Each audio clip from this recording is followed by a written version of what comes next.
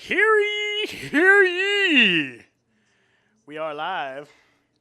We are doing a little bit of testing, make sure everything's up and running good.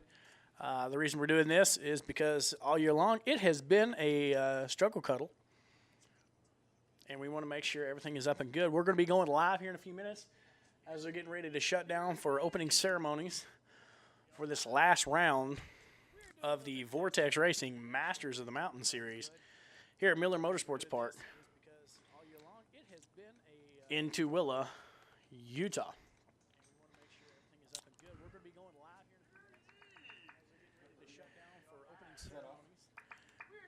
Last round of the Vortex Racing Masters of the Mountain Series here at Miller Motorsports Park in Tooele.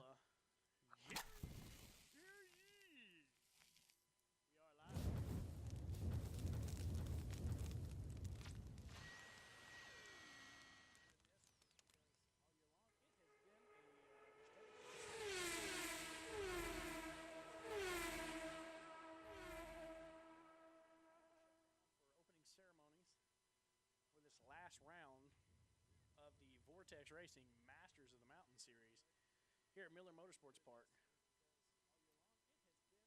in Tooele, Utah.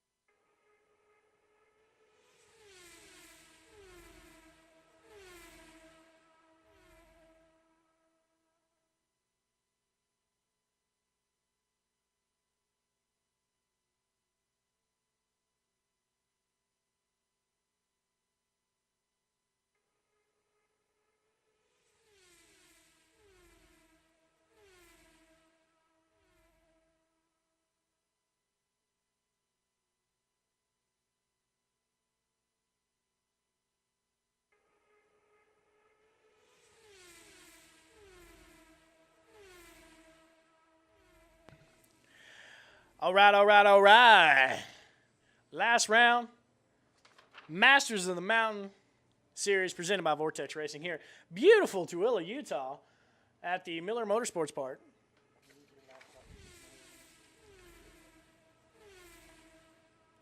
Glad you could all join us today. All right, all right, all right. For hopefully an excellent round of racing after the monsoon that we had yesterday. Beautiful Tooele, Utah at the Miller Motorsports Park.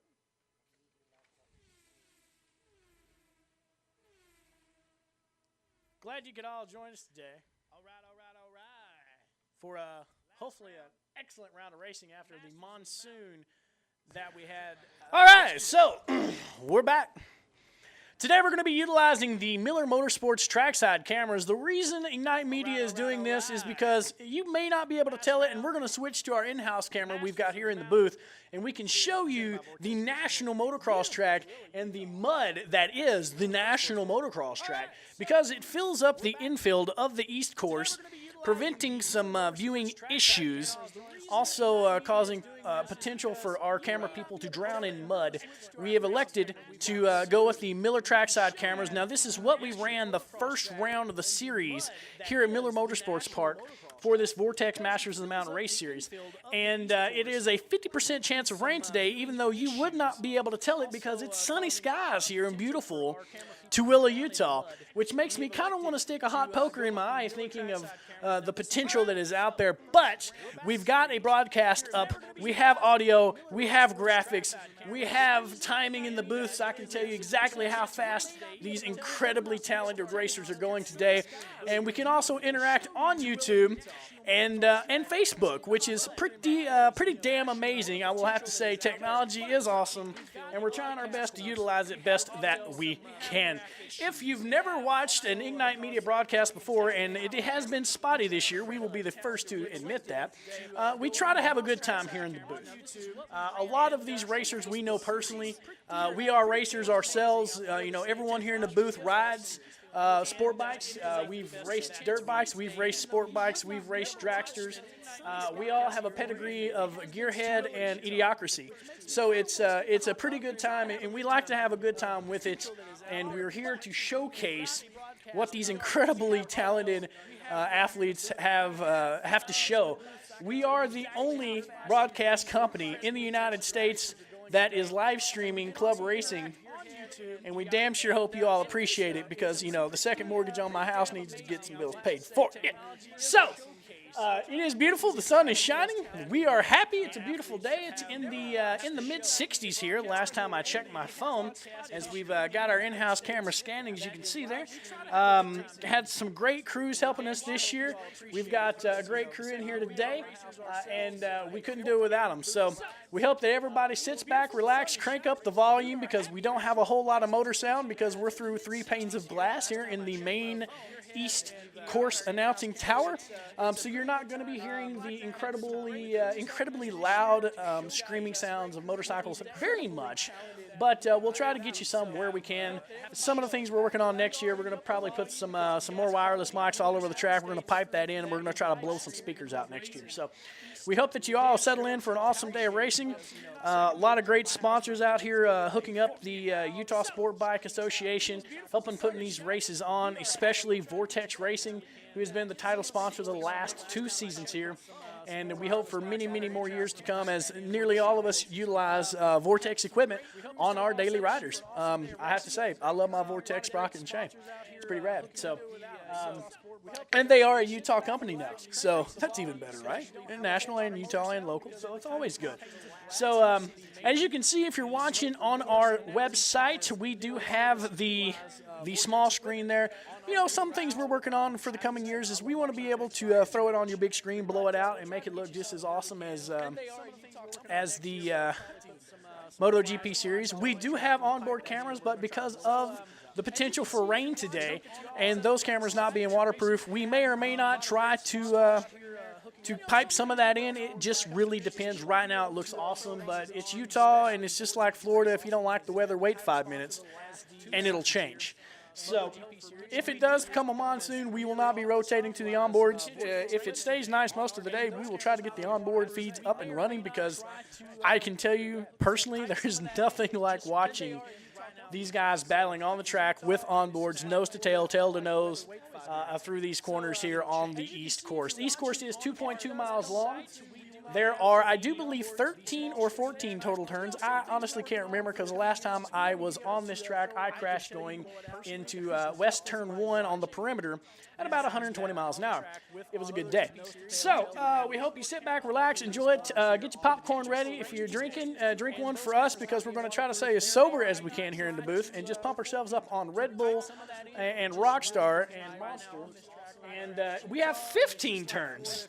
15 turns, as Roger, the trackside announcer, just showed me the schematic for the East Course here at beautiful Miller Motorsports Park. If you've never been here and you live in Utah, shame on you if you're a gearhead, first of all, because this is one of the best facilities in the nation, especially on the West Coast. I don't care what anybody says. Laguna Seca is cool. They got the corkscrew, but Miller Motorsports Park has got the facilities that pay the bills, and they have the skills, and that's why they have the National Motocross Series here, presented by Lucas Oil for the past 2 seasons, and I do believe 2 more seasons at least to come still on the contract, because it is an awesome facility. Nearly everyone that comes out here can attest to it. It's pretty insane, and we're very, very lucky to have it here, thanks to the Miller Motor Group family for building this incredible facility several years ago. We're fixing to go live here with some actual racing. I know I've been just yammering my head off here, and you'll hear my computer in the background, and I do apologize. I'll try to crank that down so you don't hear it so much. But we just had the national anthem.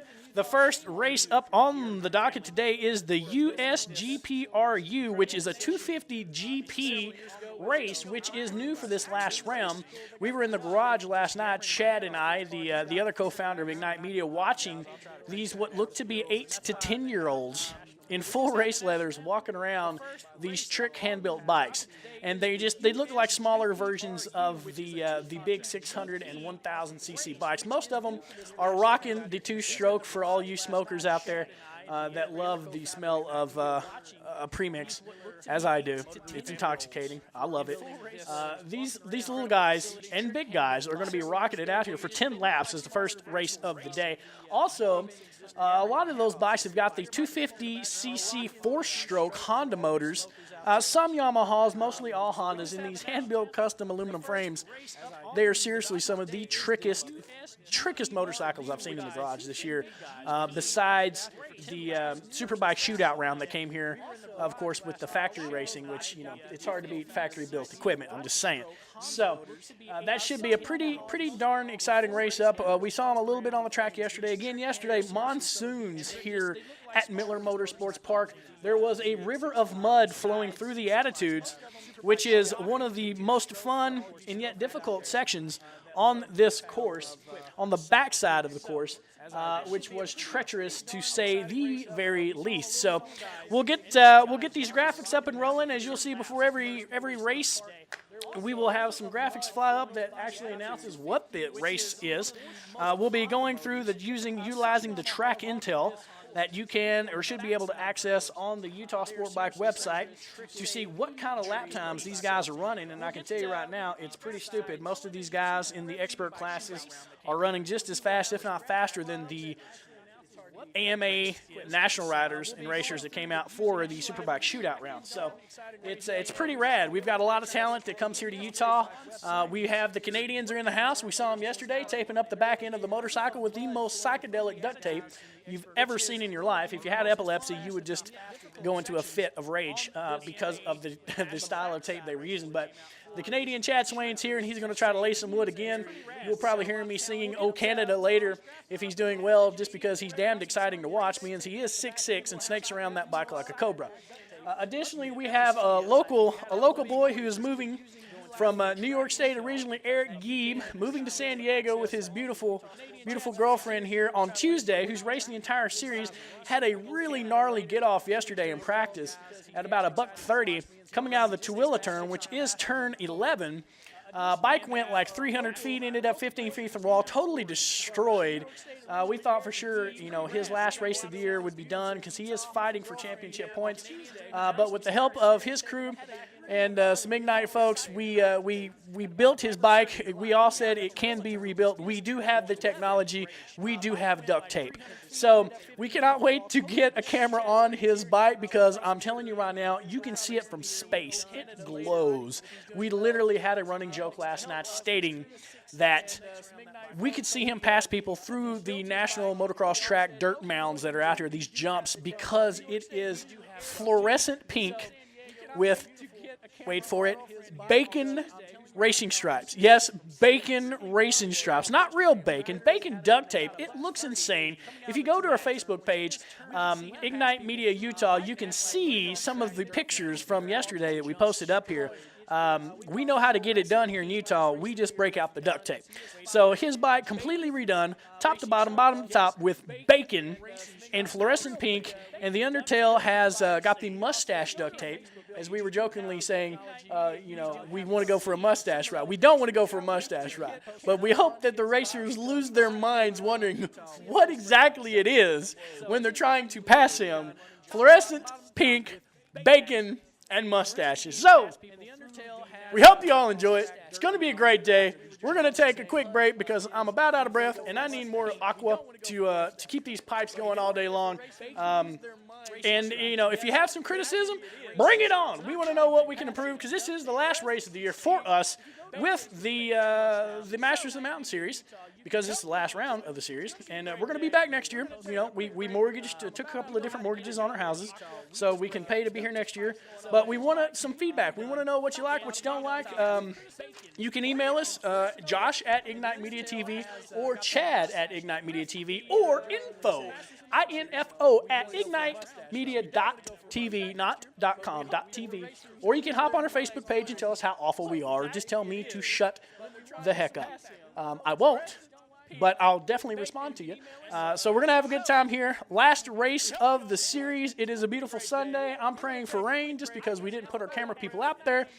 And I'm hoping someone who is listening will bring me a very, very good adult beverage about lunch so we can really bring this afternoon into full scope and rock this out. So if you haven't seen these races before, it should be a damn good time. We hope you enjoy it. We know there are people here, like I said, from Canada, from Idaho, from Nevada.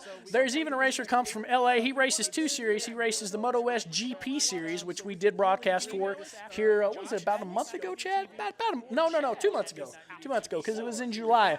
Yeah, that was a great time. The Moto West GP guys put on a great show, especially the pre-race antics that go on. It's really, if you haven't been to Moto West GP race, get your butts out there, man. If you're in LA, in the LA area, Central Cal, it is a damn good time. Almost as much fun as it is here in Utah. We have the good mountains. That's all I'm going to say. So we hope you sit back, relax, enjoy it. You can watch us on your smartphone, on your tablet. If you blow it up on your flat screen, it's going to look like crap. I'll tell you that right now. It's not made for that big of a screen. Watch it on the small screen, and trust me, you will enjoy your experience much, much better. As the racing kicks up here and we get rocking and rolling, you may have to crank your speakers down because I do get way, way, way more excited than I do now, especially when there's close racing going on. And if you've never watched club racing before, it isn't NASCAR, baby. We don't rub here. We just constantly pass. And it's not bumper to bumper, it's bar to bar or fender to fender. I've even seen a guy reach out and pat a guy on the back on the way by as to say, good job, buddy, now get the hell out of my way. So it should be a good time. We do get excited. We do have a good time with it. And it looks like we're fixing to go live with some racing here as the grid markers are out. And we're waiting for these 250 GP racers to hit the track and get rocking and rolling. So we'll be back here after a brief pause so I can get some liquid in my throat. Later. Much better. As the racing kicks up here, you may have to crank your speakers down because I do get way, way, way more excited than I do now, especially when there's close racing and get rocking and rolling. If you've never watched club racing before, we'll be back here after NASCAR, baby. A brief pause so I can. We don't rub here. We just constantly pass. And it's not bumper to bumper, it's bar to bar or fender to fender. I've even seen a guy reach out and pat a guy on the back on the way by as to say, good job, buddy, now get the hell out of my way. So it should be a good time. We do get excited. We do have a good time with it, and it looks like we're fixing to go. Go live with some racing here as the grid markers are out, and we're waiting for these 250 GP racers to hit the track and get rocking and rolling. So we'll be back here after a brief pause so I can get some liquid in my throat. Later.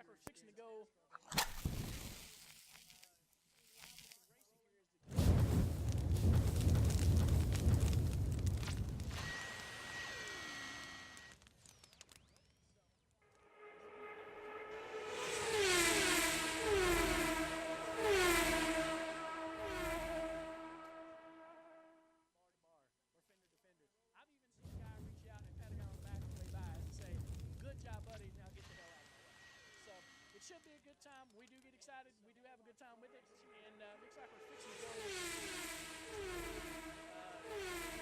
racing here as the grid markers are out, and we're waiting for these 250 GP racers to hit the track and get rocking and rolling. So we'll be back here after a brief pause so I can get some liquid in my throat.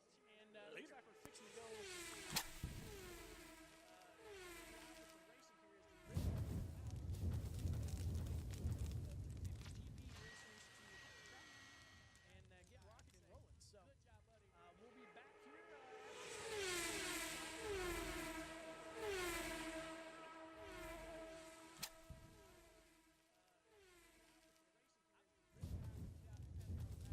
All right, so the 250 GPRU guys are out there on their warm-up lap, getting them tires nice and toasty here. So we'll go through the grid that we have for these guys. But taking the pole, we're going to be 1X Stewart, Aiken. I do not want to butcher that, but it looks like Aiken. I do apologize. These are all handwritten. Number 25, Nobi ISO. Number 618, Jackson Brackman. Number 969, Brandon Posh is row 1. Row 2, number 167, Sherrod Schonbach. I don't want to butcher that, man. Sherrod, you're a bad man. I love your last name. Number 50, Don Roberts. Number 112, John Sewell. Number 515, Rob Local Boy Grissman, also an Ignite Media rider. We sponsor people in love. Because we don't have the money to sponsor yet. We're working on it, but we want to show these guys as much love as possible because a lot of these guys just do it out of their pocket, and the few sponsors they have really hook them up best they can, but it's really, really something. Number 40, Eric Colstow. Number 84, Andre Bingural. Number 80, Ralph Sterup. Number 688, Kevin Winter. Number 70, Corey Gill. Number 224, Vincent Roller. And number 78, Bruce Lind is going to round out your grid. Sorry if we butchered names. Most of these folks I have not seen before. This is a special race here for this last round. And these guys are fixing to go live. Number 688, Schonbach. I don't want to butcher that. Sherrod, you're a bad man. And they're off. Number 969 and number 618 get a great start going into the first turn. I think it's going to be 618 getting the whole shot. And it will be number 618, Jackson Brackman, out front, rocking and rolling. These 250s, 2 strokes and 4 strokes here, still bunched up. First lap, heading into number turn 4. Gotcha. Fixing to go into Maybe I'll Make It, which is turn 5. They're all still pretty bunched up together, and that's what we love about 250 GP racing is these guys stay fairly close throughout the entire race. Heading into and out of turn 6, heading down to turn 7, which is we call Ecstasy, which is a slightly off-camer double left. It looks like number 618 has been passed, and it looks like potentially number 969, Brandon Posh, is in the lead. We'll know as soon as they come around. The track intel will update, and we will know for sure who is in at least the top 5. As we cycle through the cameras here, our wonderful, awesome camera crew of Miller Motorsports Park working the trackside cameras. And we've got our awesome kid here up in the booth, Taylor, rocking our in-house HD camera. Even though it does not look like HD, it will look better than the trackside cameras, we promise. My co-founder here, Chad, just stared at me like, don't be making promises, man. But it does. It looks better, I promise you. As they come into wind up and release. We're going to see who is out front. Track Intel will update, and we are in 10 laps. There'll be 9 laps to go, and they cross the start-finish line. As they come out of the last turn, blast down the start-finish line, they're going to update, and we're going to know who is out front. And it looks like number 224, number 80, and number 969 are your top 3. That is Vincent Roleri. Roleri, that did not look like Roleri on my form here, is out front. Let's see here. Come on, Track Intel. They start to stretch out here, 1 and 2, and then third place, really starting to gap the field here. And Track Intel is all over the place. That's awesome. That's what I love to see. Awesome. We do know who is out front. We do. I promise. This is really loud. I have to calm it down. Holy cow. So as they head into Ecstasy, heading toward the Attitudes, first and second, about a bike length in between those cats. And it's Vincent Roleri and Ralph Starapoli, who are 1 and 2. Kevin Winter, 688, I do believe, is in third. And first and second place have separated themselves from third, as first and second are heading out of the Tooele turn now, heading toward Kink and into Clubhouse. Oh, and it looks like we may have a pass here going into the Clubhouse turn. Looks like Starapoli may have gotten around Vincent Roleri. We're going to catch him coming out of wind up and release. And yes, we do have a pass for first and second. They have separated themselves from third and fourth. They come across the line here. We'll get an update. It is number 80 in first, number 224 in second. Number 80 is Ralph Starapoli. Number 224, Vincent Roleri, relegated to second. Number 25, Nobi Iso in third. Fourth is Brandon Pash, as looks like Ralph Starapoli starting to gap Vincent Roleri as they come out of turn 3 and into 4. Looks like third and fourth, there may be a swap there. Looks like Brandon Posh may have gotten around Nobi Iso. These guys on 250s are turning 140 lap times here. 140, only a few seconds off what these 1000s are turning here.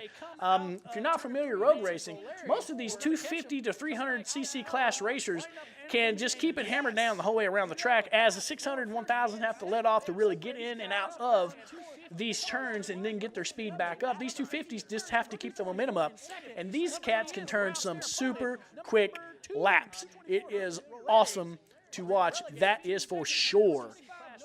So as we're into lap 3 here of a 10-lap race, we'll see it looks like Starapoli is out front and pretty much gone at this point.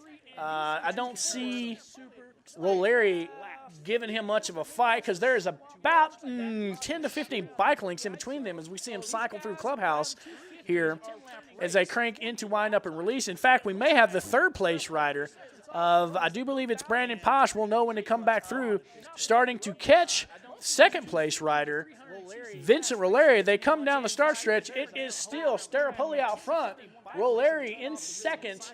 We're going to know for sure who's in third as they come across here. It is number 25. No, it's still Nobi Iso in third, starting to make some ground up on second place, Vincent Roleri, as we're into lap 4 here. Real battle going on now is between 5th and 6th place, which is Jackson Blackman and Stuart Aiken-Cade.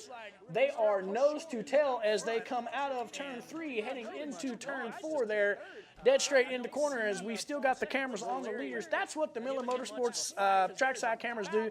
They try to follow the leaders around as other battles are going on around us here. Back of the grid here, we're going to try to switch to the cameras. Robert Gisman tries to make the pass on Sherrod Shenbag going into turn 1, and Gisman does not make that pass.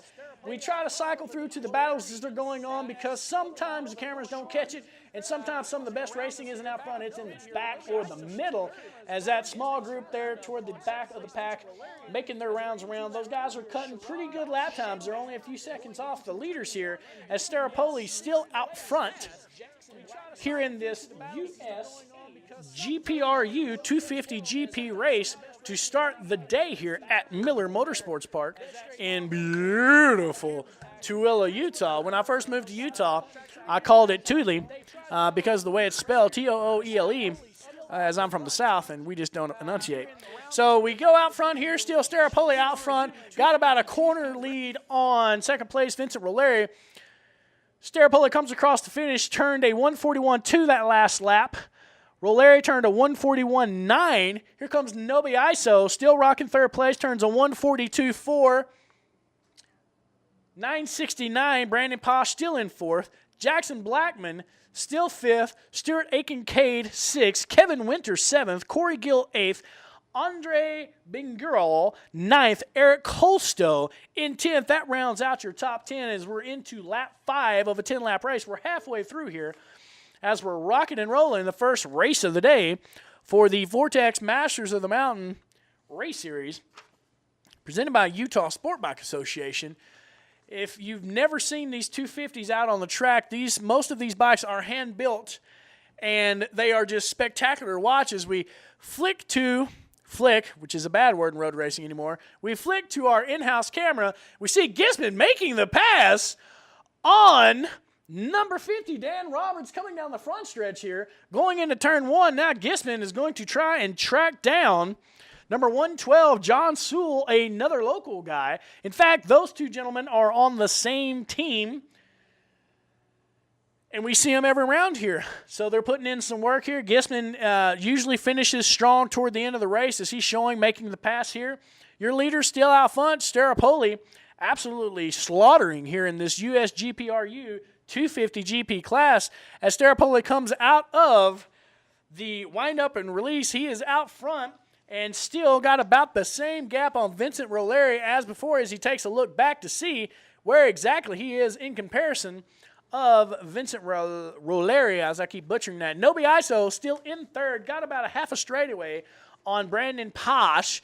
Jackson Blackman and Stuart Aiken-Cade battling it out as they come out of release here, and it looks like Blackman going to pull him down the straightaway as Aiken-Cade tries to make the pass going into turn 1 because that is an off-camber turn, not able to make it stick. Blackman still out front, but there's your battle currently on the racetrack, fairly close as Blackman pulls him through turns 3 and 4 here. Aiken-Cade doing what he can to make a pass here late in this race as we are halfway through this 10-lap starter for the day. These guys are still cutting 141s and 142s here out on the East Course, 2.2 miles long. As you go back here, it looks like Gisman has gotten around his teammate, John Sewell, and is out front and trying to charge and get into the top 10 here as we cycle through. Gisman gapping Sewell here quite a bit, as well as Don Roberts, Sherrod Sandberg. And he is rocking and rolling as he gets around there. I apologize. Gisman, our track and tell was wrong. It's John Sewell who's been making the passes, not Robert Gisman. Gisman in the back looks like he may have had some bike trouble, carrying as much speed as he can, but not rocking and rolling as previously expected. It is John Sewell, number 112, that they almost have identical bikes. They're bright white blue with fluorescent pink wheels. They're matching, so it's hard to tell them apart sometimes, even with track and tell. Still out front, Ralph Staropoli, Vincent Roleri, Nobi Iso, Brandon Posh, Jackson Blackman, Stuart Aiken-Cade, Kevin Winter, Corey Gill, Eric Colstow, Andre Bingral, then John Sewell, as previously mentioned, Bruce Lynn, Don Roberts, Sherrod Shanbag, and Robert Gisman. Again, I apologize if I'm butchering these names, folks. A lot of these I've never seen before. Doing the best we can up here in the booth for this last round of the Vortex Racing Masters of the Mountain Series presented by Utah Sport Bike Association. Beautiful Miller Motorsports Park. If you've never been here, folks, get on a plane, get your butts here. It's a good time.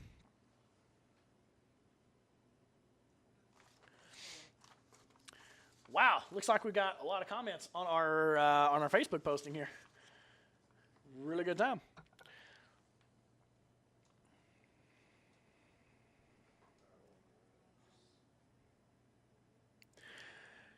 Want to give a big thank you to Chris Simmons on our Facebook page, giving us some updates, letting us know how it sounds, how it looks. Apparently his son is digging it, and that's what we like to hear. We're trying to take care of some background sound that might be popping in and out, but we do believe we've got that taken care of now, as our head tech guru has been rocking and rolling. Back to the action here. As we flip back over to our track intels, these guys are really spread out here. I'm kind of surprised. Most of these 250 guys usually stay pretty bunched up. So for them to be spread out like this in this particular race is a real shock, to be quite honest with you.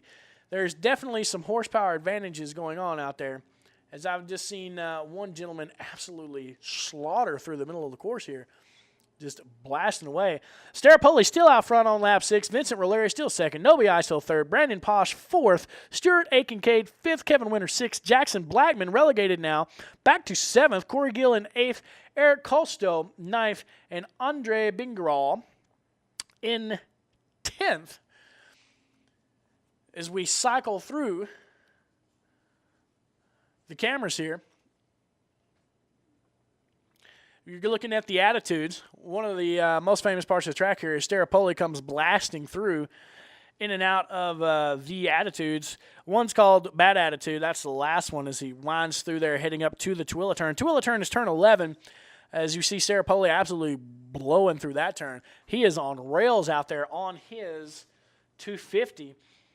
As we're in the final stages of this race, got a battle going on still back in the back of the pack. It's where the good racing is sometimes, is these guys battling back and forth trying to make ways as we've got our cameras on it.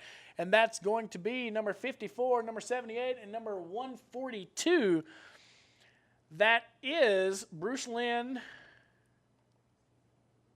Don Roberts, and I do believe John Sewell. Sewell trying to stay out front of these cats and taking that local knowledge and trying to lead them around here. Unfortunately for Sewell, he's not out front today. Typically he is, laying some wood to these guys. But it looks like the out-of-towners are flat getting it today.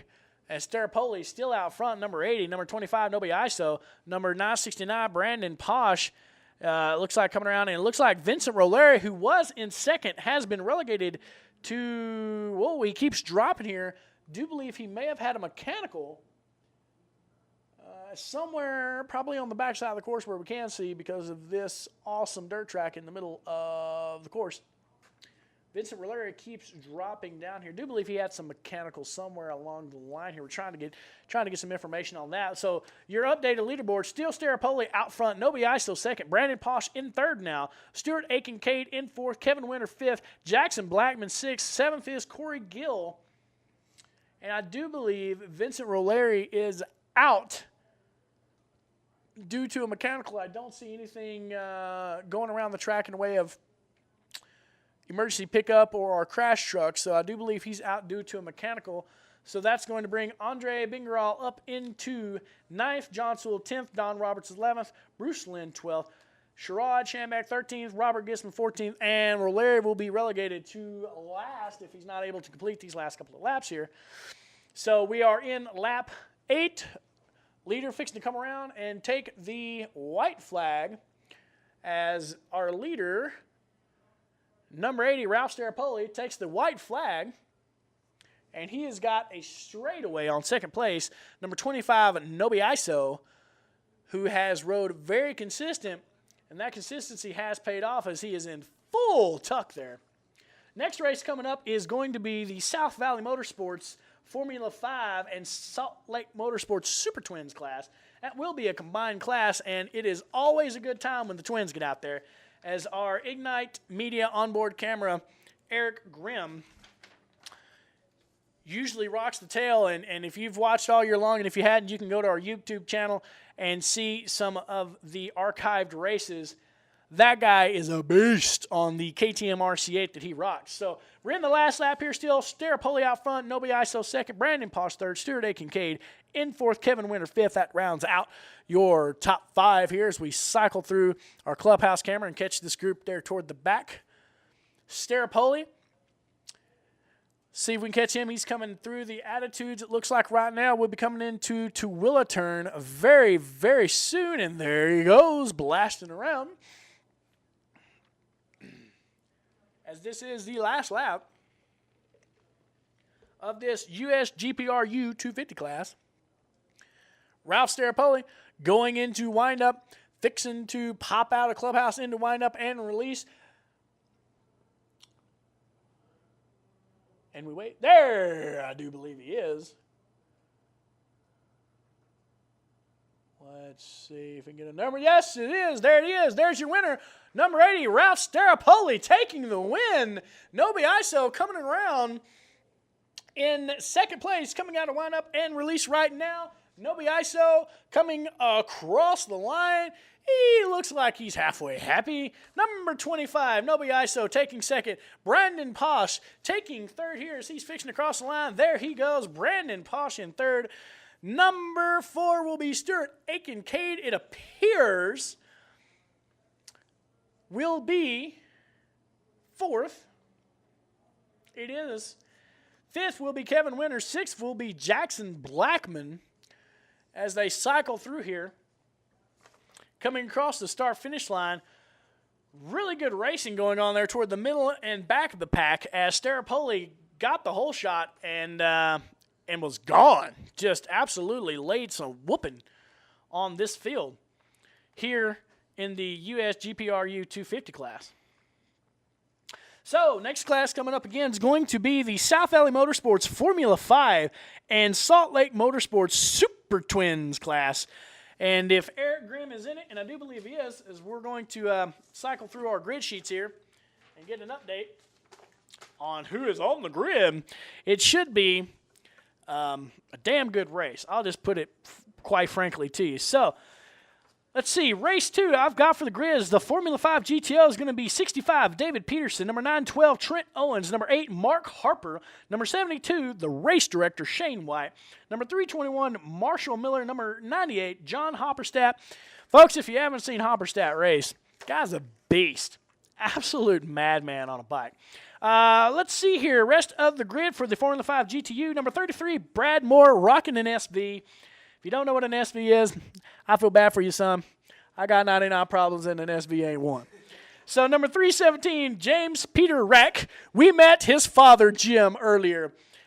Him and his wife flew in from Indianapolis. They've been talking to us online all year long, sending their thoughts, giving us feedback, and we cannot thank them enough.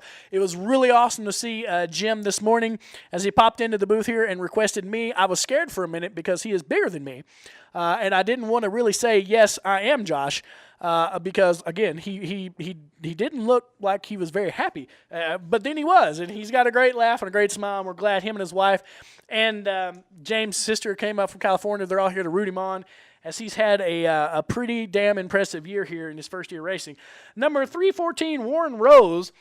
Number 404, Michael Carr, riding the triple. Michael Carr, bad man on his Triumph, and a hell of a funny guy if you catch him in the garage. Just a great guy there. Number 726, Jason Koff, and the Doctor, who it says here in big bold letters does not have a transponder. Number 328, we'll let it go this time, Michael. Michael Hawkins, the Doctor, 328, rocking a dipped GSXR 600cc sport bike. If you are ever in the garage and you see number 328, take a look at his paint job. It's been completely dipped, and it is insane, the detail. I mean, it's one of the best-looking bikes out there on the grid. Let's see here. The Wave 3, which is the wonderful Super Twins class, is going to be number 997, Hayden Villarreal. Number 31, John Crump. John Crump tried to lay a whooping yesterday in the Deseret Dash on his Buell, and I'll have to give Mr. Crump credit. Rocks into the first turn in a monsoon, tips it over, looked cross up as can be, slides it around and blasts off. His only problem was the wonder kid, number 13-year-old Gage Reese, was behind him. And Gage has improved all year long. It's his first year racing in the R6. He's 13 years old. Got around Crump and absolutely laid a whooping on this field in a monsoon. Was just like half a straightaway on these guys. And young Gage Reese raced 2 races yesterday, won them both by a large margin. Absolutely just killed it. The young kid's got some talent. He's got some great support, great family base there. The Track Star Racing kid really killing it. So number 31, John Crumpin, is going to be on the grid. Number 33, Brad Moore, going to run simultaneously in the GTU class and the Super Twins because he can. Number 415, Ryan Luke. For the first time today, Ryan Luke will be racing his SV650. And the Ignite crew has watched this bike come along as he picked it up at the start of the year and decided, last race of the year, I'm going to ride the Twin. We're going to give it a go. We're going to see how it is. It is a root beer colored SV650 with red and white racing stripes. And if you've ever in your life imagined a bike that looks like that, it's unique. He also has a grumpy cat sticker on the front nose, which is, if you know Ryan Luke, that makes all the sense in the world. Number 214, Tim Gallagher. Gallagher is a bad man himself. Number 30, Chris Crump, which I'm guessing is a brother, son, father of John Crump, maybe an uncle, nephew. You just never know. But he is a member of the Crump family as well. And then the Ignite Media onboard member, which we're going to wait and see if our onboard's working today before we just flip to him, because you just never know with the rain here and the crazy weather. Number 86, Eric Grimm, KTM, RC8. The guy is a monster on his RC8, and we love hearing that big thumper absolutely bash around this class. He deafens most ears that are on the grid and in the stands and along the wall because it thumps at such a loud and vicious pace. But Eric Grimm, you will find out if he is on pace like he has been the last couple of rounds, absolutely gets it done against some of the best racers here in Utah. He typically races against the 1000s and absolutely gets it done. I mean, when we have the combined classes with the 1000cc Hondas, Gixxers, Yamahas, and he's on the big Twin, he's going to be in the first, second, or third the whole race. And if he starts a little back, he's going to run them down, and it's awesome to watch because he's super aggressive. We think a lot of Mr. Grimm, and I mean, with a name like Grimm, you got to be worried, right? Because he's going to lay it down. So we're getting ready for those guys to do their side-in lap, as I don't know what the holdup is here, but it doesn't matter. It's a beautiful day.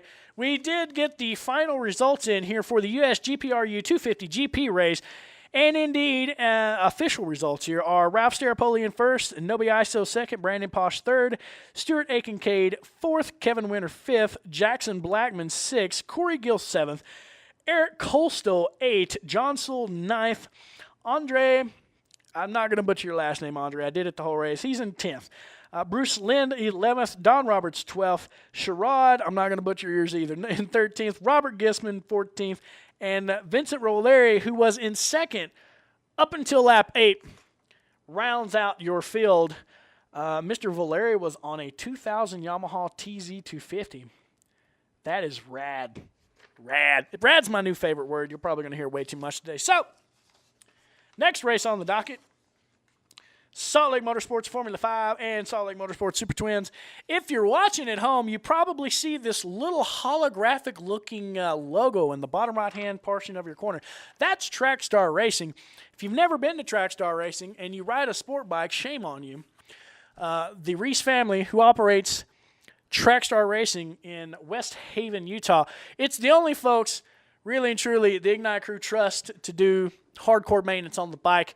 There are a lot of great shops in the valley and in Utah.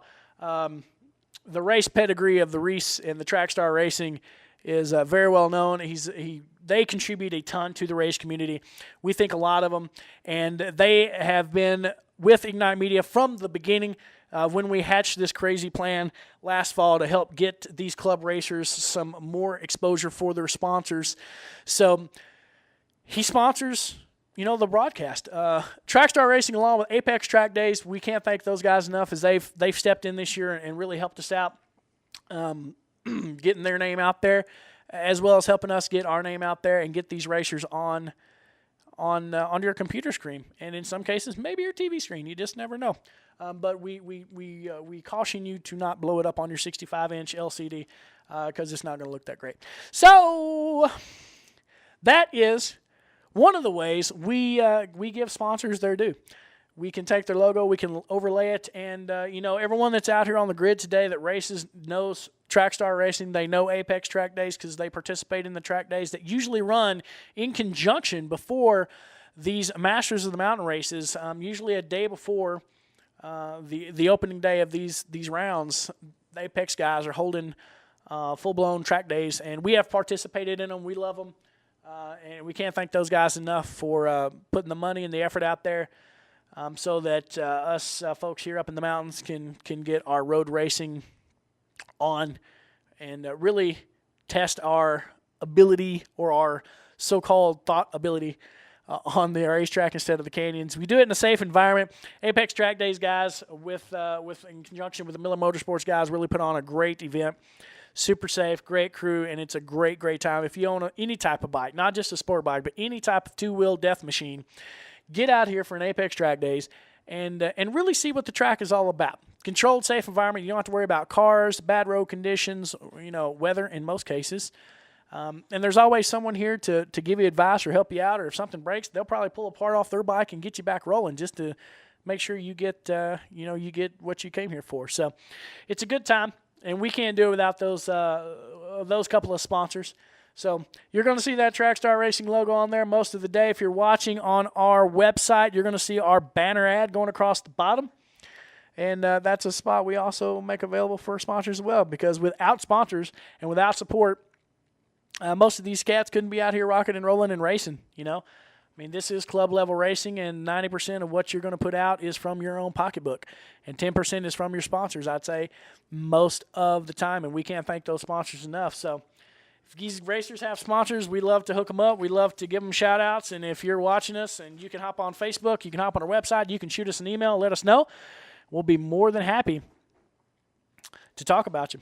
We really will. We don't mind. We love it. We love racing. That's why we're here. We're enthusiasts. So this double wave here of the Formula 5 and Super Twins is out on their side-in lap, fixing to come around to hop on the grid. As you can see, the grid markers out there. Whew, my voice is already going. It's going to be a good day. Leg day. Should have went to the gym. IgniteMedia.tv. Find us on the web.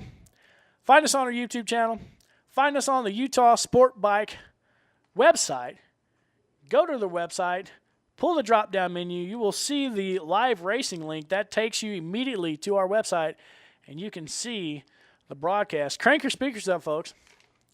You'll probably hear the thundering V-twin here as the Formula 5 Super Twins class gets ready to rock and roll. So it looks like we're finishing up the grids. Michael Carr takes his position.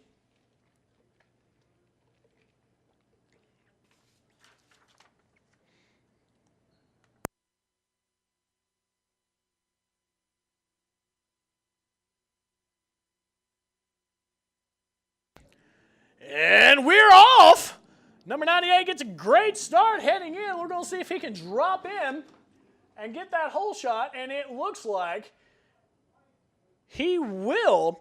Number 98, John Hopperstad, out front, and already, no, it's not Hopperstad. Hopperstad is in second. Green and white Kawasaki out front. Eric Graham looks like of the KTM RCA somehow has snuck into fourth after starting in the back of the grid. I'm telling you, I told you before, I'll tell you right now, that RCA and that rider, they get that bleeping stuff done. I'm going to bleep myself out here because I'm so excited I wanted to cuss. So we're into the first lap. Hopperstad been relegated back to third here, trying to see who is in second. Don't know who is in first. Do know it's a Kawasaki. RC8, KTM, Eric Grimm is in fourth, trying to make his way past third, which is Hopperstad, that we do know of right now currently, as the top four have already gapped themselves as they head to the attitudes from the rest of the field here. It is a mad dash into this first lap as the weather has held here, and it's turned into a beautiful day. We hope it keeps up. As the leaders head into the clubhouse corner and into windup and release, we're fixing to shoot over to our in-clubhouse camera here. Clubhouse, which is our tower. We call it the control tower. We're going to see who exactly it is out front on this looking like a Kawasaki as the first and second racer come across. That's going to be Shane White out front. That's going to be Tim Gallagher in second. That's excuse me, Hopperstad is going to be third, and Eric Grimm in that big booming KTM RC8 is fourth. Peter, it looks like he is in sixth, just behind Trent Owens. I do believe Peter is out front, though, in his respective classes. We have three waves of racers here. We have the Formula 5 GTO, the Formula 5 GTU, and the Super Twins. Eric Graham out front laying wood to the Super Twins class, as he is battling right now with Hopperstad, who is not even in his wave. Hopperstad is in the Formula 5 GTO class. Eric Graham out front, John Crump in second, Ryan Luke third in his first Twins race of the year, though they are a good piece behind Graham as the top four have separated themselves as they head up to the Attitudes as the rest of the group comes through Ecstasy. Tim Gallagher is leading Shane White here in the GTU class. Mark Harper is in, Shane White is in first. Harper is in second. Third is Hopperstad. Fourth is Owens. Fifth is Miller. And sixth is David Peterson. In the GTU class, Peter Reck is out front, Warren Rose second, Michael Hawkins third, Jason Koff fourth, and Michael Carr rounding out your top five here as they really start to push and pull themselves out here. It looks like we've got a battle out front.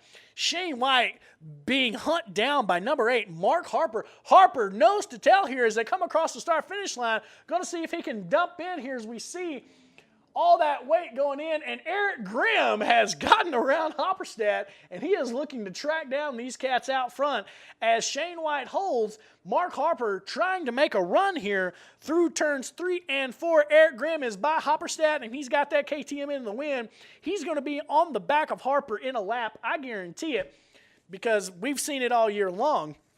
As they come across the line, you've still got Grimm out front in the Twins class. Crump in second. Ryan Luke still holding strong in third. A lot of passing going on here in the back of the grid.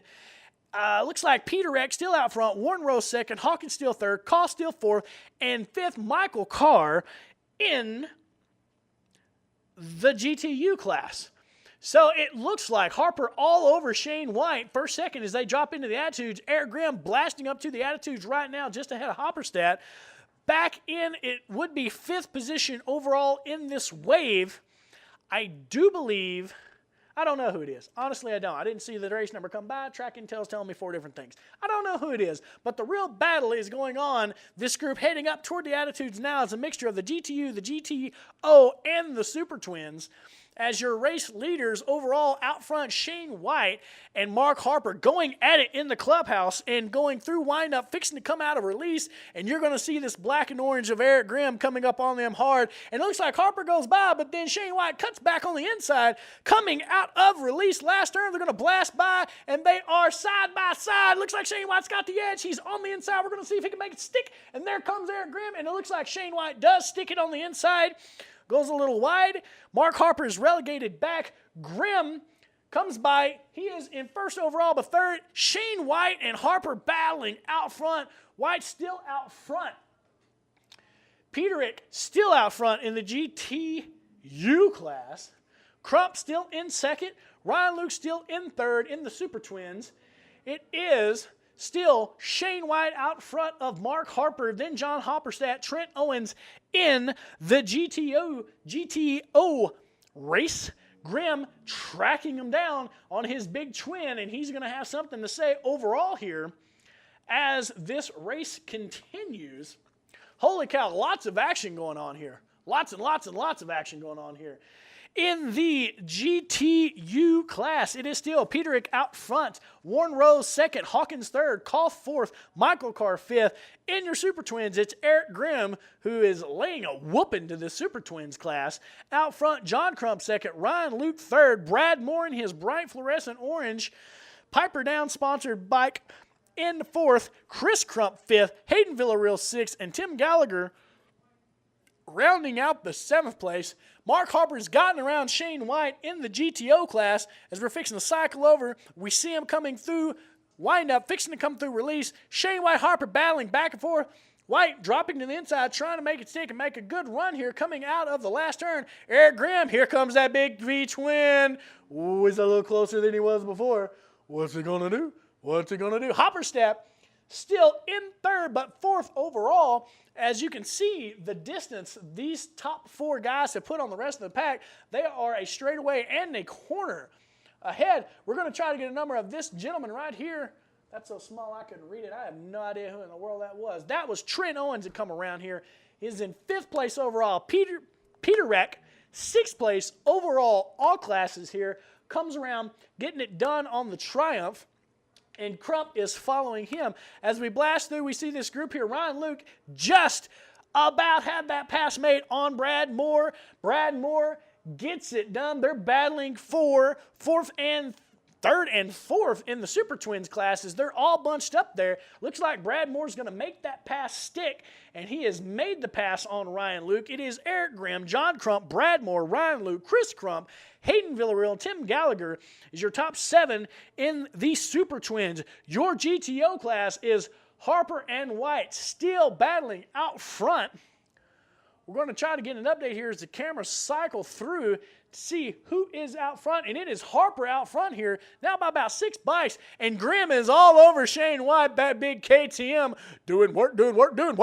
Hopperstep in third, cranking it around there, trying to catch these top 3, and Harper has pulled a gap on Shane White. Grimm is now all over Shane White as they come out of release here. Going into the first turn, we're going to see if that big twin can make the pass stick.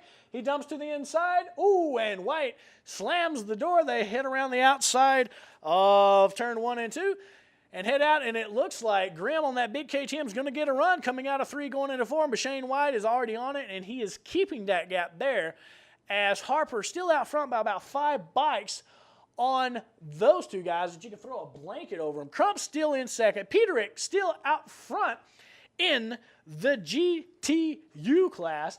And looks like he's rolling 6th place overall right now. Looks like Crump got around.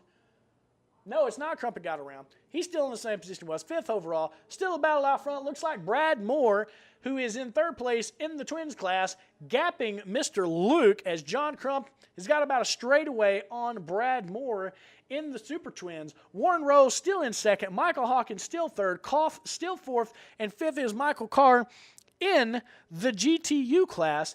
Out front, GTO class, it is Mark Harper, Shane White, Hopperstead, Trent Owens, David Peterson, Mark Miller, and looks like Dana Wilson did not make the grid, as we'd be able to see him because he rides a fluorescent green R6. It's pretty rad, not going to lie. So as we're coming around here, we are on lap 6. Harper still out front, got about a half a corner. Grimm is all over Shane White, the race director for Miller Motorsports Park here. Grimm going to try to make the pass. He is side by side as they come across the start-finish line. Looks like Grimm's going to have the inside going into turn 1. And no, Shane White able to slam the door again. But Grimm is all over him. We are on the last lap here of this combined Formula 5 and Super Twins class. Ooh, and Grimm's going to make the pass on the outside going into turn 4 on Shane White. Shane White has got the outside going into 4 and 5 and gets back around Grimm. Grimm and that big twin, I told you folks, he puts in work. Trent Owens, a good straightaway behind. Peterick coming up on Trent Owens with a lap to go here. Peterick out front in the GTU class, but trying to get track down an overall amongst these expert racers. It's really fun to watch. A lot of going on out here.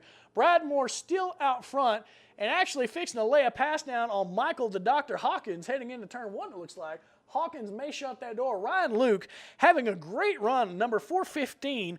First time ever racing that SV650, and he is absolutely doing a lot better than I thought he would. Brad Moore all over the back of Hawkins here as we've got the cameras on the leaders as they come out of the Twila turn and go into the clubhouse turn. And it is still Mark Harper out front by about 15 bikes. Grimm all over the back of Shane White. It's not for position because Grimm is out front, but it is for pride, and they are trying to get it done. And here they come. There's Harper coming into and fixing to be out of release. Shane White got 2 bikes on Grimm now. Grimm going to have to really get it done on that RC. It drops to the inside. Grimm's going to go for the overall, and it's not going to happen. But Grimm does take first in the Super Twins class. Mark Harper, congratulations to him. That was a great run out front. Shane White in second in the GTO class. Hopperstadt going to be third. Trent Owens fourth. David Peterson fifth. Marshall Miller sixth. In your Super Twins class, it's going to be Grimm out front. John Crump in second. Brad Moore was in third. We're going to try to keep an eye out because they are still getting it done out there on the grid. But I do believe he is still in third. We're looking for that bright fluorescent bike. Yes, indeed, it looks like he is. Peter, it comes around first in the GTU class. Warren Rose will be second. Hawkins will be third. Here comes Brad Moore all over the back of the good doctor as we've got our cameras on the finish line. And there he is, Brad Moore. Bam! Brad Moore takes third. Ryan Luke, Grumpy Cat, takes fourth. Chris Crump will be fifth. Hayden Villarreal will be sixth. Tim Gallagher will be seventh. That is your Super Twins top 7. Woo! What a race. Lots going on. I'm gassed. I need some oxygen and an adult beverage. And it's only the second race of the day. Woo! Can't wait, can't wait, can't wait. What a race. Man. We're throwing papers around here. We hope you're enjoying it at home. My crew up here keeps laughing at me and then simultaneously staring, making me feel warm and fuzzy. It's too quiet up here. We need more. We need some background music or something. All I hear is myself, and it's bouncing off the walls, and I'm like sweating like a fat kid at a parade in the summertime. Can't thank our man Taylor up here in the booth enough, rocking the camera today, getting us some great views coming out of the last turn, heading across the finish line, going into the first turn, and the middle part of the course. Ooh, that looks nifty. It looks like New Hampshire's building a road course, folks. I'm looking at it on Facebook because Facebook is the international Google News of the internet. If you want to know something, just type it into Facebook. Those suckers. Yes, sir. Looking here at an aerial photo of about a 2.5-mile road course under construction in New Hampshire. If you know anything about this road course in New Hampshire, please email the Ignite Media crew, info@ignitemedia.tv. We'll pass it along to the New Hampshire State Police, as I'm sure they do not like the forest being completely gutted there. But it looks like a pretty badass road course. I ain't going to say I want to go to New Hampshire and ride that. You can probably only ride it for like 1 month a year, but I'd still want to ride it. Shortest race series ever. 4 straight weekends, get it done, run what you brung. New Hampshire getting a new road course, looks like. That's awesome. Way to go, New Hampshire. All right, here. So your next race on the docket is going to be the Rhino Rush. Oh, I think I tore something. Middleweight Superbike race. If you've never seen the Superbike racers, you're in for a treat. The man who just laid wood to Shane White and the rest of the, I do believe it was the GTO class. Yep. Mark Harper will be in this race as well. Man, some of these racers out here are absolute beasts. They will run 3, 4, 5, sometimes 6 races, and some of them are back-to-back-to-back. I'm telling you, man, warriors. So, coming up, middleweight superbike class presented by Rhino Rush. Folks, if you've never tried Rhino Rush Energy, I don't know how to describe it to you. It's like 5-hour energy on crack, which probably sounds bad because crack is a drug, but Rhino Rush is some really good stuff, and they don't just do energy drinks. They're really big into the bodybuilding and making yourself personally better fitness-wise. They have a great line of products, and I know Brandon Hope is sponsored by them out of Idaho. He gets it done.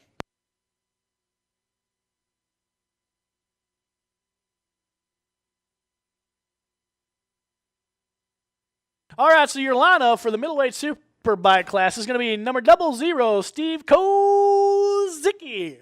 I just like saying it. Number 8, Mark Harper, who just laid a whooping on these cats. Number 84, Corey Cohen. Now, Corey Cohen, that name sounds familiar. Is that the moto station owner, Corey Cohen? I do believe it is. Doesn't say he has a transponder here, but we'll have to wait and see. Number 49, Brian Childry, who had a pretty nasty low side this last round on the West course. We tried to get it on camera. I don't think we did. His beautiful CBR 600RR full race ex-Geico race bike just took a beating.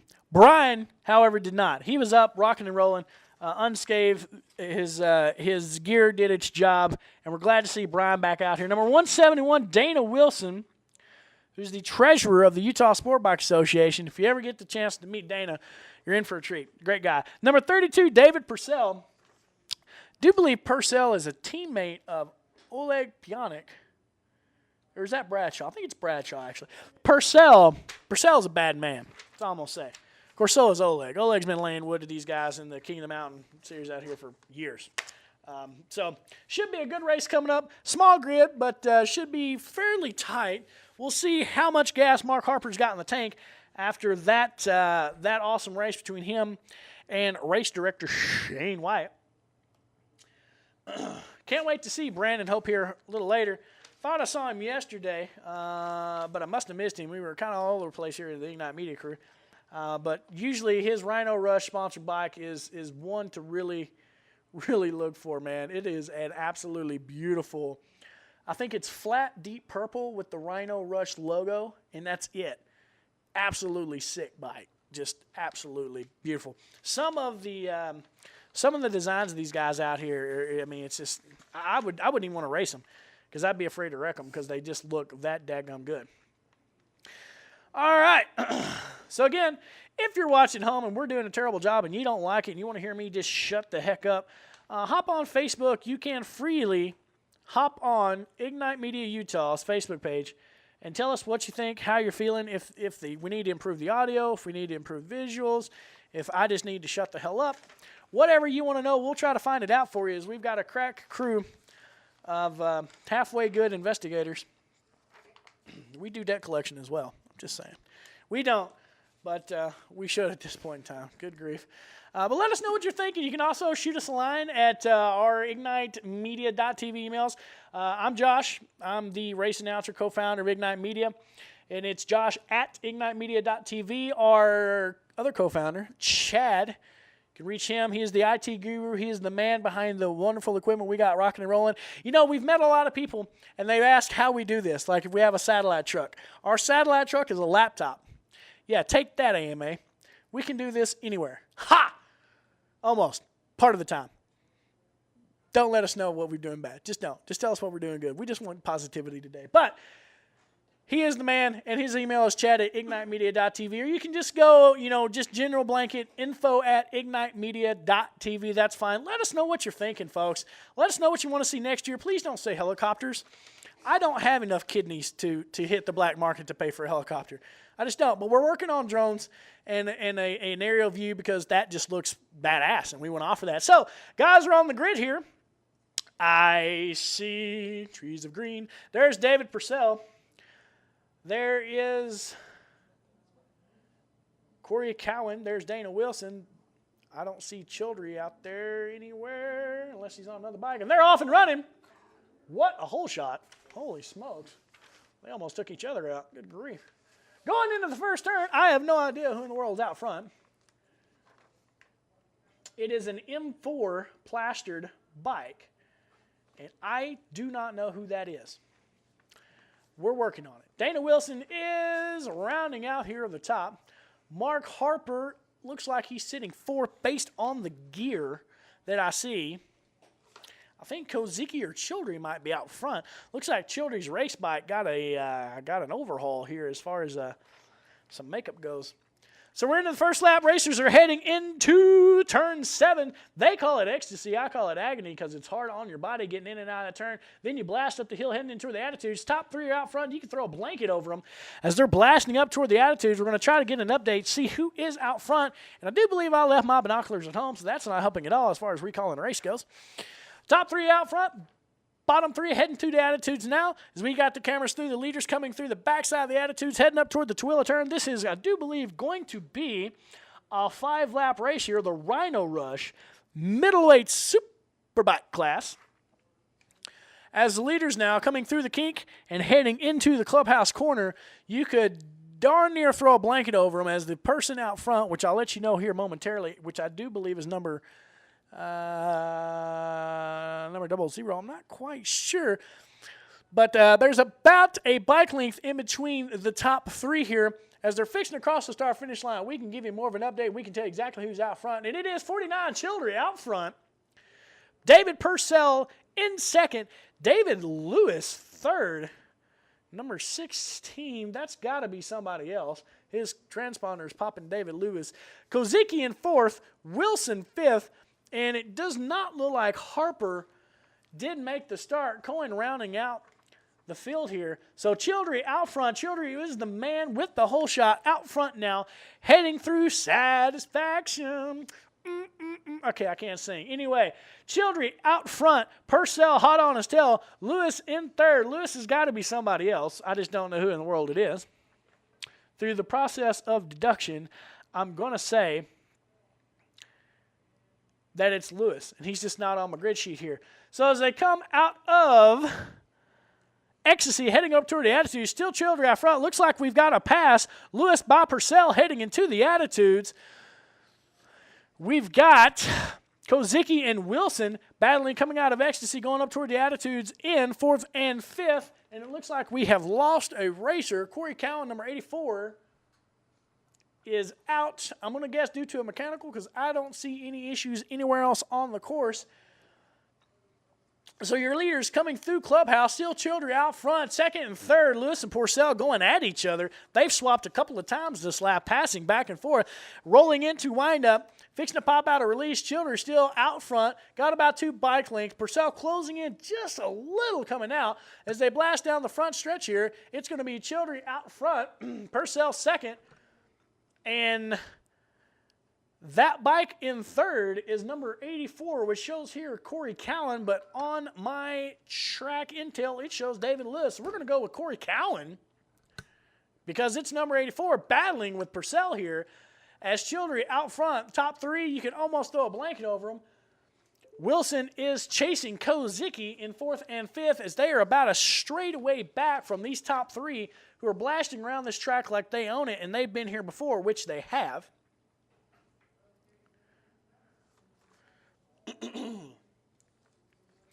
Harper is not out there that I can see. Childry still out front. Again, Cowan and Purcell going at each other.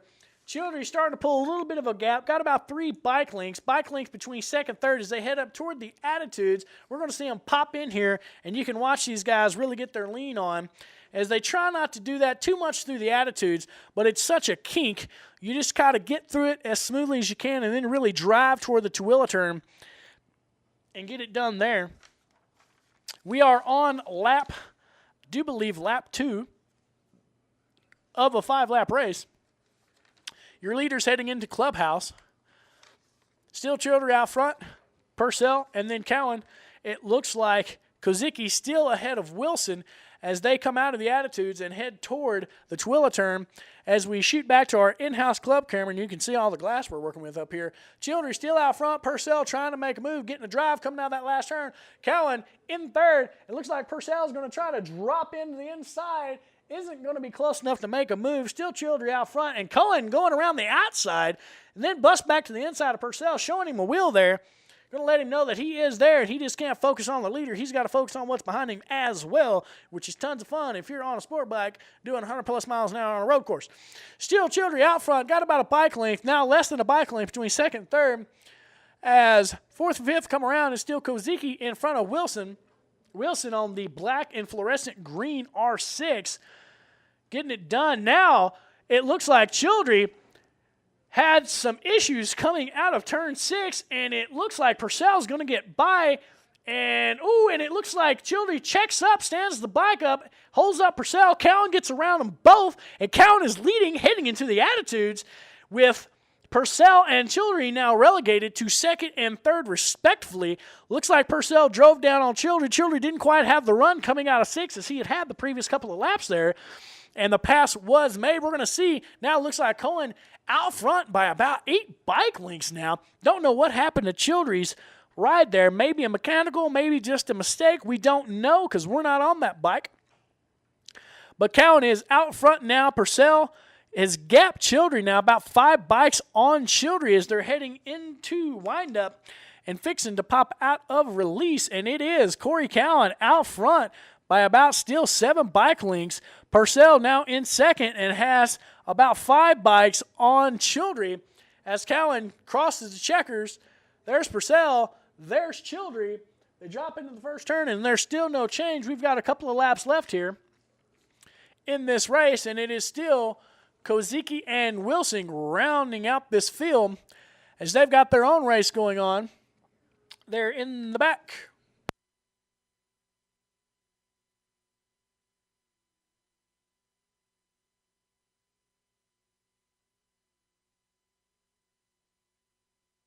Still Cohen out front, and looks like Cohen has pulled an even bigger gap over Purcell, who is in second. These cats out front are turning 138s and 141s.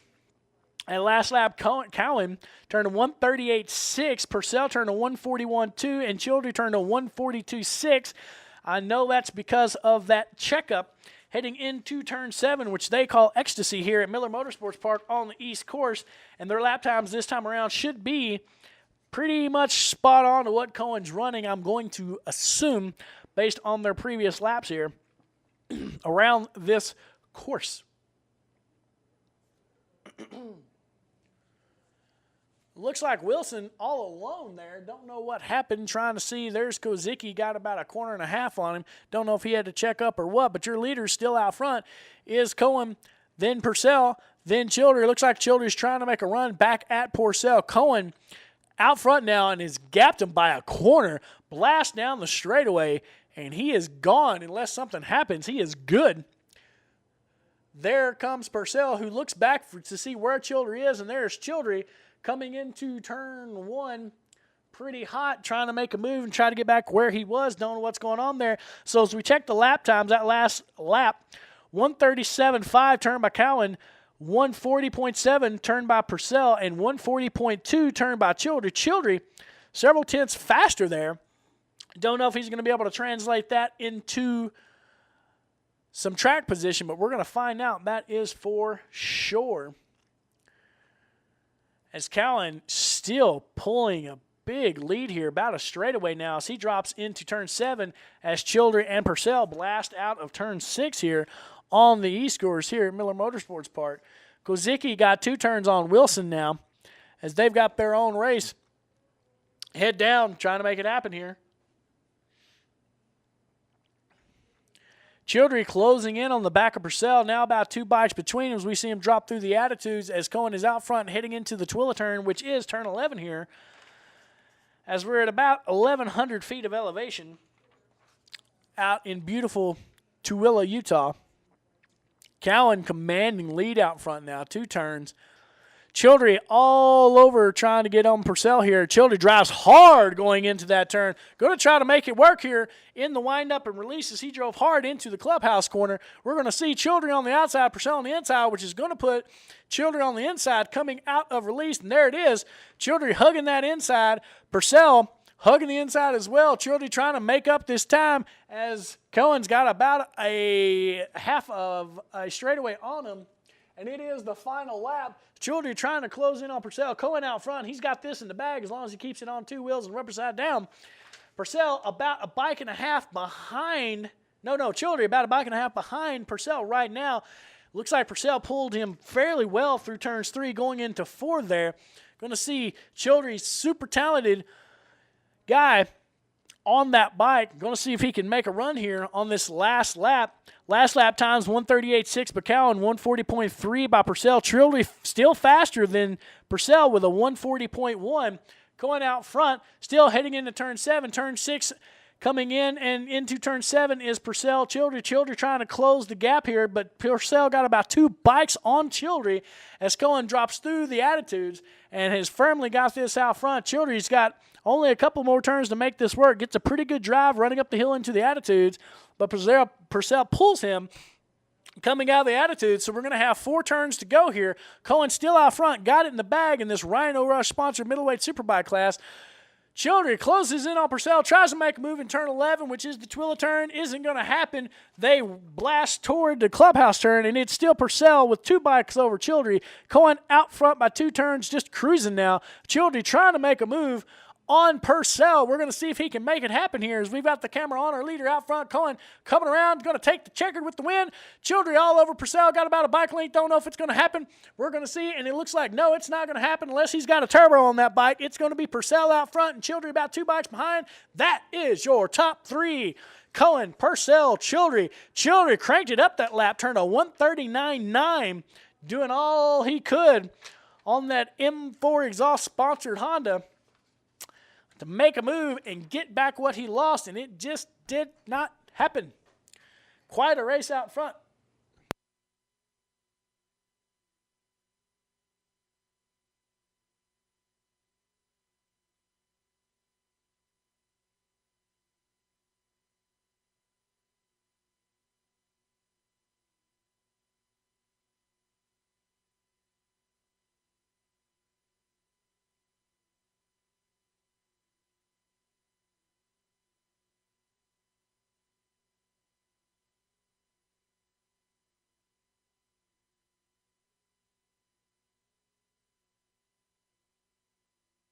Coming up next is going to be the Discount Tire-sponsored Novice GTU class and the Trackstar Racing Production 250 and 250 GP combined class. Race 4.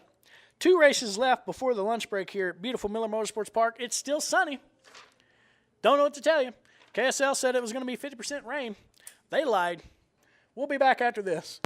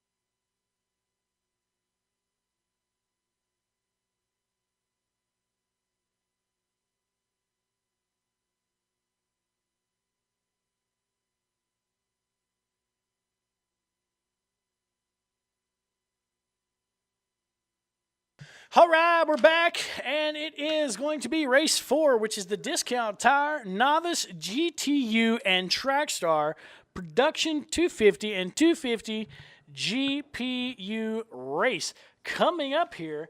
And we've got the grid up. We're fixing to go through the lineup and see who it is and what's going on. And I do believe I spot the Fluorescent Peak Bacon Racing Stripe bike out there. I could be wrong. We'll see if we can get our camera guys on it. Here's your lineup for the Novice GTU.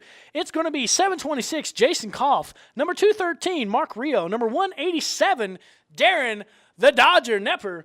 First race ever for him. Number 125, Ryan Richardson. Number 409, Donovan Mortensen, an Ignite Media Rider. Number 909, Jason Ross Kelly.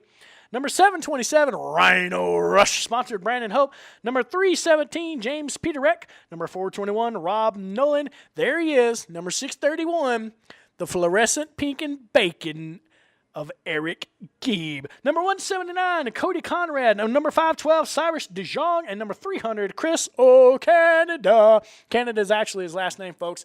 There it is, the Pink and Fluorescent Bacon Stripe bike. Yes, folks. You can see him from space. That bike was completely destroyed yesterday. We helped him rebuild it overnight. It's a pretty awesome bike.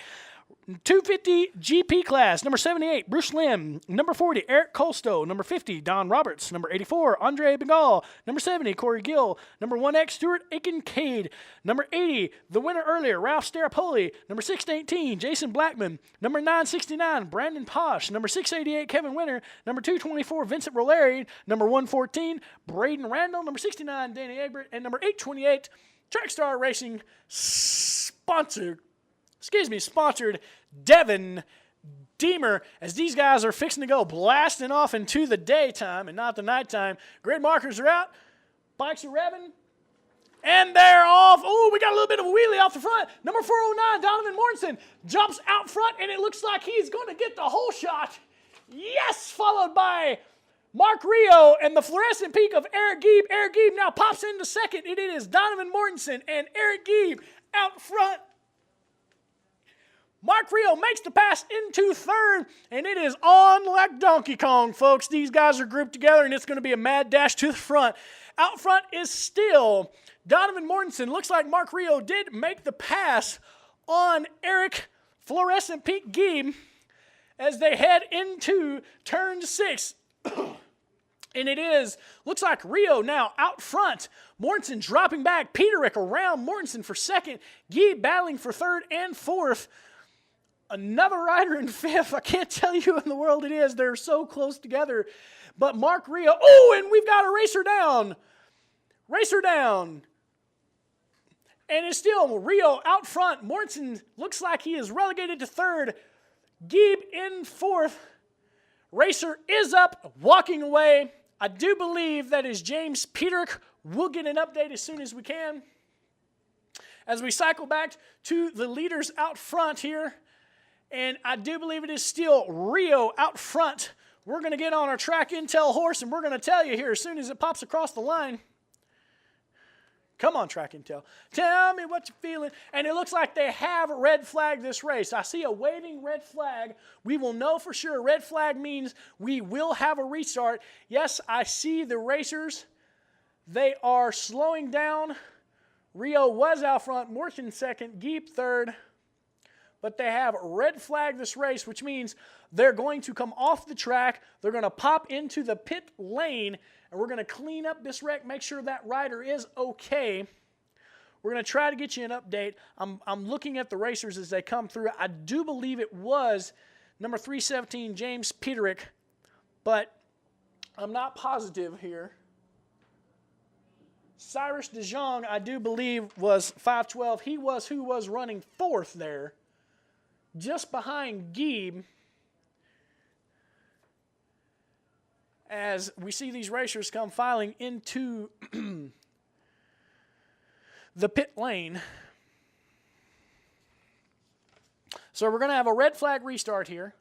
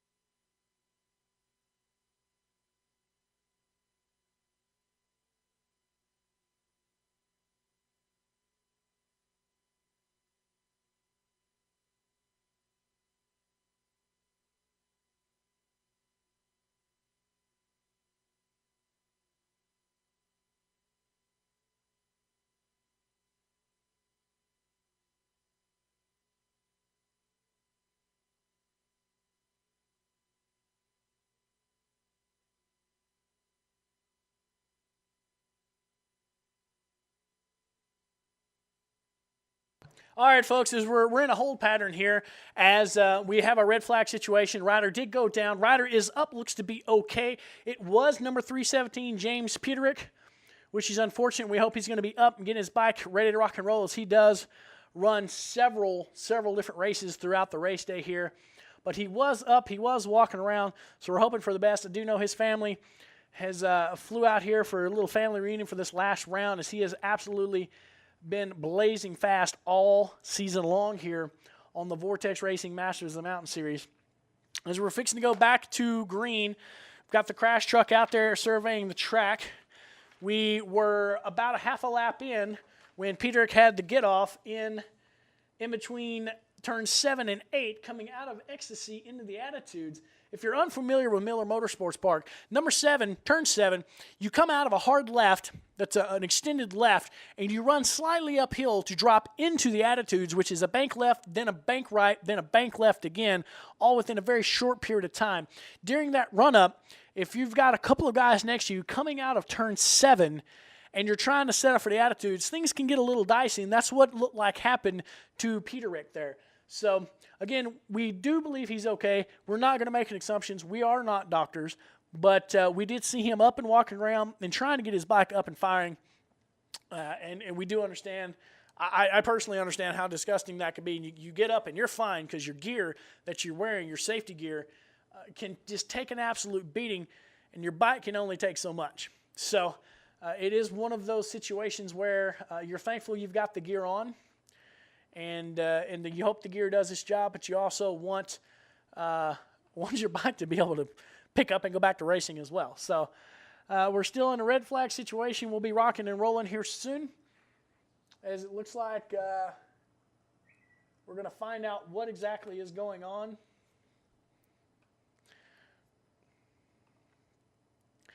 Eric Gieb is still up. The fluorescent Flow Pink and Bacon bike is up.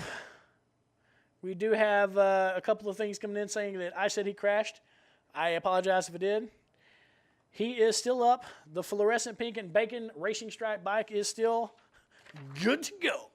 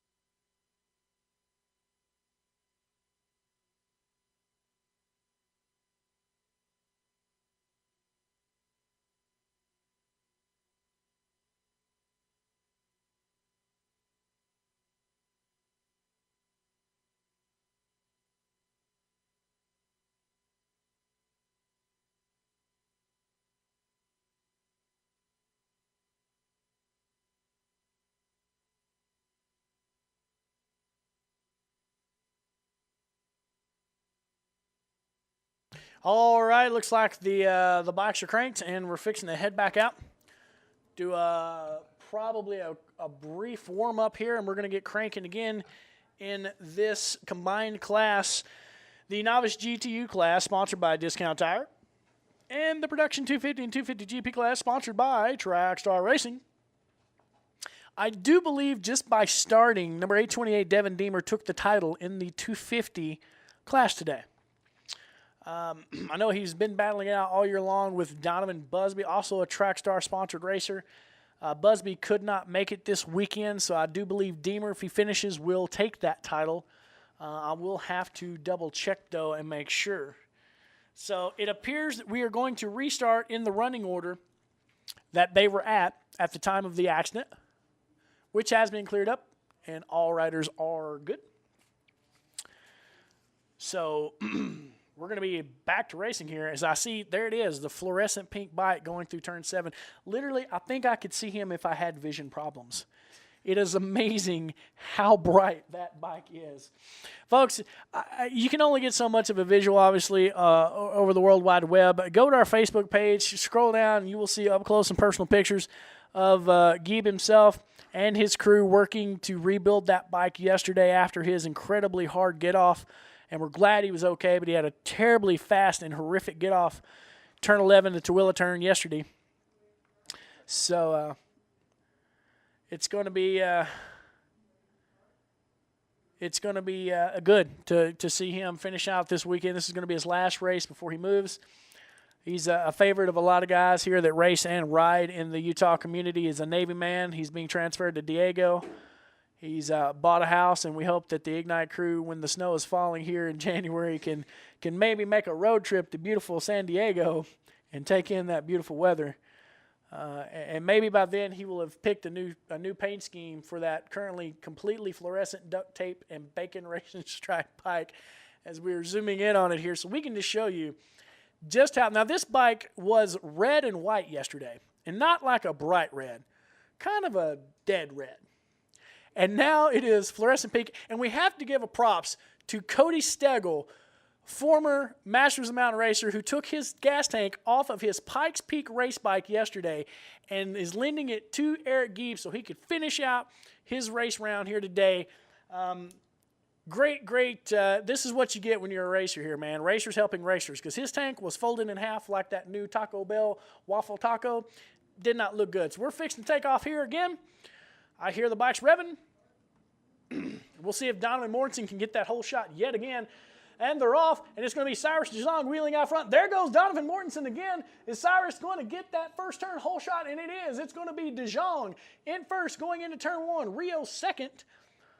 Eric Gieb in the fluorescent pink bike in third. Mortensen fourth. Going to get you an update on fifth here as soon as we can. I could not see who it was. Brandon Hope is in seventh. And there goes the line of 250 riders off and racing as well. As we are following the gentlemen's out front in the novice GTU class. And oh my goodness, we've got a battle. Rio putting a pass on DeJong, trying to go outside, coming out of turn 6-1 into 7. It's still DeJong out front by 2 bikes. Rio all over him.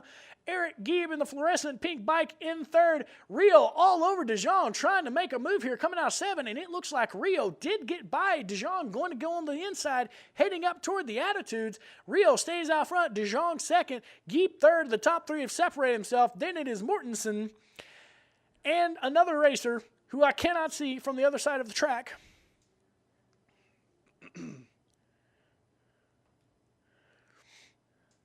As they head, the leaders come through the Tooele turn. I do believe it is Rio out front, and it is. It is Rio out front, DeJong in second. I do believe DeJong's leading the points. Gieb is in third. They're starting to space themselves out now. Trying to get an update. Mortensen looks like he's in fourth. Mortensen having the best run of the season for that kid, which is he's had some bad luck this year. I'm glad his confidence is back, and he's riding the wheels off that Honda. So as they come around, here come your leaders, and it is going to be Rio out front, DeJong in second, Gieb in third in the flow pink bike. DeJong going to try to put a move on Rio. Not going to happen. Mortensen, 7:26. Jason Koff is going to be fifth. If we try to get this intel to update here, I can tell you who in the world is going to do what. And it's going to be come on, baby, tell me what you're feeling. It is Stuart Aiken-Cade out front in the 250 class. Chris Canada is in fifth in the novice GTU. Mortensen now relegated to 6th. Cody Conrad 7th. Hope in 8th. Richardson 9th. Darren Nepper 10th. Rob Nolan rounding out your top 10. Rio out front by 5 bikes between DeJong. DeJong in second, got 5 bikes on Gieb. There is about 10 bikes between Gieb in third. And it looks to be Chris Canada now ahead of Mortensen for 5th. Mortensen relegated back to 6th. We're going to get an update when they get a little closer here. In your 250 class, it's still Stuart Aiken-Cade out front, Corey Gill second, Brandon Posh in third. Devin Deemer is out front in the production 250 class with Danny Egbert in second and Brandon Randall in third. So as we cycle through to the leaders, they have spread themselves out now. Still, Mark Rio, Trackstar Racing sponsored rider, out front by about 5 bikes on Cyrus DeJong. Cyrus comes from Colorado every single round to race here with us in the Masters of the Mountain Series. Gieb in the Flow Peak, and Bacon still in third, but turning some really good laps out here as we catch the second group coming around, and it's still Mortensen out front, 726 Coffin all over him. Conrad is in that group as well, and it looks like Koff makes the pass on Mortensen for fourth. So Koff is now fourth, Mortensen fifth. We've got a battle there. It looks like, is it Richardson just got around Conrad, it looks like, or Chris Canada. Great run for those guys. Still Stuart Aiken-Cade out front in your 250 GP race with Corey Gill second, Brandon Posh third, and Ralph, the winner earlier, Starapoli, is now sitting in fourth but trying to make waves as they drive through this pack of racers here. Devin Deemer still out front, just ahead of Danny Egbert in the production 250 class as we cycle back through the leaders that are, where are they? I've lost them. There's so many bikes spread out throughout the track. Looks like you're coming through the two-wheeler turn now, as I have no idea what camera that is currently up, but there's not a rider in it anywhere. I think that's the clubhouse turn. Yes, indeed it is. And that is Rio, still out front by 5 bikes. Who's got about 10 bikes from Cyrus DeJong in second and Gieb in third. Gieb giving it a go after completely destroying his bike yesterday. Gieb turning some pretty good laps, a 144.9 to Rio's 144 flat. DeJong turning a 144.4. So right in there, you could throw a blanket over them if they were a little closer. There goes Rio, there goes DeJong, and there goes Gieb in third. Here comes fourth, fifth, sixth, and seventh, and it looks like Koff is still out front. And oh my, who is that? Creeping up. Brandon Hope, maybe? I do believe it was Brandon Hope. Making a run here. Not quite sure. Mortensen has been relegated back here. According to our track intel, it is Cody Conrad in fourth, Koff in fifth, Chris Canada sixth, Mortensen seventh, Hope actually in eighth, riding the number 415 GSXR bike. Devin Deemer still out front ahead of Danny Egbert in the production 250 class, and Stuart Aiken-Cade still out front of Brandon Posh and Ralph Starapoli in the 250 GP class. We are on lap 5 here of this combined class sponsored by Discount Tire and Trackstar Racing. Here comes Devin Deemer and Danny Egbert. Deemer head down, giving it a go here on the final round of this Vortex Racing Masters of the Mountain Series.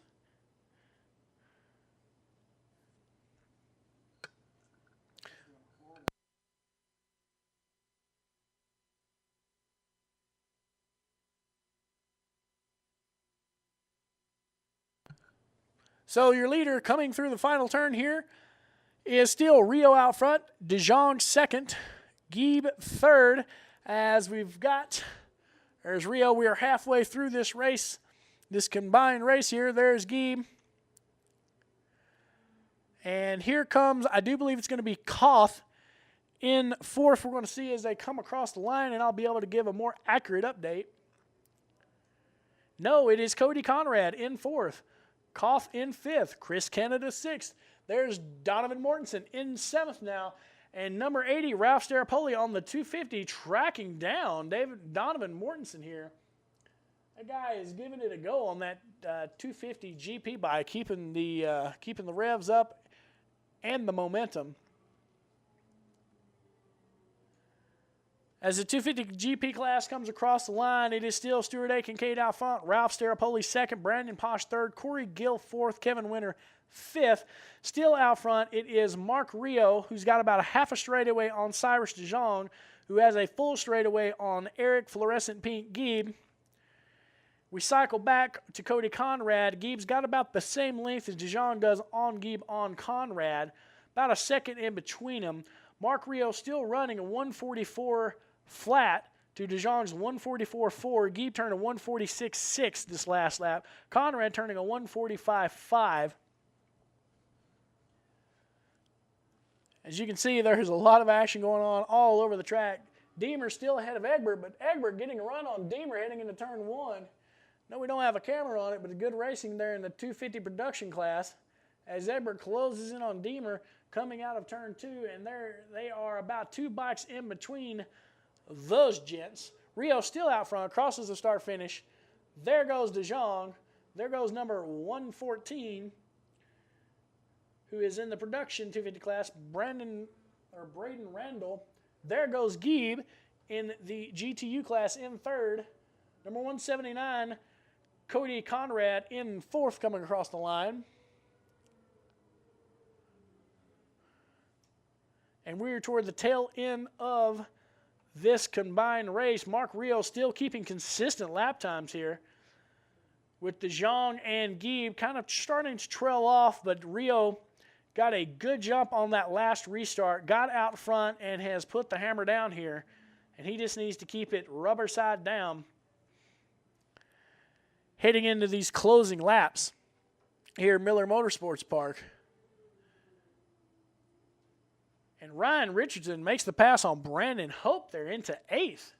Going into the first turn here on the East Course. Ryan Richardson today is the second day racing his 600, racing an R6, moving up from his 300 Ninja that he's raced all year long here today.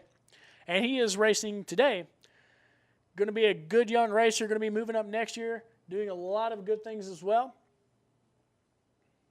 As their cameras are cycling through the pack here.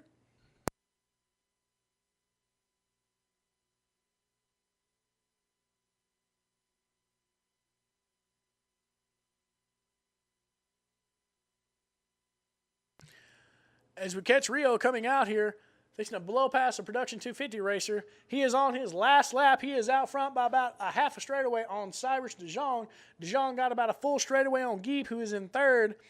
And if you look back, Cody Conrad is trying to chase down Eric Gieb here. Got a lap to do it. We're going to see if Conrad can make that happen here as you go into turn 1. Gieb still staying pretty consistent with his times. Brandon Posh has made the pass on Stuart Aiton-Cade and Ralph Staropoli as well. Now, Brandon Posh is in first, Staropoli in second, Stuart Aiton-Cade in third, Corey Gill in fourth in the GP 250 class. In the production 250 class, I do believe it is still Deemer out front of Egbert. As I cycle back through with my eyes, I still see the fluorescent pink bike of Eric Gieb still in front of Cody Conrad. Gieb running a hard line. Third place here currently in the novice GTU class after a brutal day yesterday. Mark Rio still out front.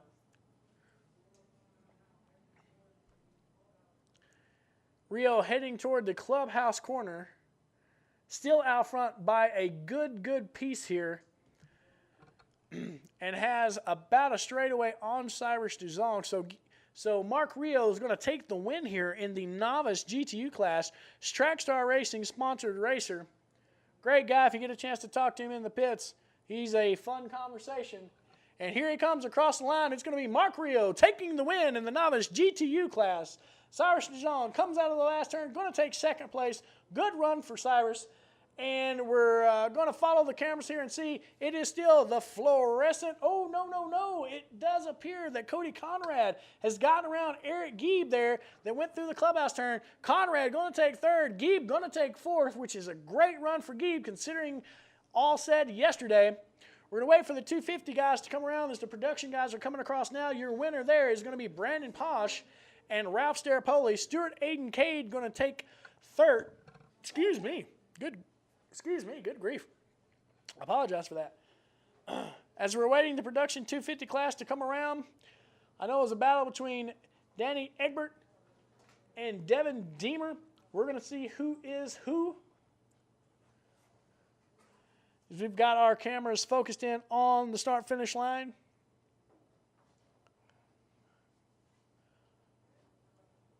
A great run by these racers today. Several of these guys had a really rough time yesterday in the rain, the monsoon that came down. It was a really, really tough time for them. So we're going to see here. I still show Devin Deemer out front, according to track intel, but I do not see them anywhere on the track.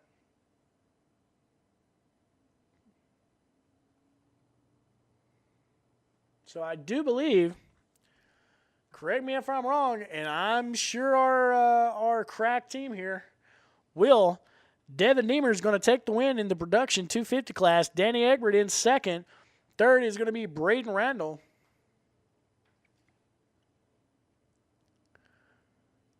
And I do believe with that win, Devin Deemer locks up the title in the 250 production class. Good job, Devin. Way to go, my man. Mark Rio will have to check out the points, but I think Mark Rio may have had a chance to pull that title off over Cyrus DeZong in this novice GTU class. We'll have to check and see. And in your 250 GP, it was Brandon Posh, Ralph Starapoli, and Stuart Aiden Cade rounding out your top three.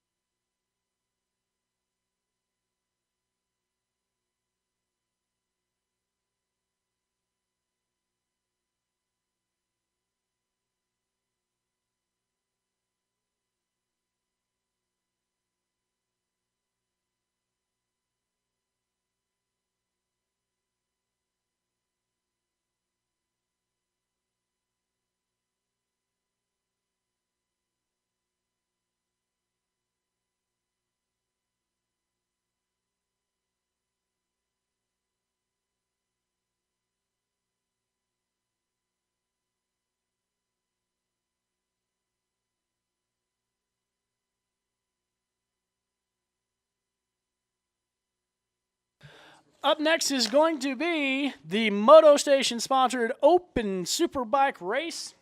That's going to be race 5 if you're paying attention at home and making it a drinking game, which we kind of are up here in the booth. I'm joking, of course. I'm drinking Dr. Pepper, which is the luxury drink of the fat kids of the South. Moto Station Open Superbike racing coming up. Going to be the last race before lunch. We're going to take about an hour break for lunch, so that we can all refresh, get some food in us, and the rain has stayed away, which is awesome to see. Sun's out, clouds are in the sky. Still fairly chilly out here, Miller Motorsports Park, Tooele, Utah on the East Course. But we've got some great racing action going on, and it's sure to continue. So your grid lineup for the Open Superbike race, going to be number 8, Mark Harper, number 86, Eric Graham on that big KTM RC8. We're going to see if he can thump his way to a win here. Number 689, Sherwick Min. Number 5, Ryan Brand. Number 912, Trent Owens. Number 57, Ole Pionik, which anytime Oleg is on the track, he's a threat to win. As he wins, what, about 90% of the time Oleg takes the win? Yeah, Oleg's just a beast on that GSXR 1000 Moto Station ride. Number 67, Damian Olson. Good to see him back out here. And number 96, Michael Bradshaw, is going to round out the grid for this Open Superbike race. Again, folks, if you're following at home, please do not go to bed tonight without hopping online and letting us know what you think, how you're feeling, what you think of the broadcast, what we can improve, what you like, what you don't like. If you want to send us a donation, please do so. Care of ignitemedia.tv. We won't turn it down, even if it's just food. We won't. We do not have investors, by the way. We don't want investors. But just trying to get some filler in here, Chad. Stop telling me what to say. We like to have a good time. It's the last race of the year. We've had some growing pains this year. Obviously, we are a startup. We're doing this out of our out of our pocket as we see racer Lindsay Willis playing with us here in the booth. It's a good time. Always a good time when Lindsay's in the house. She's great fun. As she's flexing like Schwarzenegger.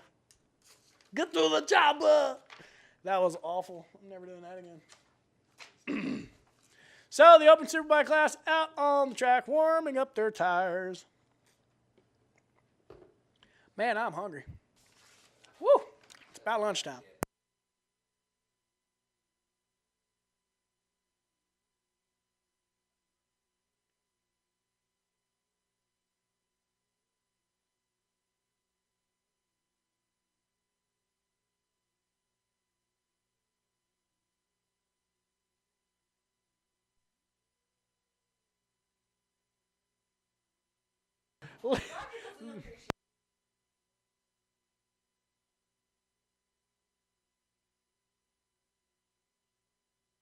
Always a good time when Lindsay Willis is in the clubhouse. She's going to make us laugh regardless. That is what she was shooting for. And I do believe she winner chicken dinner. So that was pretty spectacular. Sorry we couldn't show it, but it was just too damn funny. All right, so we're fixing to go here in the Moto Station sponsored Open Superbike class. Going to be the last race, race 5, before lunch. We're coming back after lunch. We're not going away, though we may try sometimes. But it's going to be good, and we're rocking and rolling.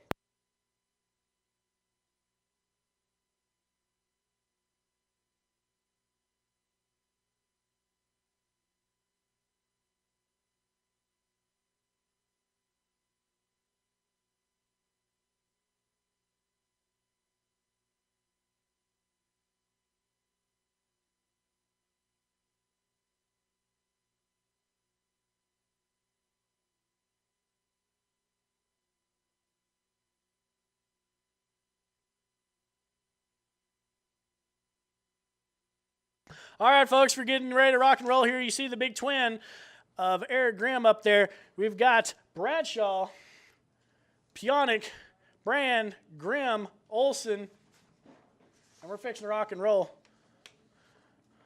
Markers are off. Bikes are off. Oleg wheelies off the start twice. A third time. A fourth time going into turn 1. Oleg needs a little more lead in that butt, it looks like. But you know what? He's out and he's rocking and rolling. And guess who's out front? It ain't Oleg. It's Bradshaw. Oleg hot on his tail after wheeling 4 straight times. Ryan Brand in 3rd. It looks like Harper is in 5th. Grimm is in 6th. Just from here, Olsen 7th. I need some binoculars.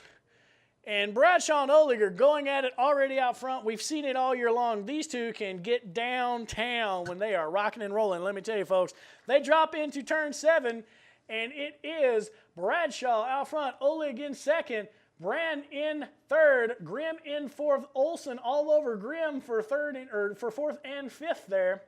Rounding out your last two is going to be Sherwick Min and Trent Owens, as they're battling it out hard, but Bradshaw and Oleg are out front, and they are hammered down trying to get away from Ryan Brand and that big booming V-twin of Eric Grimm, because they cannot hear themselves when that twin is in the picture. The twin is just too daggum loud, folks. So Bradshaw, Oleg going at it. They come into the clubhouse turn. Oleg is all over Bradshaw here, as they're going to go into wind-up, and knowing Oleg and how sometimes impatient it seems, he wants to be by Bradshaw and gone so he can put it on cruise control. We're going to see as they come out of release, it's still Bradshaw, Oleg within a bike, Brand about 4 bike lengths back, Grimm got 6 bike lengths on Grimm, and here they come, Bradshaw, bam! Oleg dropping into the inside. Is Oleg going to drop in? Ooh, could not make the move. Bradshaw still holds him off.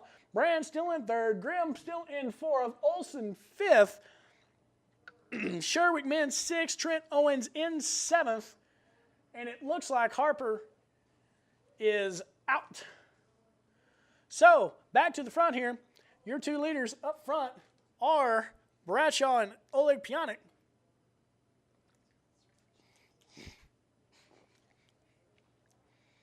Looks like Olin trying to make the move here on Bradshaw going into turn 7. Showing him will every single time he can. They have gapped Brand for 3rd, and Brand has done the exact same thing to Grimm in 4th, and Olsen in 5th. Now Bradshaw pulling a gap about 3 bike lengths on Oleg Pionik as they head up and drop into the Attitudes, as we see him dropping in here and heading toward the Tooele turn, which is turn 11 on this east course. They are still nose to tail here. Looks like Bradshaw's got a little more speed today than we've seen in the last couple of rounds here at this Vortex Racing Masters of the Mountain Utah Sport Bike Association race series. Boy, that's a mouthful. As they head into the clubhouse turn, Oleg Pionik all over Bradshaw here. Brand still back in third. Still a gap back to fourth with Grimm and then Olsen in fifth. Pionik about a bike and a half back from Olsen here as we see him driving out of turn 11. They call it, no, turn 15, release. There's Pionik again showing him wheel, and Pionik's going to make the pass going into turn 1. Let's see if he can make a stick. No, he does not. Bradshaw goes around the outside, goes a long way, shuts the door on Pionik, and drives off and says, see you later, as Pionik wheeling coming out of turn 2, heading into 3 and 4. Those guys are on another planet right now. Ryan Brand in third, giving it a run, but just not close enough to do any damage. Eric Grimm and that RC8 has gapped Olsen. Now he's all alone. And then you've got the rest of the field here. Sherwick Mann and Trent Owens gap back as well. It's not like these guys are slow, folks. They're hauling the mail. It's just these two guys out front are just on another level right now. Bradshaw still out front. Pionik showing him a wheel here and there as they blast out of Ecstasy up into the Attitudes. About the same gap they were a lap ago. We're going to see Pionik's going to try to make a move in the Tooele turn 11, or coming into Clubhouse is where he's really been able to gain some momentum and close down on Bradshaw here. As you see him blasting around the Tooele turn, it almost looks as if Pionik is really kind of holding up, fixing to pull the trigger and try to get something done. And here they come. They come into Clubhouse. Pionik all over Bradshaw yet again as they drop into windup, come out of release. Pionik holding that inside line. We want to see if he can flip it back over on this left-hander. Runs a little wide to try to get a run to the inside. Bradshaw still out front. They come out of that last turn. They're going to drag race here. Both Moto Station guys. Pionik going to try to make a move again to the inside. We're going to see if he's going to be able to make it stick. And he is not. Bradshaw still out front. Got about a gap. Still gapped on Ryan Brand. Brand still has a gap on Grimm. Pionik goes to the inside, going out of 3 into 4 here. See if Pionik can make it stick, and Pionik does. Pionik is by Bradshaw as they head out of turn 4 and head into turn 5. Brand still back in third. Grimm in fourth. Olsen in fifth. Sherwick Mann in 6th. Trent Owens still in 7th. Pionik now in front of Bradshaw. Bradshaw still holding the gap that Pionik did on him these first 3 laps here as they head into turn 7, which is Ecstasy, before they blast up the hill to drop into the Attitudes here. Bradshaw, this last lap, ran a 135.3 to Pionik's 135.3. Brand ran a 137 flat. Grimm ran a 138.2. Olsen a 138.9. Men a 142.3, and Owens a 144.5. Again, not like these guys are going slow. They are hauling the mail here at Miller Motorsports Park today. Pionik pulled a little bit of a gap on Bradshaw here. Since he's gotten around, he's got about 3 bikes on Bradshaw as they head into the windup and going to blast out of release. They call it release because it's the last turn before the straightaway here on the east course. Bradshaw closes in a little bit. You're going to see if Bradshaw's going to try to drag race Pionik down the straightaway here. Pionik puts the head down, gas open. Nope, it ain't going to happen there. Pionik pulls about 5 bikes on Bradshaw. Bradshaw closes it up heading into turn 1. We're halfway through the race here. Brand still in third, and Pionik now starting to really gap coming out of 2, going into 3 and 4, about back to 4 bike lengths on Bradshaw, as we can see where his strong points on this east track are. Grimm still in 4th. Olsen still in 5th. Sherwick Mann still in 6th, with Trent Owens rounding out the field in 7th here. Again, not like they're going slow. They're hauling the mail as well. It's just these guys out front are doing it to a greater degree here. First and second, you can basically throw a blanket over them as Bradshaw is closed up on Pionik again. And they are going to battle it out, it looks like, here till the end of this race, with Brand all alone in 3rd, Grimm all alone in 4th, and Olsen all alone in 5th. as the sun continues to stay out and defy all weather forecast here in beautiful Tooele, Utah.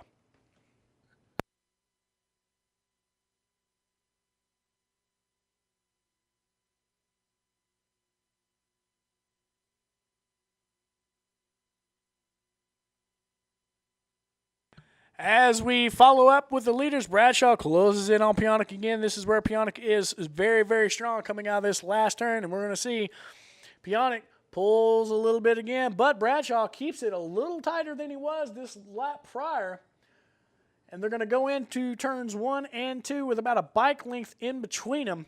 That last lap, Piontek turning 135.3 to Bradshaw's 135.2.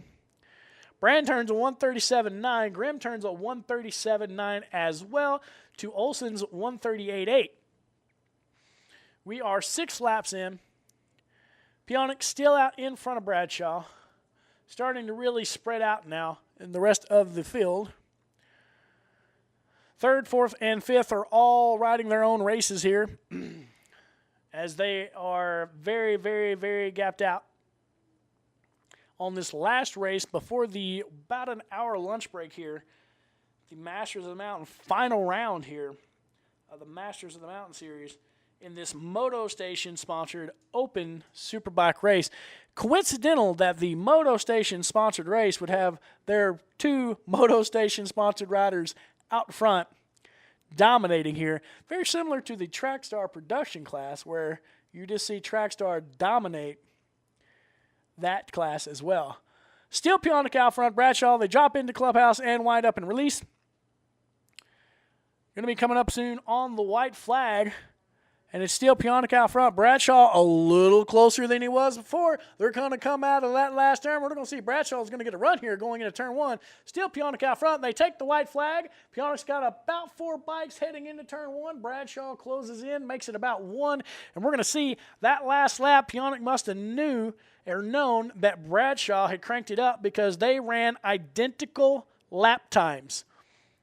That's a first. Last lap, you know they're going to crank it up hardcore because Bradshaw wants to beat Piontek. And you can already tell just by the aggressiveness of the lean angle on Bradshaw, he is going to get it all he can to get Piontek here on this last lap.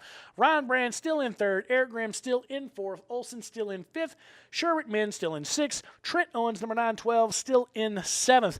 Bradshaw now closing up on the back of Piontek as they turn into 7. Coming out of 7, there's about 2 bikes between him. Piontek really hard on the gas, heading up to the Attitudes. Pulls a bit of a gap on Bradshaw. Now about 3 bike lengths as there's only a few turns left here in this last race before lunch. The Moto Station Open Superbike. As they head into the Twilla turn, it's still Piontek got about 3 bike lengths on Bradshaw here. There's only 3 turns to go. It's going to be clubhouse, wind up, and release, and it's still Piontek who now has a good gap on Bradshaw. Do not know of anything unless Bradshaw just holds it wide open and leans it over, which I don't know if it's even possible in these last 2 turns. I do believe Piontek's got this in the bag unless something crazy happens. As we see it, Bradshaw closes up on Piontek. I stand corrected, trying to get a run. Bradshaw dives to the inside, going to try to get a good run off, and it's not going to happen. Ole Piontek's going to take the win in the Moto Station Open Superbike race with Bradshaw hot on his tail in 2nd. Wow, what a race. They turned almost identical lap times on that last lap as well as Piontek wheelies coming out of turn 2. I would say he's happy. Maybe an understatement for Oleg, who is very quiet and very concealed, but he is an assassin on a sport bike, that is for sure. So as they come across, it's going to be Ryan Brand in 3rd, Eric Grimm in 4th, Damian Olson in 5th, Sherwick Min 6th, and Trent Owens rounding out here the Open Superbike class in 7th. We will be back after lunch with race 6, which will be the Wrights Parts Twins GTO, the Highway Patrol Moto 3. I don't know which Highway Patrol it is. I'm guessing Utah. I want to say Tennessee just because I can. And the Dark Side Tactical Women's GTO, as we just had a good laugh given to us by Lindsay Wheeler. She's going to be battling it out here in the Women's GTO just after lunch. We'll see you in about an hour.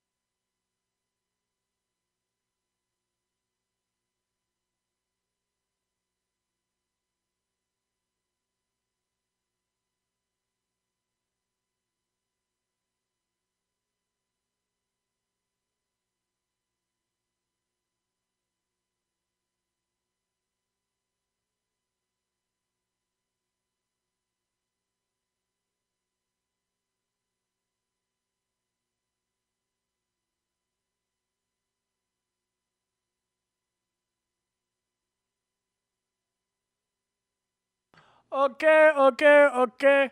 The second half of the races are about to begin. Josh with IgniteMedia.tv back on the air. Second half of the races of this Utah Sport Bike Masters of Mountain Race Series presented by Vortex Racing. I've been saying it wrong all day. We're going to correct that right now. The last round, the sixth and final round here on this beautiful fall day that was supposed to be 100% rain, and it's turned into 100% beautiful. The dirt track out in the middle of the course is already dry, which makes me want to get my KTM 450 and go out there and absolutely lay down some laps. So we're about to begin the second half here, which will be the Wrights Parts Twins GTO, the Utah Highway Patrol Moto 3, and the Dark Side Tactical sponsored Women's GTO combined class, which will be coming up here momentarily. I should have the grid sheets in my hand soon, and I can talk about all the racers that will be participating in this sixth race of the day. So we've got 15 total races. We're going to start with race 6 here, go to 15, or until the last one's done. And hopefully we have a nice, smooth afternoon as the morning went relatively smooth for the most part. So hopefully we can continue that trend and the rain stays away. We can finish out strong here in beautiful Tooele, Utah at Miller Motorsports Park. Again, folks, if you haven't been here and you live in Utah, shame on you. You got to get your butts out here and check out one of the best facilities in the United States, especially on the West Coast. I don't care what anybody says. So we will get it rocking and rolling here soon. We won't be playing any more really good music because YouTube told us not to, because we didn't own the rights to it earlier when we took a slight intermission. So that's always a good time to be told by, Mother Google not to do something. So we might entertain you with Taylor playing the spoons on his leg here while we get the. You have spoons?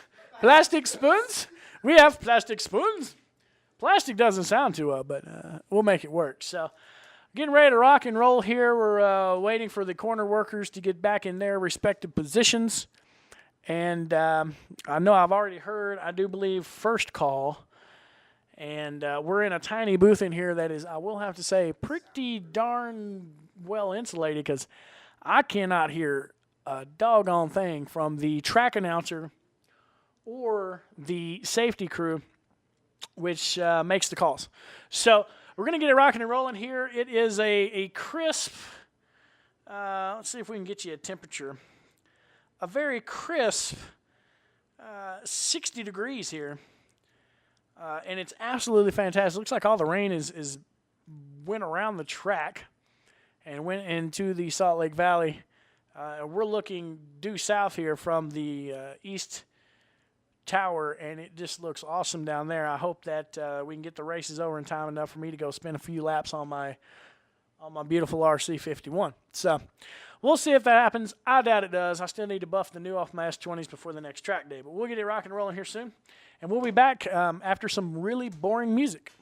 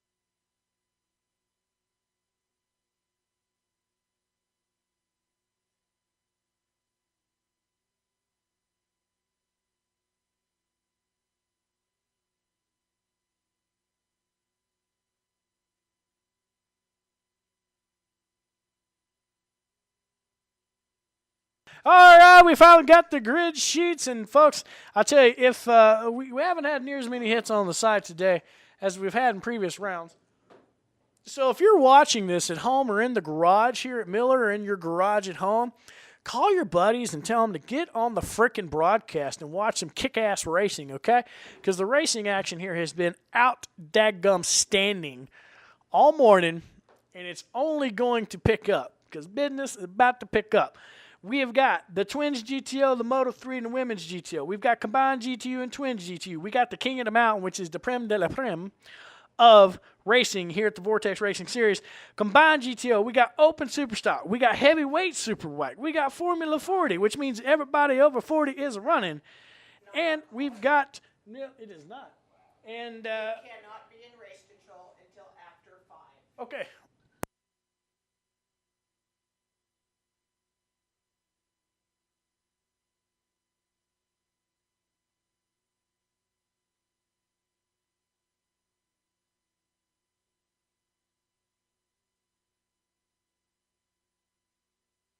All right, so middleweight superstock. Then we got King of the Mountain. Oh, and then we're going to finish off with novice GTO here. So in the first wave of the Twins GTO, it is number 40, Eric Colstow. Number 33, Brad Moore. Number 688, Kevin Winter. Number 997, Hayden Villarreal. Number 30, Chris Crump. Number 202, Lindsey Willis. Number 555, Don Lucy. Number 8, Ralph Staropoli, who's already won one race today, which was the opening race of this race day, the 250, the US GPRU 250 GP. Number 214, Tim Gallagher. And number 31, John Crump. In the Moto3 race, it's going to be number 828, Devin Deemer. Number 167, Sharad Shanbag. Number 125, Ryan Richardson. Number 0X, Brandon Posh. Number 618, Jason Blackman. Number 112, John Sewell. Number 1X, Stuart Aiken Cade. Number 25, Anobi Iso. Number 515, Robert Gisseman. Number 50, Don Roberts. And number 969, Brandon Posh. That's going to round out the grid here for the Twins GTO, the Moto3, and the Women's GTO class. Sponsored by Right Parts, Utah Highway Patrol, and Dark Side Tactical.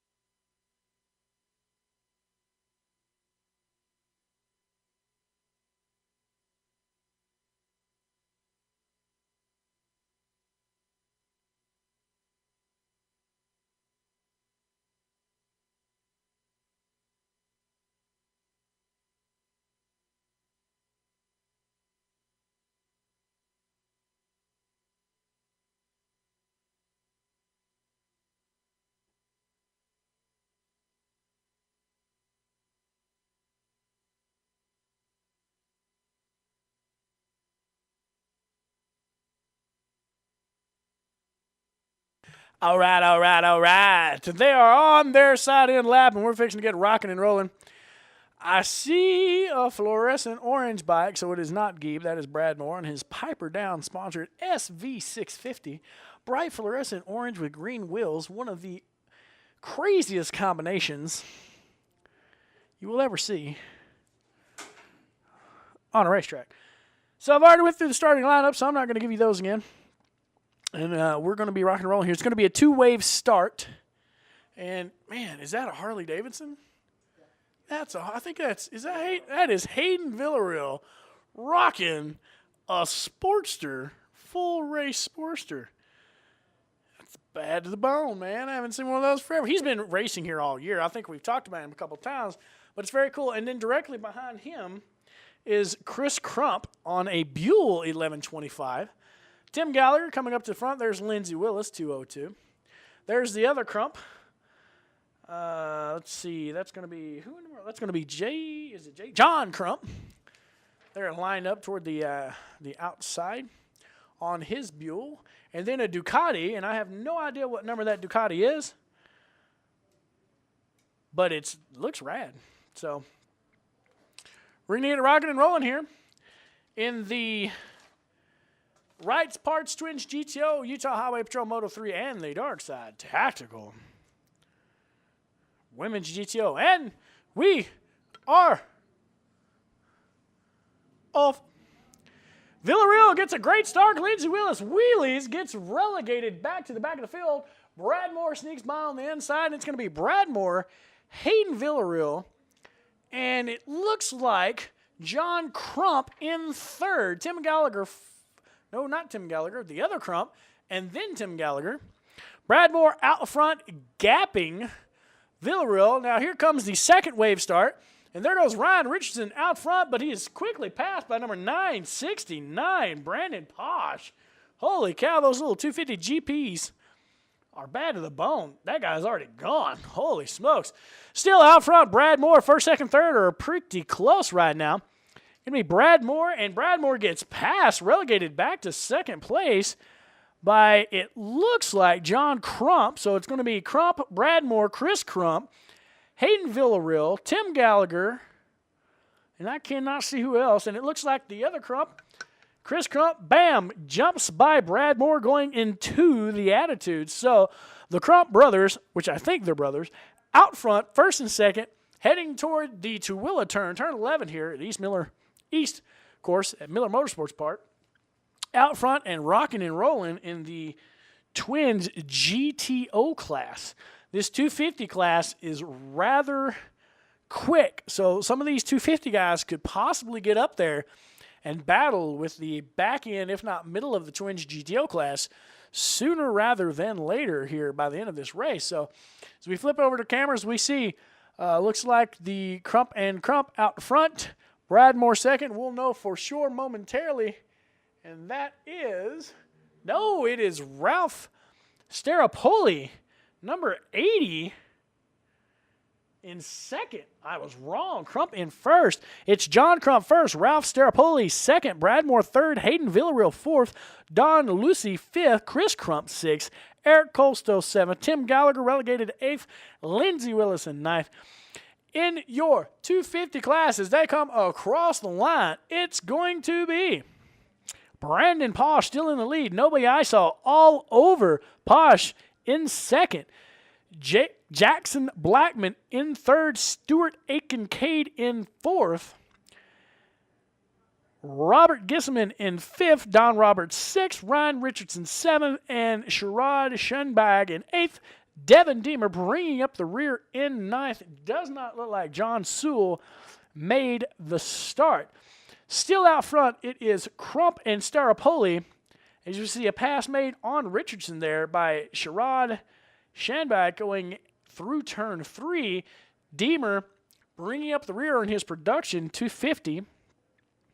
And we are into lap 2 here of the combined combined Twins GTO, Moto 3, and Women's GTO. And now it looks like Staropoli is giving Crump a run for his money through Clubhouse.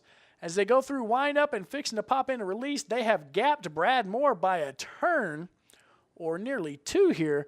Crump hanging to the inside as Staropoli comes off of turn 15 and blasts down the straightaway. And we're going to see what Staropoli can do here going into this first turn. But he is all over Crump, and they've got a straightaway on Brad Moore here. Staropoli looking like he is on a smaller motorcycle than John Crump, turning a quicker lap time. Staropoli running a 142.6 to Crump's 143.1, though Crump is out front here. As the twins class comes across, it's still Crump out front, Staropoli, Brad Moore, Don Luce, Chris Crump, Hayden Villarreal, Eric Coastal, Tim Gallagher, and Lindsey Willis in your 250 class. As they come through, it is still Brandon Pash out front, Nobi Iso about 6 bikes behind him, as there's a lot of dicing towards the back end of that GTO class as the 250s start invading the back end of the twins. In third, Stuart Aiken-Cade in the Moto 3. Robert Gisman 5th, Don Roberts 6th, Sherrard Schanbag 7th, Ryan Richardson 8th, Devin Deeber 9th here. Still out front, it is going to be, looks like, still Crump out front with Staropoli. I see a waving red flag on the other side of the course. Action continues to flow here. Don't know if we've got a rider off or what. Cannot see it, cannot tell you. But it is still Crump out front, Staropoli about 2 bikes back. And they have put a substantial gap on Brad Moore. But we are going to hold up here as the red flag is officially out, which is going to put a pause in this action to begin the last half of the day.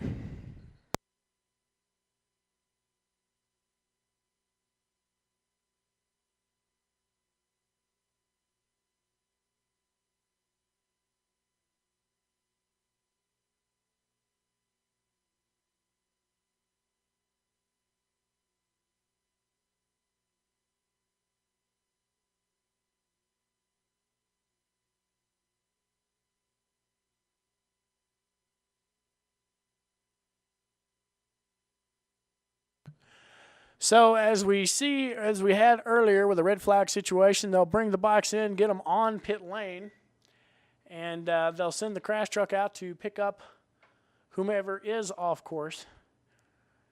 And we'll know shortly, possibly, well, I don't really know who to say who possibly that was. So we'll get rocking and rolling. We'll be back momentarily.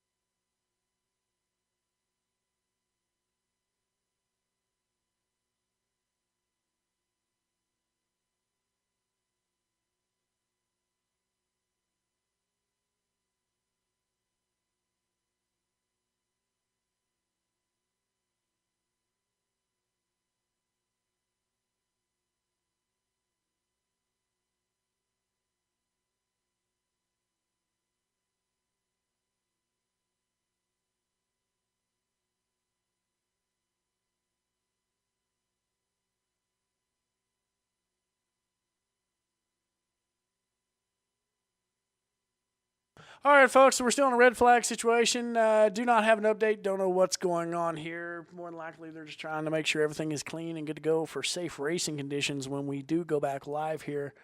As you can see with the camera, we do have the standing red. And hopefully we'll get back rocking and rolling soon. It's a beautiful day here in Tooele, Utah.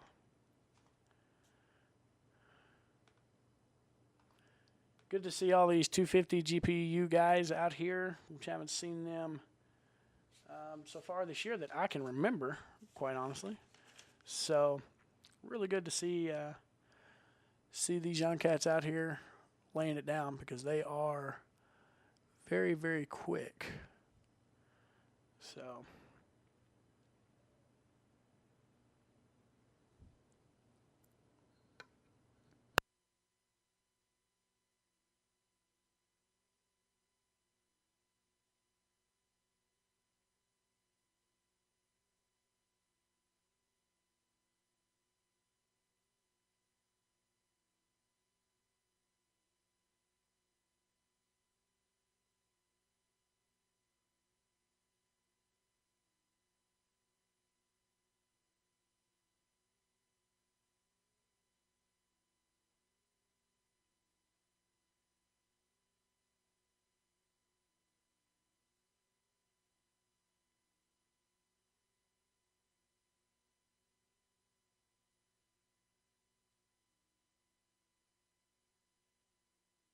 All right, we can hear the engines revving out there. It looks like the crash truck came by, and it was Robert Gisman, number 515, who looks like had a mechanical. I didn't see any type of dirt, dust, or mud on his ride, so I'm going to go with that for now. But they've got him off track. Bikes are running. And we're going to see if we can get back to some action here in this extended break.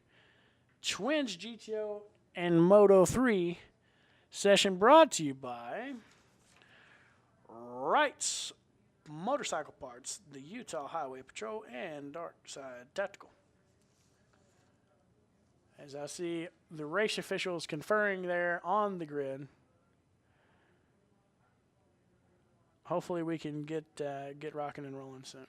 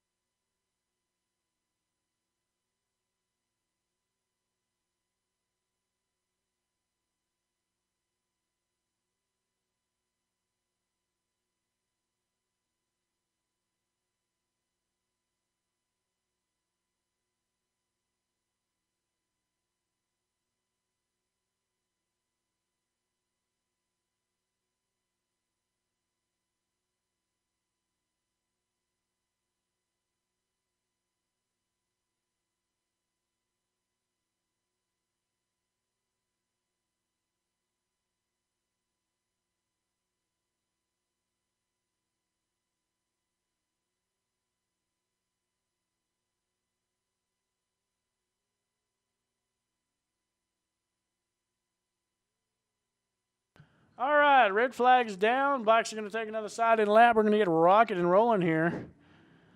Hopefully, very soon, as this 20-minute delay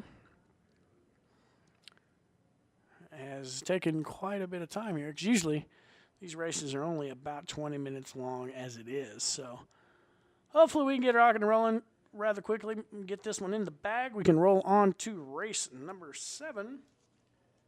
Which is going to be combined GTU and twins GTU.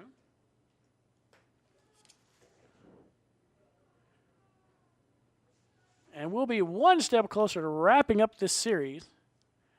What a great series it's been this year. If you have not tuned in for the action, you have missed out. And hopefully you do not miss out next year.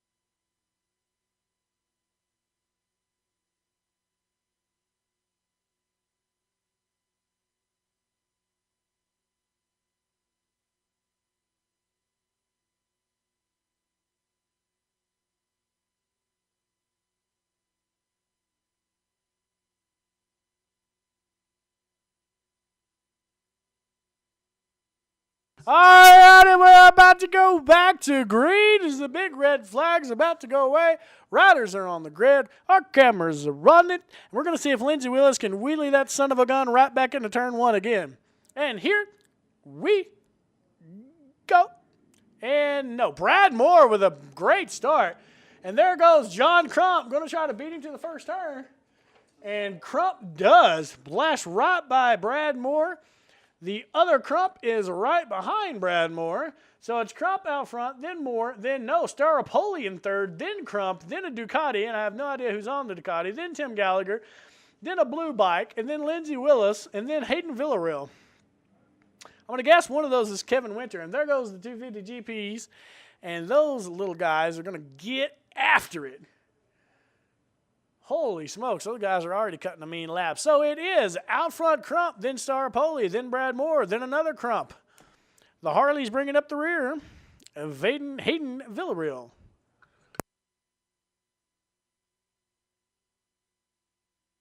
As we've got our Ignite cameras on Crump as he blasts out of Ecstasy and up into the Attitudes, he's already got about 4 bike links on Staropoli. But as we've seen in previous races, Staropoli is one bad mamma jamma. He won the first race of the day and was closing on Crump when the red flag was thrown here just minutes earlier. So if we're going to continue on from the previous lap, I think we got about 2 laps in the books. We're going to see what we got coming up here in way of number of laps left. Crump again out front. Staropoli in second, Moore third, then the other Crump. I do believe that's going to be Chris. Not quite sure. Track Intel will tell us everything. But John Crump out front, absolutely laying wood here to Staropoli. And he's going to have to keep it hammered down. And it is John Crump, then Staropoli. Out front, here comes Brad Moore, then Chris Crump, then a Ducati. And the Ducati rider is... Come on, update for me. Where are you at? I do believe the Ducati rider is Eric Colstow, who is in fourth. I do believe that is correct. Some of our scoring is a little bit skewed. But regardless, out front, John Crump and Staropoli are absolutely putting the hammer down in the Twins GTO class. Out front in the 250, which is Moto 3, is going to be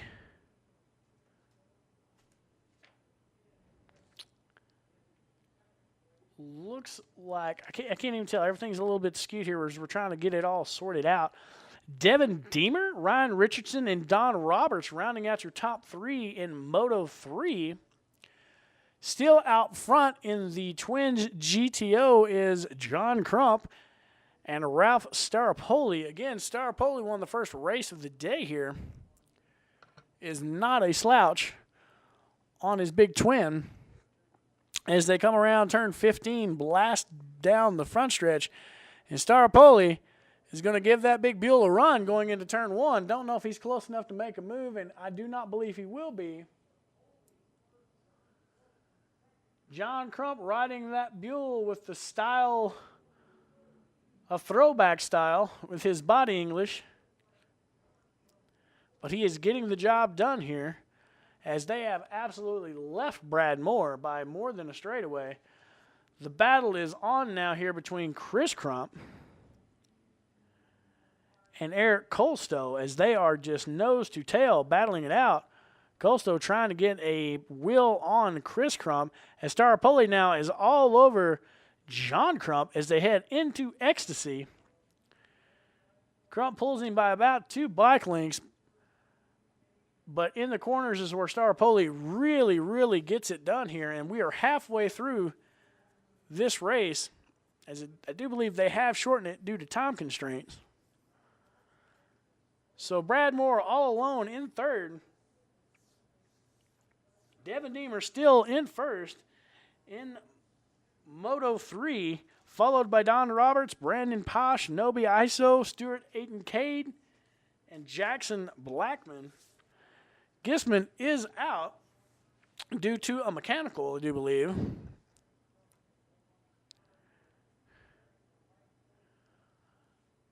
As it's still a beautiful day here in Tooele, Utah. As the leaders come out of turn 15, it's still Crump out front. Staropoli within a bike link. Staropoli trying to draft down this front straight as that Buell cuts a mean hole through the wind, and Staropoli's bike is much, much slimmer. Still not close enough to make a move here as they're on the white flag. Bradmore about to come by the stripe in third. Chris Crump in fourth. Eric Kolstol in fifth. 250 guys coming by there. And it looks like we have a change for the lead in the 250s. It is Nobi Iso out front. Brandon Posh second. Stuart Aiden Kate third. Jackson Blackman fourth. Devin Deemer relegated to fifth as we see Lindsey Willis and Hayden Villarreal come across the line in 7th and 8th respectfully. Staropoli all over Crump now as they come out of Ecstasy, heading up toward the Attitudes here on this final lap. I'm going to see if Staropoli can make a move here heading into Clubhouse, because that does seem to be where he gets a very, very good run at Crump. As he's got a run heading up toward Tooele turn now. Maybe he makes the move now. Does not look like he's close enough, but he is staying to the inside of John Crump on that big Buell. They head toward the Clubhouse turn. Still about a bike length. Staropoli closing in here as they head into windup.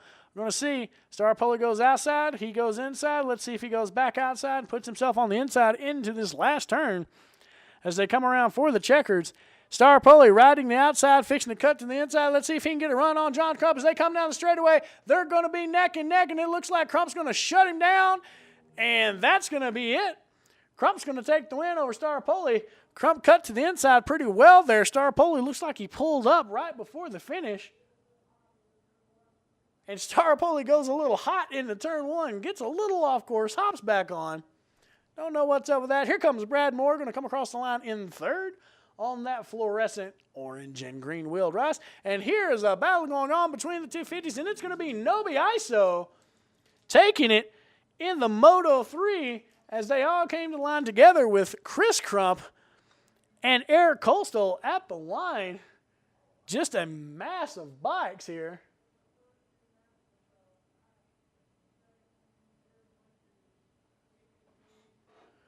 Quite a bit of good racing here in this class. Race 6 is in the books, folks. And we're going to see coming up is going to be race 7.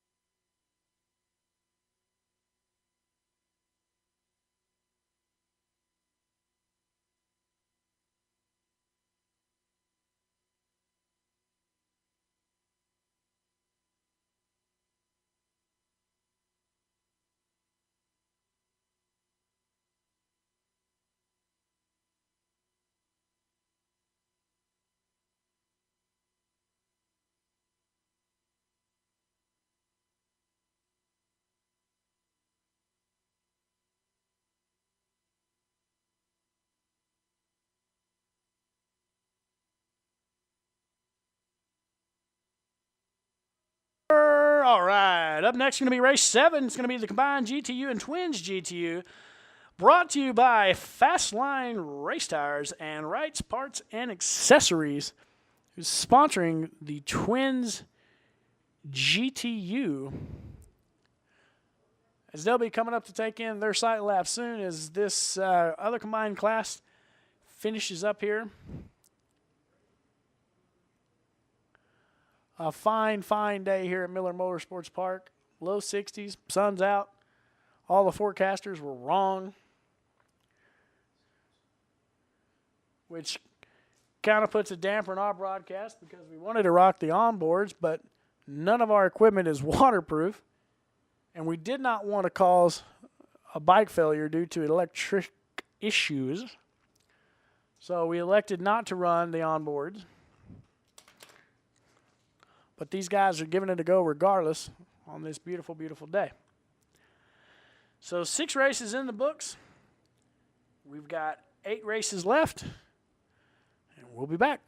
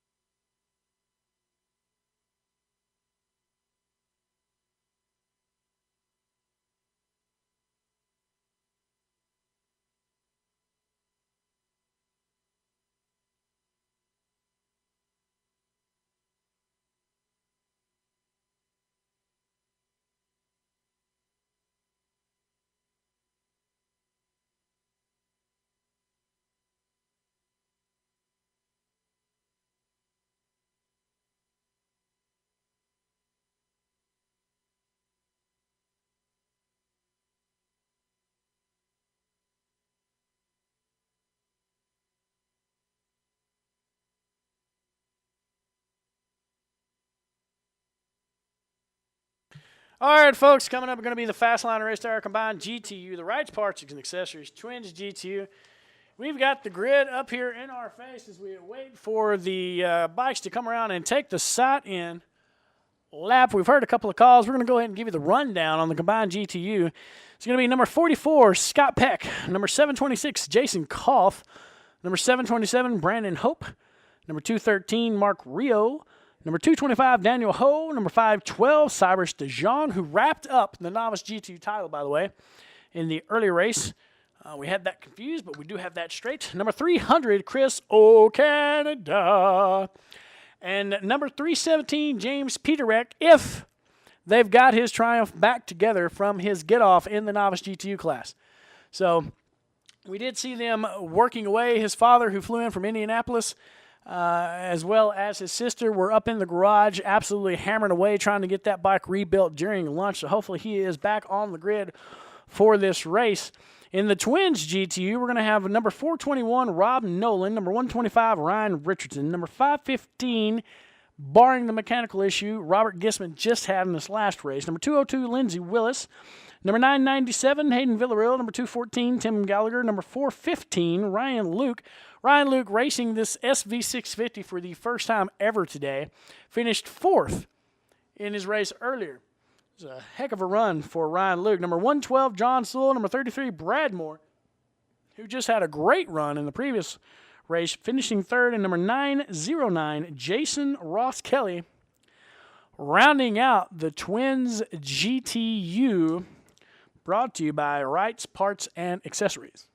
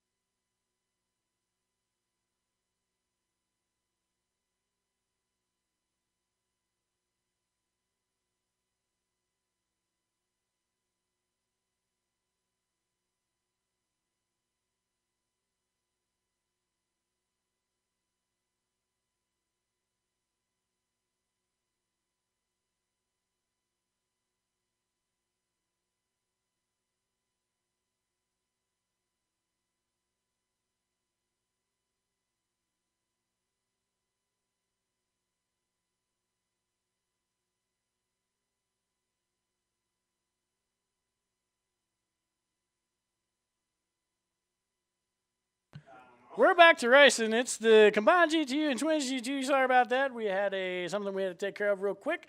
And it looks like Cyrus DeJong is out front. Mark Rio second. Scott Peck third. Chris Kennedy fourth.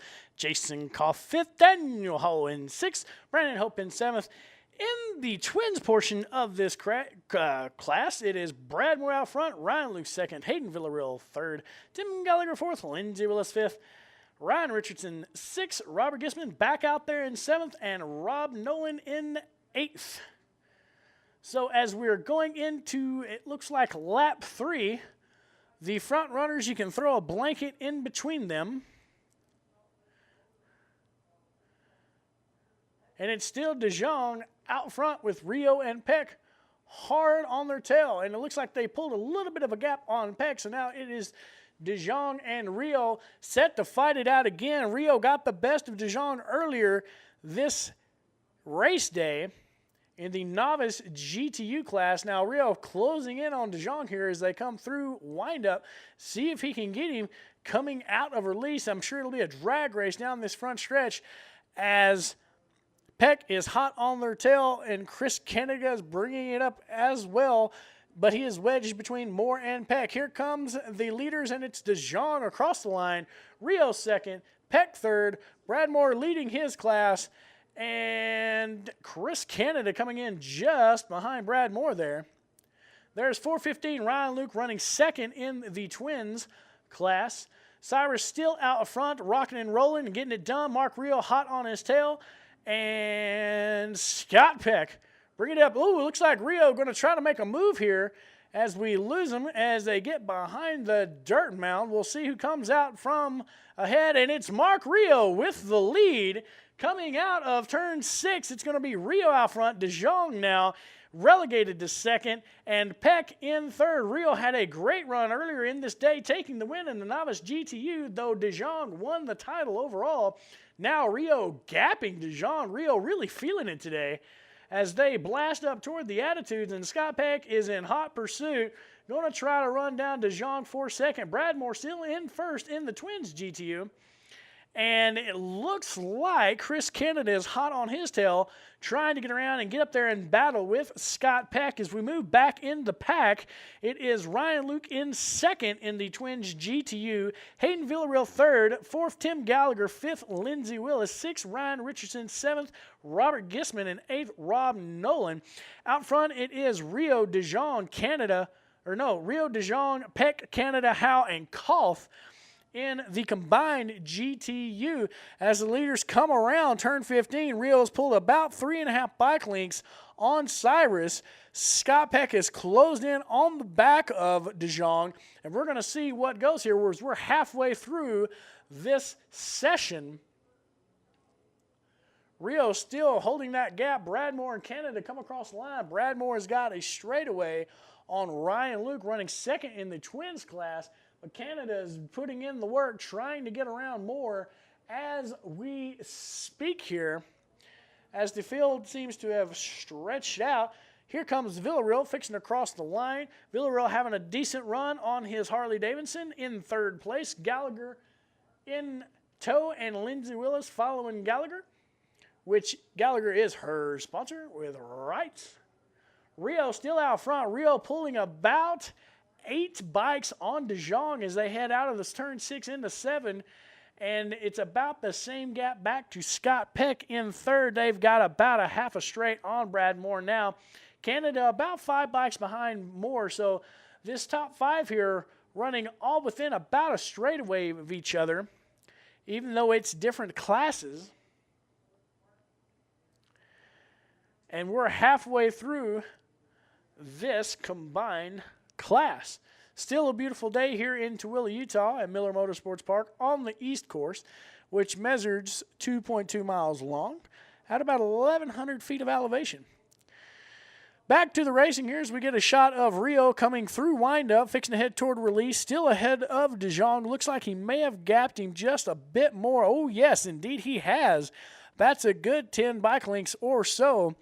As Rio blast out of turn 15, head down and absolutely cooking toward the turn 1 as DeJong is in pursuit, and Scott Peck looks like Peck may have closed in just a little bit on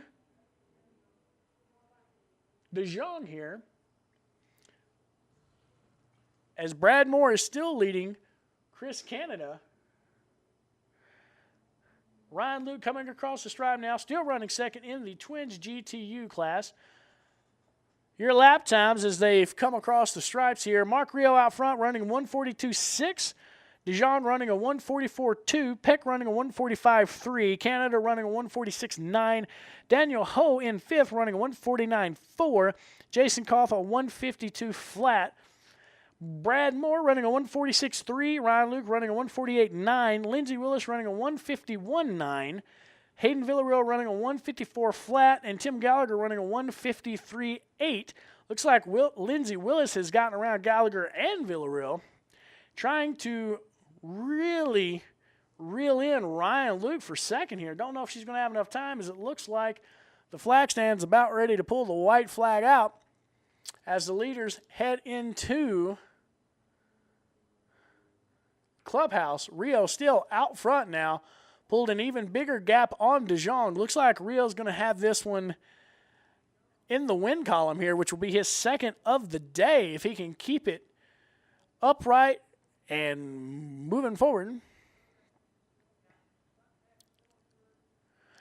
Scott Peck still in third, who's been gapped out pretty good by DeJong here as Rio takes the white flag and heads into the first turn. Great shot there. Brad Moore comes across the line. Still a good piece back from Peck, but he's still leading the Twins GTU with Chris Canada right there about 6 bikes behind Moore, who's running third. Chris Canada running third in the combined GTU. Here comes Ryan Luke, still in second. Luke turns a 149 to that last lap. So Moore gets quicker, Luke gets slower. And I don't think Lindsey Willis is going to have enough time to track down Ryan Luke, as Luke's got about a straightaway and a half on Willis for third. Villarreal, however, is about 6 bikes behind Willis, going to try to make a move and get that position back here and take third away from her, as Mark Rio is absolutely cooking it around this racetrack as he blasts through the attitudes now. Only a few more turns to go before he's wrapped up and puts the second win in his win column for today.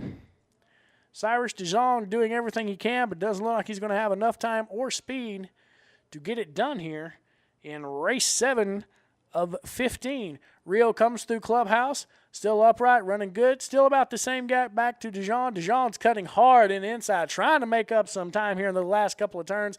Don't think he's going to have enough time. There comes Peck through the clubhouse. We're going to see Rio poke out from behind the dirt. There's Rio coming into the last turn. DeJong's closed in a couple of bikes, but not going to be enough time. Rio's going to take the win here in the combined GTU. Great job, Trackstar Racing sponsored Mark Rio, as DeJong closed it in, but just not enough time to get it done. Finishes second. Scott Peck finishes third. Hard-fought third there. Here comes Brad Moore and Chris Canada battling for, not for class position, but for overall track position, and Brad's going to hold him off there at the finish. Brad's going to take the win in the Twins GTU. Canada is going to finish fourth in the combined GTU. And here comes Angry Cat, or Grumpy Cat, Ryan Luke right now, first day ever racing the SV650, and he's going to take home a second. I know he's going to be happy about it, as he finishes that lap a little bit quicker than the previous one. So as they come around, Villarreal's trying to make a move on Willis. Don't think he's going to have enough time. Lindsey's going to keep the hammer down, and it's going to be Lindsey Willis coming across third place, Hayden Villarreal fourth place, in the Twins GTU.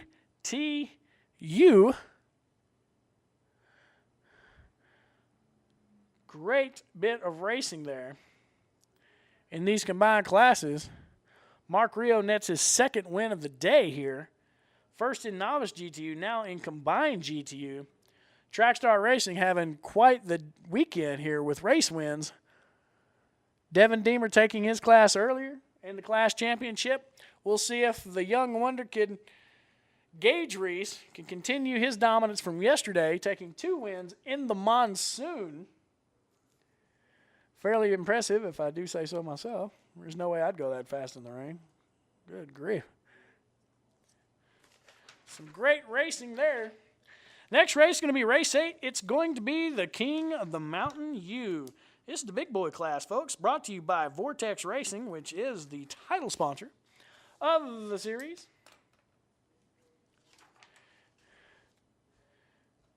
Masters of the Mountain Series, the last couple of years being brought to you by Vortex Racing, a great partner in sponsorship here. Going to be very, very, very good.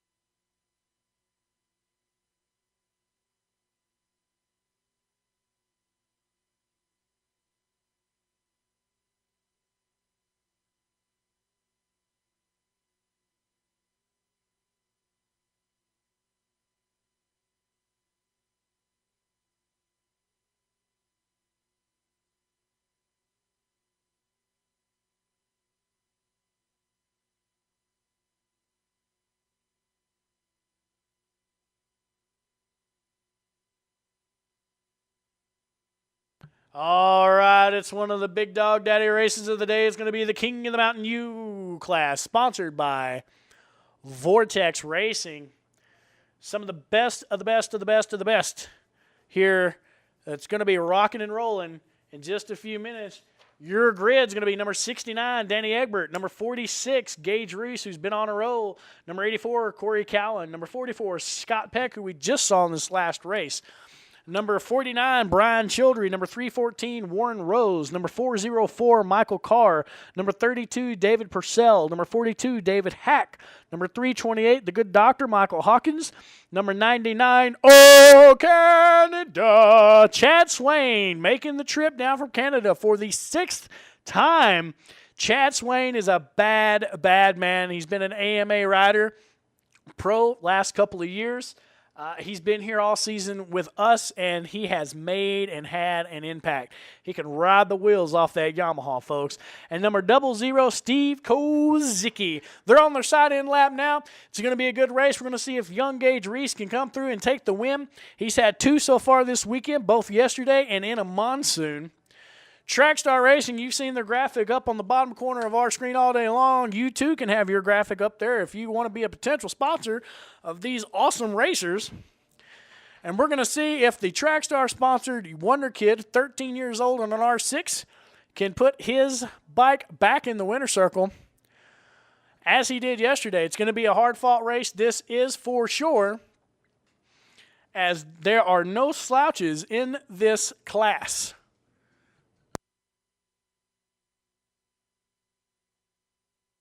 As we see him grid up there, you'll see the flow green, blue, and white, and the very small stature of Gage Reese on the far outside. Chance Wade here has got, looks like the pole. Purcell second. Brian Childry is going to be third. Reese is going to be on the outside. Hawkins the inside. Michael Carr.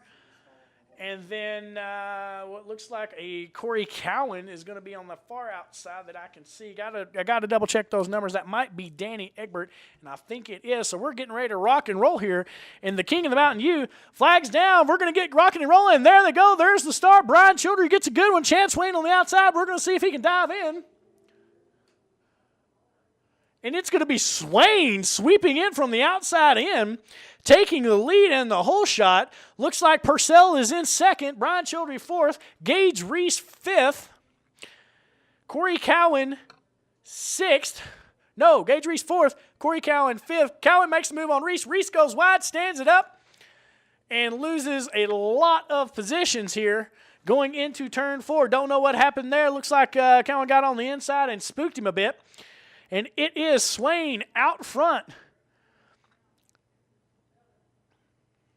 Swain goes into 7, then Purcell, and then it is Brian Childry. Childry all over Purcell, and Cowan coming up from the back, going to try to make a move here and get rock and rolling as Chad Swain, the Canadian, is checking out. Looks like Reese has composed himself. He's back in what looks to be 7th now. Going to have to put the wheels in motion there on that Trackstar tuned R6. As the leaders come through Tooele turn, it's still Swain out front, then Purcell, then Childry. And we will know for sure the running order when they come through the line from 4th into the back of the class. Childry all over Purcell now, trying to make a move and get up there and battle with Swain. The last round, it was Childry and Swain absolutely dogfighting on the west track until Childry hit the deck. Thankfully, he was okay. Swain comes out of turn 15, blasting down the straightaway, and it's going to be Swain, Purcell, Childry, and it looks like Corey Cowan in 4th as they all go blasting into turn 1. The Canadians got about 5 bike lengths on second place as Gage Reese makes yet another move going into turn 1 and passes Danny Egbert, moving him up into 6th. Reese is on the move. Reese is going to make a move on the outside here and get around Hawkins. Reese is on it, going to try to catch the leaders. It's going to be a hard-fought battle to make it happen as Chad Swain is out front, and then Chad Swain is pulling away. The Canadian, hammered down. He's here for business. He's here to get a ride, and he's here proving just how good he is. Childry giving a look to Purcell on the inside as Cowan is sitting back in the catbird seat, so to speak, as Swain gets away and Childry and Purcell battle it out here. We are one lap in. As we look back here, young Gage Reese hunting on the outside there of Egbert. Egbert was able to shut the door on him in turn 4.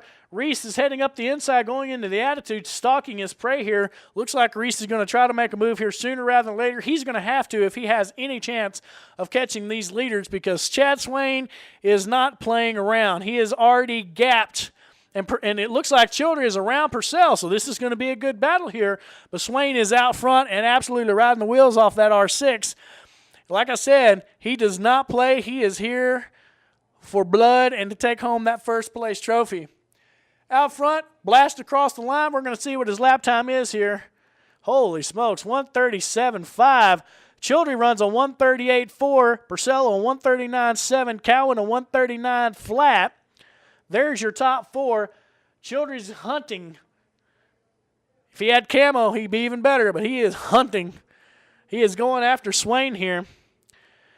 As the rest of the field comes by, Reese comes by in 5th. He did get around Egbert and run a 144.7 that last lap. He's going to have to really get on the ball here if he's going to have a chance to get up there and battle with the top 4. Egbert in 6th, Hawkins 7th, Warren Rose 8th, Steve Kozicki 9th, Michael Carr 10th, and David Hack rounding out your field there as they're starting to spread out just a little bit more. And Chad Swain is continuing to absolutely hammer this course.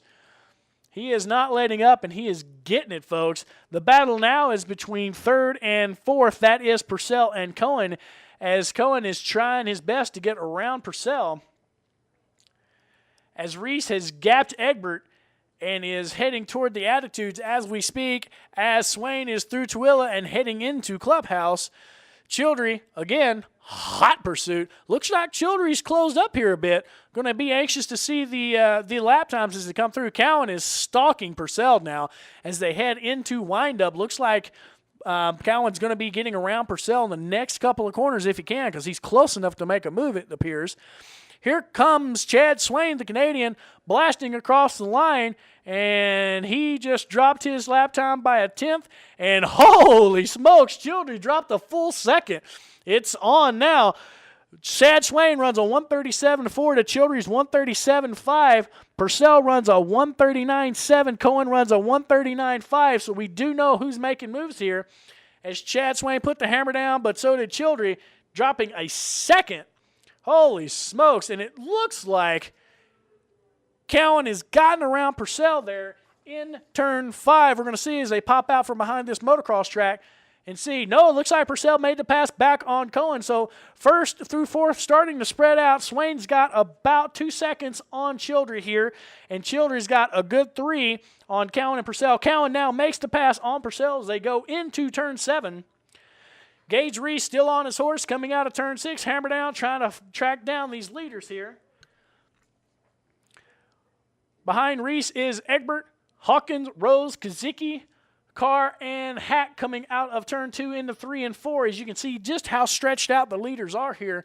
These fast guys are on it, and they're cooking, and they're putting the hammer down here. And this afternoon, as the sun starts to set, the track gets a little warmer. Swain still out front, dives into windup here, cutting a good tight line there, setting himself up for a very good release. That's why they call it release, turn 15. Still got, looks like he's got a little more room on Childry again. We'll check the lap times here.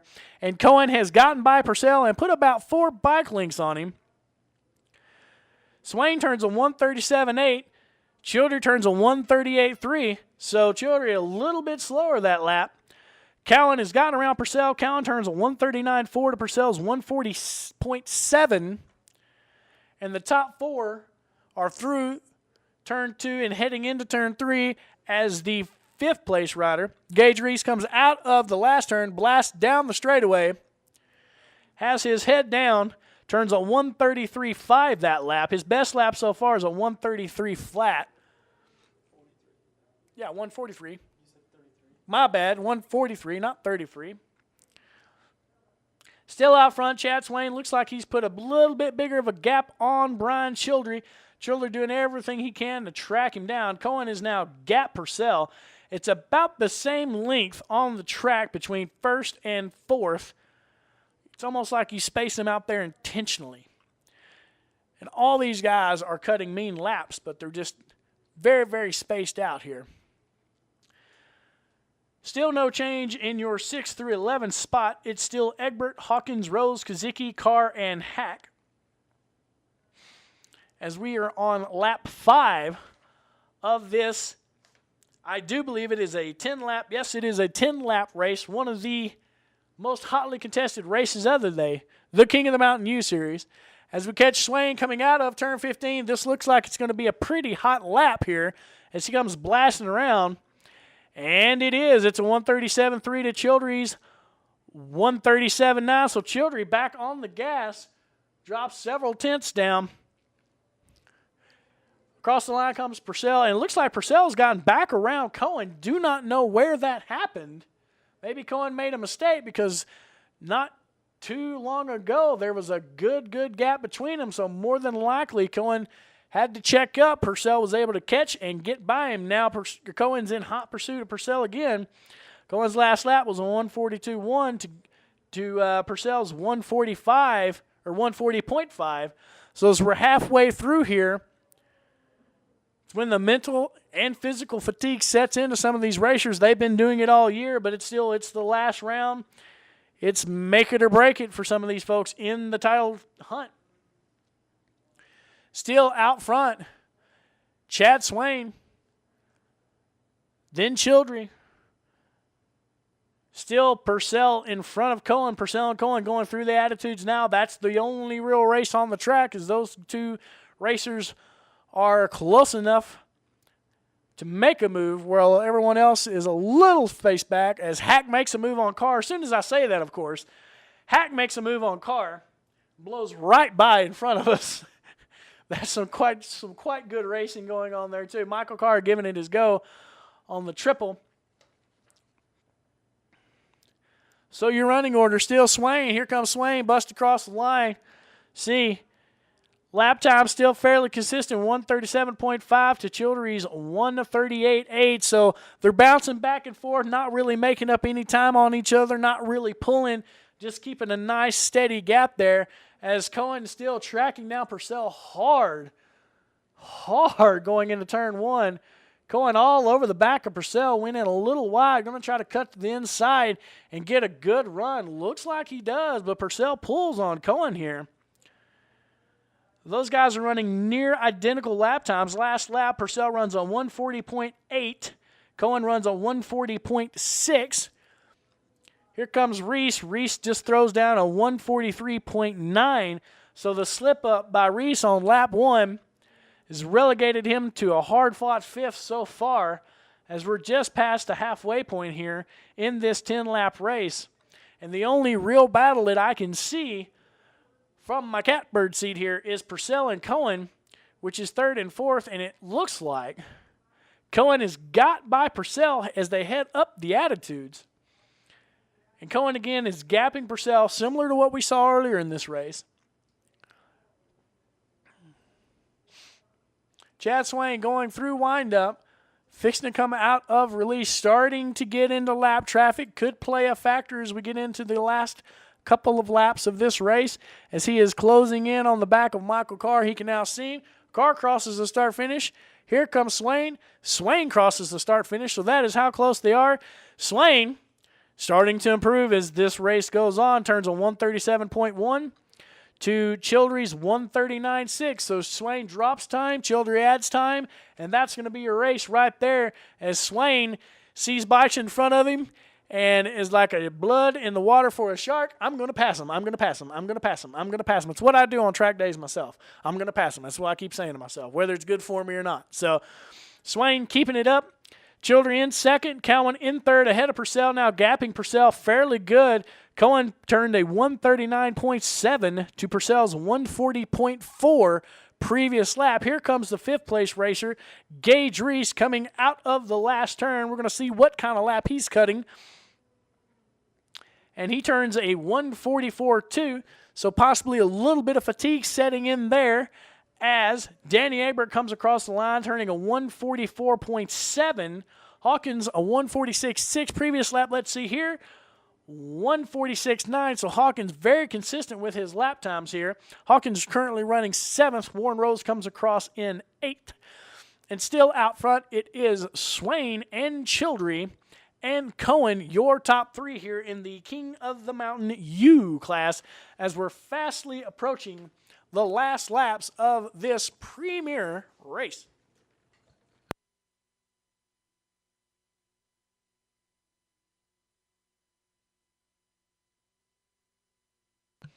Swain crosses the start-finish line, has gotten around, looks like he's gotten around Carr and Hack and Kozicki. Swain on his horse, holy smokes, gets 3 back markers in half a lap. Whew, man, maple syrup is good stuff. Mercy. Childry still in it, running 140.9 to Swain's 138.2. Swain keeping those lap times in the 137, 138 range. Large gap now between first and second. Larger gap between second and third. Purcell's trying to stay close to Cohen, but it's just not happening as Cohen is still turning 139.2s.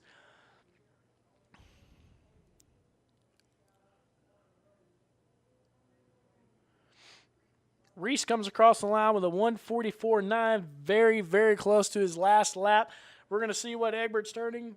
Egbert turns a 145.0, so Egbert's not making up any time on the 5th place rider of Gage Reese, while the good doctor is making up time on Egbert here as we are in the closing stages of this race, all pretty scattered now on this 2.2-mile racetrack known as the East Course at Miller Motorsports Park. And there comes Swain again, the Canadian, absolutely dominating as he takes the white flag. We're heading into the last lap, and he runs his next to quickest lap of the day with a 137.56. Good grief. He's just getting warmed up, folks. He'll be back here later in the day to do battle with Oleg Pionic as they did the previous round. Childry comes across the line, cuts a 142.3. Cohen comes along at a 140.2. Purcell 141.06.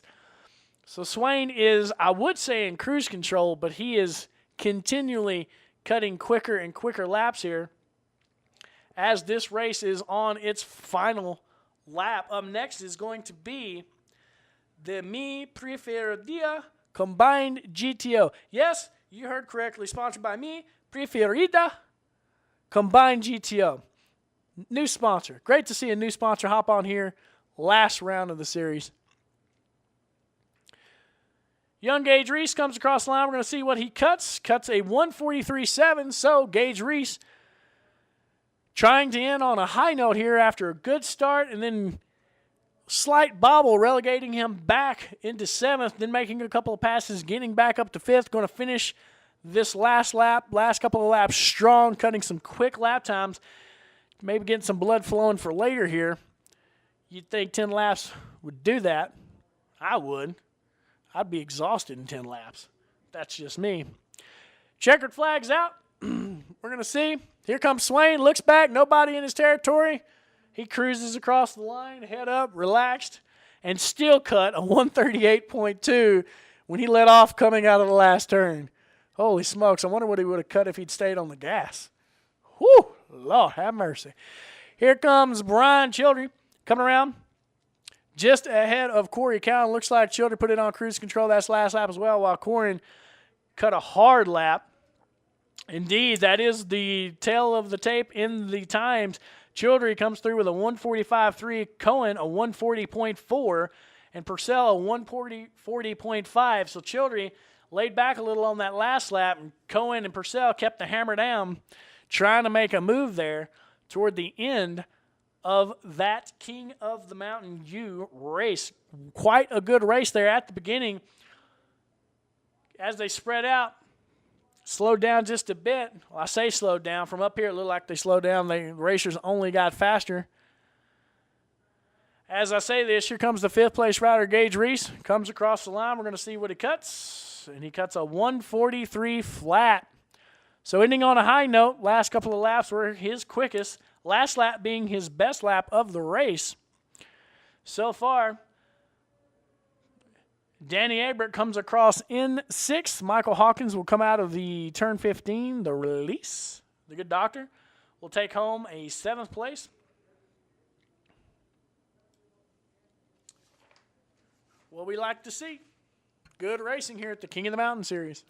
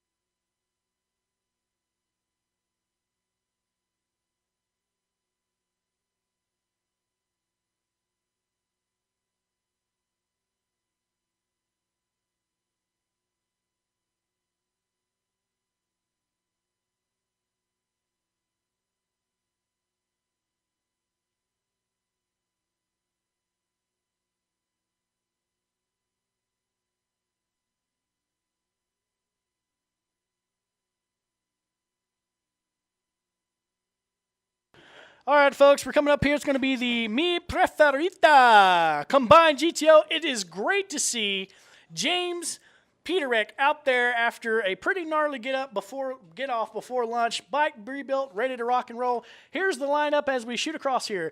Number 727, Brandon Hope. Number 65, David Peterson. Number 312, David Piotrowski. Number 43, Steve Olson. Number 317, as mentioned, James Peterick. Number 512, Cyrus DeJong. Number 30, Chris Crump on the Buell. Number 321, Marshall Miller. Number 997, Hayden Villarreal. And number 31, John Crump. They're off, and Hayden Villarreal is going to get the whole shot. We're going to see if he can keep it going into turn one. And it looks like he does. The Harley Davidson. No, Harley gets relegated back to third. It's going to be... Looks like David Peterson close to out front, but he is really getting pursued by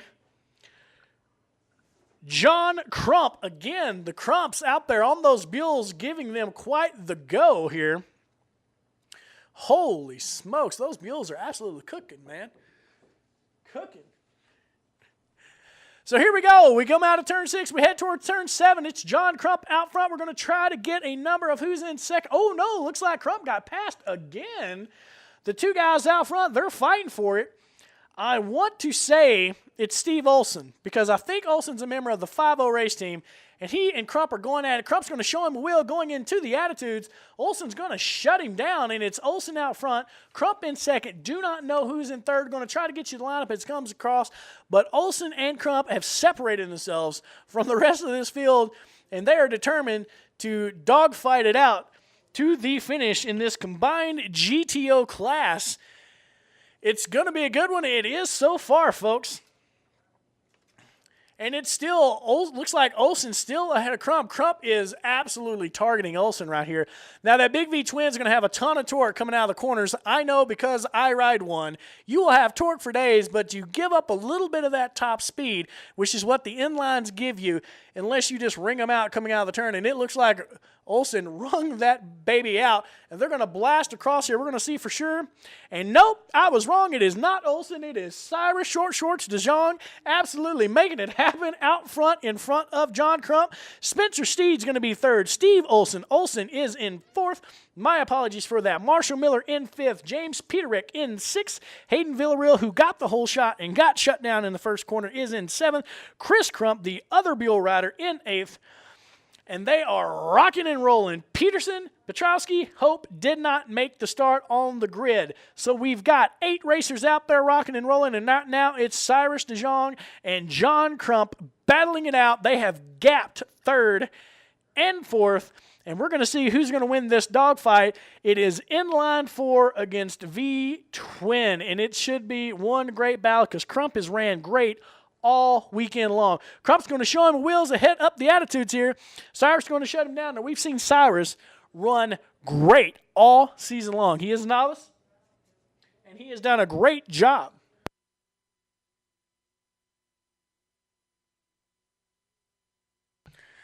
All right, here we go now. Here we go now.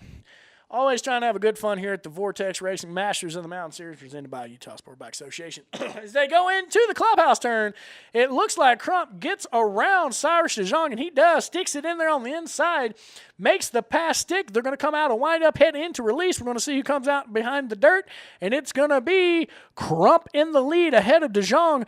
Crump's got this riding style that is very, very, very reminiscent to a former world champion. He almost looks as if he's crossed up. I cannot think of that world champion's name now, but I just saw a comparison between that person and Mark Marquez here a couple of weeks ago. He rides shoulder in, head up over the windscreen instead of head out and leaning into that turn. It's very, very, very different, but you know what? It's working for him in that Buell because he's out front right now and gapping Cyrus DeJong. To give you a rundown here as we head into lap 3, third place is going to be Spencer Steed. Fourth is going to be Steve Olson. Peterick now in fifth. Marshall Miller in 6th, Mark Harper 7th, Chris Crump in 8th, and Hayden Villarreal on the big Sportster Harley-Davidson is in 9th. Crump looks to have about 5 bikes on Cyrus as they head up out of ecstasy and into the attitudes here as we are on lap 3 of this combined GTO race here at Miller Motorsports Park.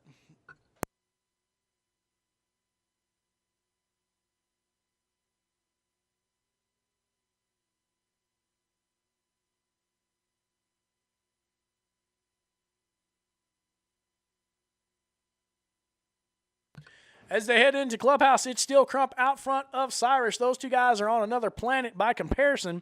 Spencer Steed, number 55, is trying to track them down. Speed's cutting some pretty quick lap times here. Going to see if he can close it in. Real battle going on is between 4th, 5th, and 6th there with Olsen Peterick and Marshall Miller. As they come out of the last turn, it's still Stump in ahead of Cyrus DeJong. There comes Spencer Steed. Steed cuts the quickest lap of anybody, turns a 141.8 that last lap.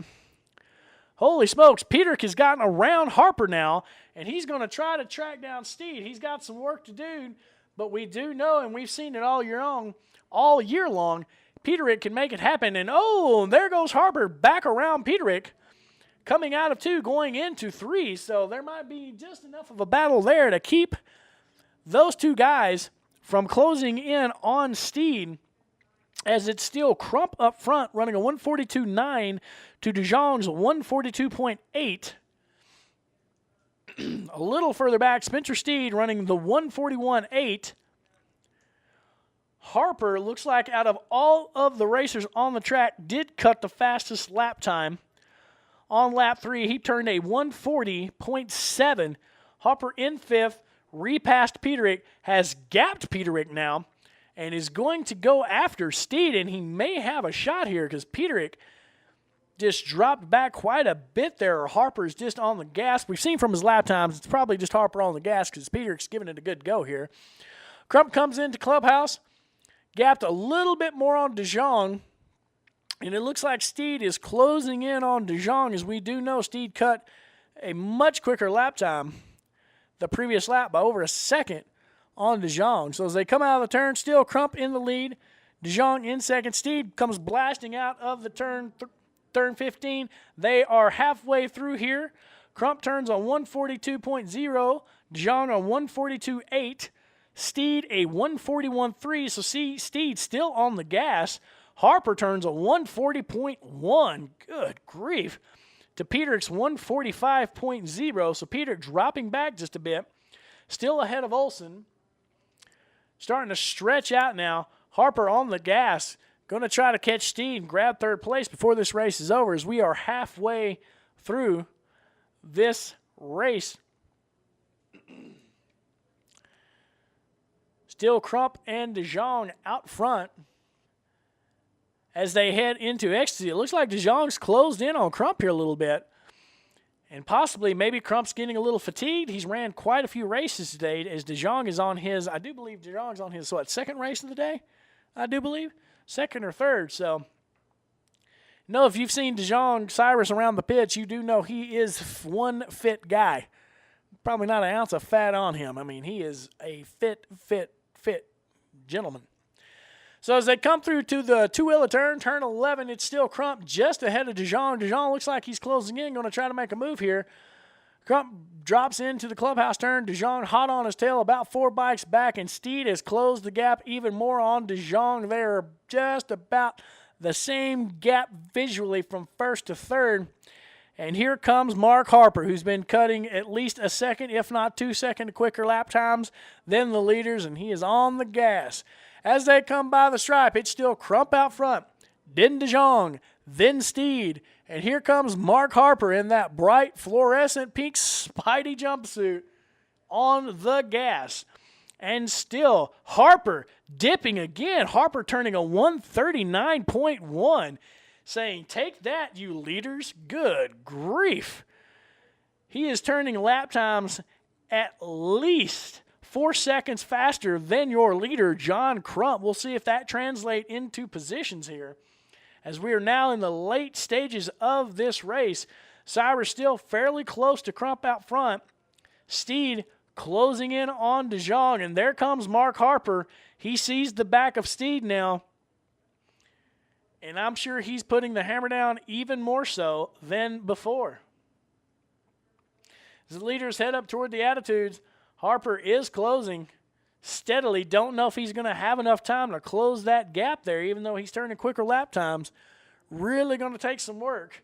We'll see if he can get it done in the late stages of this combined GTO class, with the open Superstock coming up next in the chute. Will be race 10, as we are on race 9 currently. As the leaders go into the clubhouse turn, it is Steed all over. Oh, no, looks like Steed has gotten by DeJong. Looks like that happened probably in the Tooele turn. Harper closing in on DeJong. Crump still out front. This could be a dogfight here at the end, as the top 3 are within spitting distance. And there comes Mark Harper even closer. It's Crump, it's Steed, it's DeJong, and it's Harper, and it's the white flag. This is the last lap. Crump turns a 141.2. Steed turns a 139.7. Cyrus turns a 142.4. And Mark Harper absolutely gives them all the bullheaded, head down, right fist pinned out, turns his quickest lap of the day, a 139.011. He may have time to get Cyrus here, as he is closing that gap. These leaders are at least 3, if not 4 seconds faster than the back markers in this class. And now Steed is all over the back of Crump. He is not having any of this Buell domination. And there goes Steed. And there goes Crump. They're fighting it out as they go into ecstasy. Steed makes the pass stick, is in front of Crump, and he's going to blast out of turn 7 up toward the attitude, saying, "Come get me, big boy. I got you." And DeJong is in third, and Harper is all over DeJong, closing the gap as they head up toward the attitudes. This is definitely going to be a dogfight, as Steed is chased down. Steed going from 4th to 1st in 4 laps. Good grief. Steed is on the gas, gapping Crump now. And now Harper is all over the back of DeJong as they come out of the Tooele turn. As they drop into clubhouse, we're going to see, oh yes, Steed has pulled at least 5 bikes on Crump. Harper has gotten by DeJong now for 3rd. He's not going to have enough time to get 2nd, but he gave it one hell of a run here, as Steed, the man on the gas, my goodness gracious, comes around release, and he is going to be one happy man as he's going to take the win here ahead of Crump.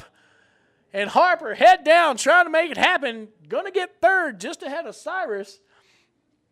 And my goodness gracious, Harper, holy smokes, turns a 138.9. Woo, give that man a cookie. Every lap he got faster. Every single lap, Mark Harper got faster. My goodness, that was awesome to watch. I hope you folks have enjoyed it. Woo, man, I wish they had another lap. I would like to see what Harper had for Crump and Steed. My goodness, that was one heck of a race. Giving you here the rundown here. Final running order. Steed out front with the win. Crump 2nd. Harper 3rd. Cyrus DeJong 4th. James Peterick comes across the line in a hard-fought 5th over Steve Olson in 6th. Marshall Miller in 7th. Chris Crump in 8th. And the Sportster pilot, Hayden Villarreal, comes across in 9th. To close out this combined GTO class, some of the best racing of the day so far right there, those top 4. Holy cow.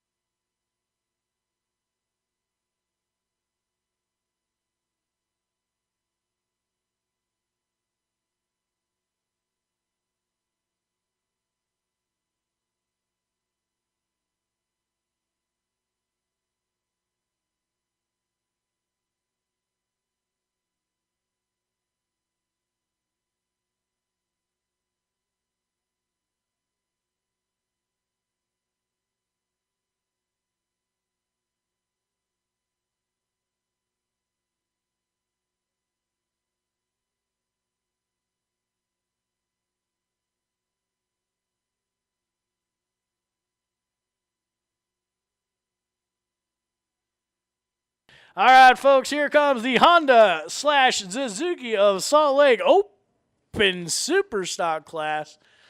The sun continues to shine on a dog's backside here in wonderful Tooele, Utah, as the weather forecasters are all out of a job officially. I'm calling it right now. They are out of a job because there was like a 100% chance of rain today. I could have rode my bike out to the track. This is ridiculous. Beautifully sunny skies here, which is what you want, really and truly, when it comes down to the final points-paying round, which is the final round of the Utah Sport Bike Masters of the Mountain Series, brought to you by Vortex Racing. Great to have Vortex on board for the second year in a row. Hopefully many more to come here. And as we're closing out, this is race 10 of 15, so 5 races to go, folks. Here's your Open Superstock grid as it stands now. Number 217, Carl Sorensen. Number 99, Chad Swain, the Canadian back to take home, I'm sure, his second first-place trophy of the day. Number 689, Sherrick Min. Number 86, Eric Grimm, who may have something to say about Chad Swain taking that trophy home. Number 67, Damian Olsen. Number 96, Michael Bradshaw, who was battling it out tooth and nail with Oleg Pionik just before lunch. Bradshaw turns 50 this year, folks. 50. He's one of the fastest guys out here. Didn't start racing sport bikes until he was 40. Raced motocross and cars before then. So you want to talk about a true racer and gearhead at heart. My goodness. Number 96, Michael Bradshaw. Number 5, Ryan Brand. Number 527, Gerald, we call him Jerry Hicks, on a beautiful flat blue, silver, black Honda. You just have to see it in person. It's just stupidly beautiful. And then number 31, John Crump, back for revenge after getting snuck by in this previous race. So here we go, folks. This is going to be one heck of a race. I guarantee it, and I do not see Chad Swain. Chad Swain did not make the grid. No Chad Swain. They're off and running. Jerry Hicks gets the whole shot. Let's see if he can stick it into turn 1. It's going to be quite the drag race. Hicks gets the whole shot. Bradshaw second. Sherrick Min in third. Trying to see who that fourth-place rider is. That's Ryan Brand. Then Crump. Then Grimm. Leading out Olsen in the back here. So Jerry Hicks out front. Already got about a 2 bike lead. Heading into turn 5. Going through turn 6, known as Satisfaction, as they head toward Ecstasy. This is where a lot of passes have been made today in this short stretch between 6 and 7, but it's not going to happen this race, as Jerry Hicks is out front, hammer down, and is determined to stay in front of Bradshaw and take this win in the combined GTO. No, not the combined GTO, good grief. The Open Superstock. My apologies, folks. Determined to take the Open Superstock trophy home here. So as they head toward the backside of the track, heading out of the Attitudes into the Tooele turn, still looks like Hicks out front. Bradshaw's within 2 bikes and closing on Hicks. Sherrick Min, I do believe that's Sherrick Min, right on, well, not anymore, as Bradshaw's slammed the door on Min and gapped him. Brand behind Min, then Crump, then Grimm. We're going to see, here comes the leaders through the last turn, turn 15. They call it release as they're winding up, and pow, there they go. Here comes across the line. It's going to be Jerry Hicks, Bradshaw. No, Chad Swain. Chad Swain did make it. He was on a different bike. Chad Swain, number 99, riding a completely different motorcycle for this race. We're not used to seeing that. Flicking it around out there is in third. Ryan Brand in fifth. Ryan Brand fourth. Grimm fifth. Crump. So Grimm gets around Crump for fifth. Crump in sixth. Sherrick Min is going to round it out in seventh.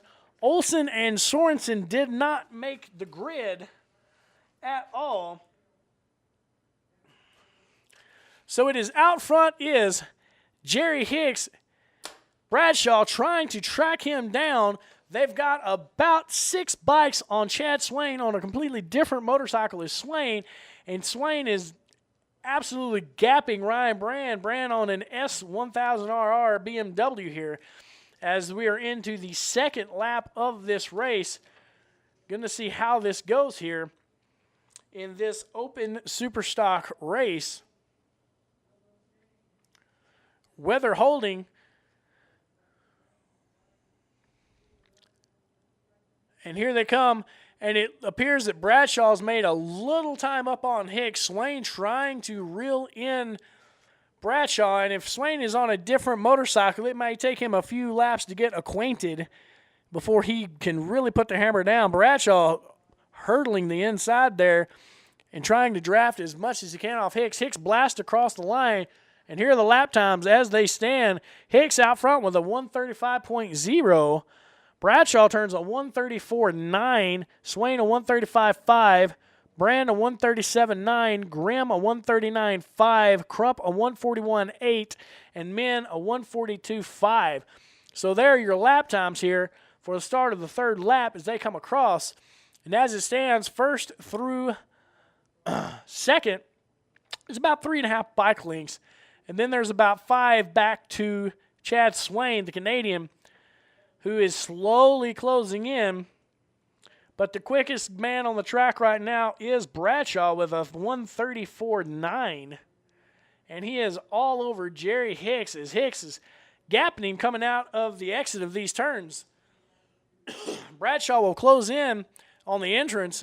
Hicks will pull on the exit. We'll see if that can get corrected here for Bradshaw, if he's going to have a chance at getting around Hicks.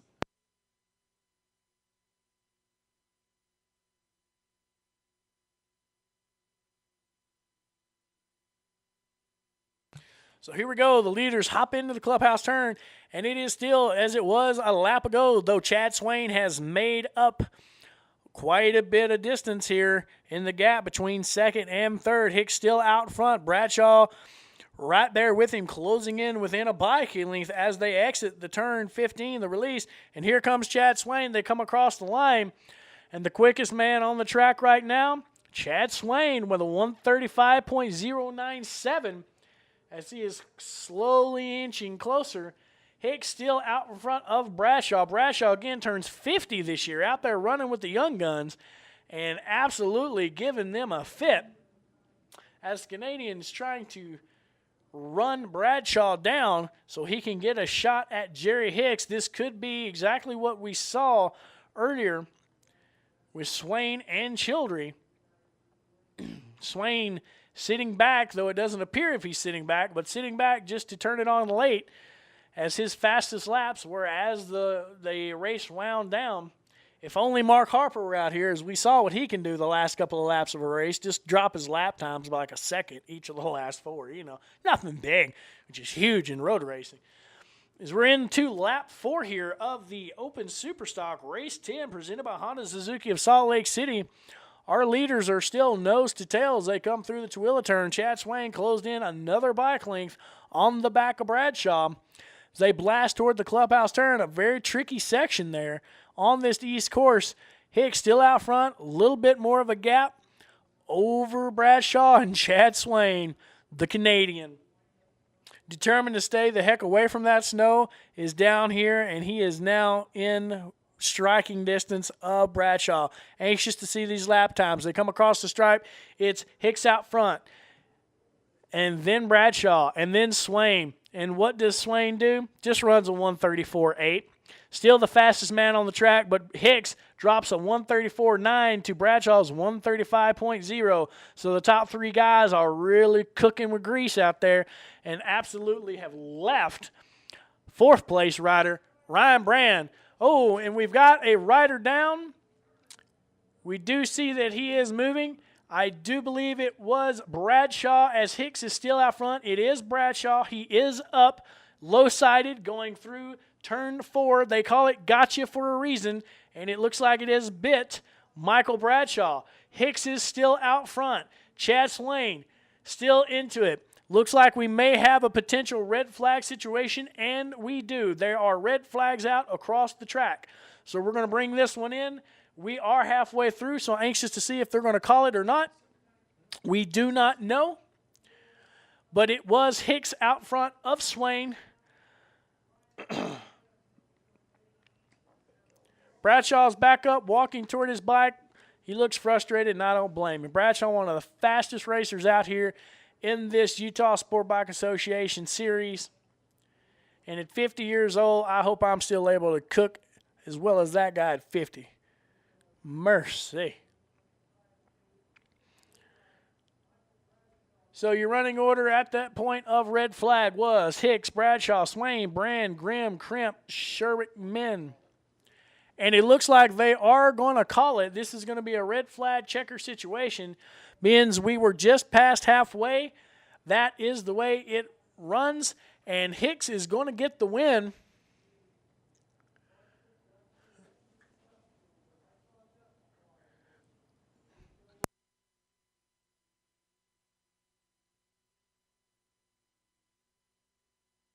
Looks like they're letting Hicks know right now, and he's just got confirmation he does pick up the win in this red flag checker situation.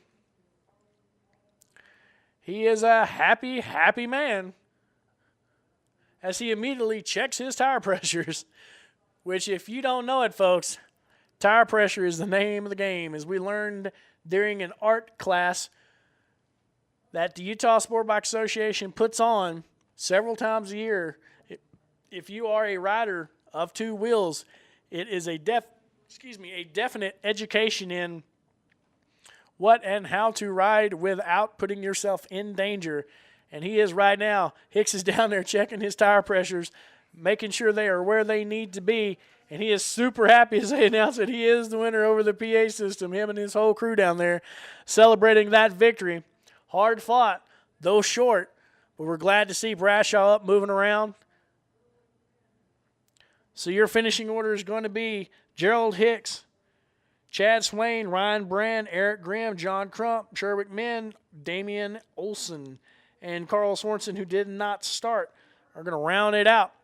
Hicks, super happy, revving it out. Congrats, Jerry. Good ride, buddy. Coming up next is going to be Race 11, the Cycle House Heavyweight Superbike, and La Monica's Restoration Service Sportsman class.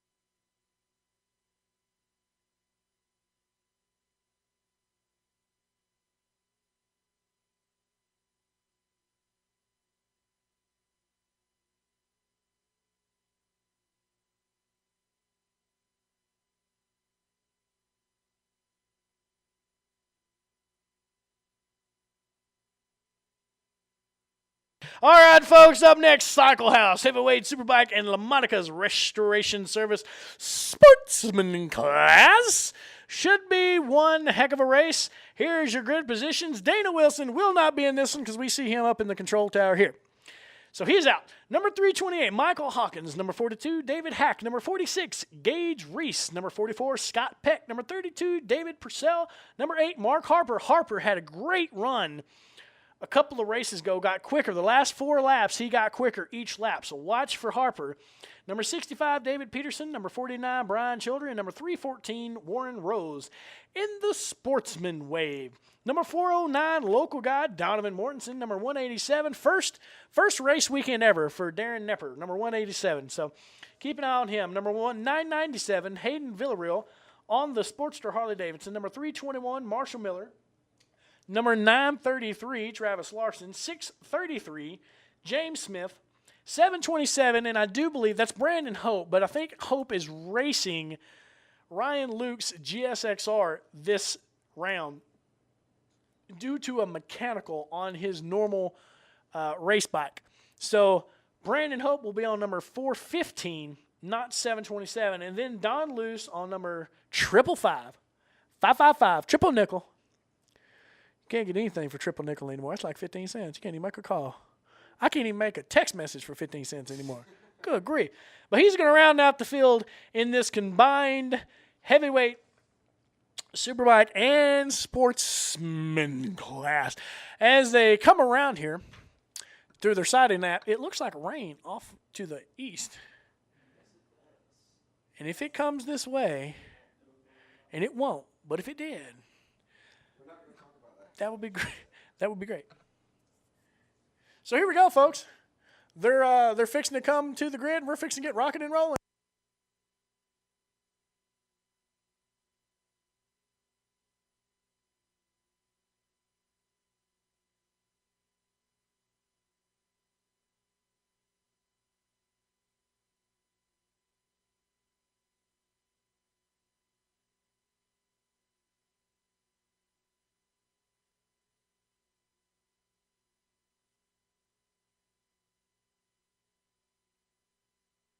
All right, folks, as you see us zooming in there, that's Darren Nepper. They call him the Dodger. It's his first race weekend ever on a GSXR 5-color chameleon paint Gixxer.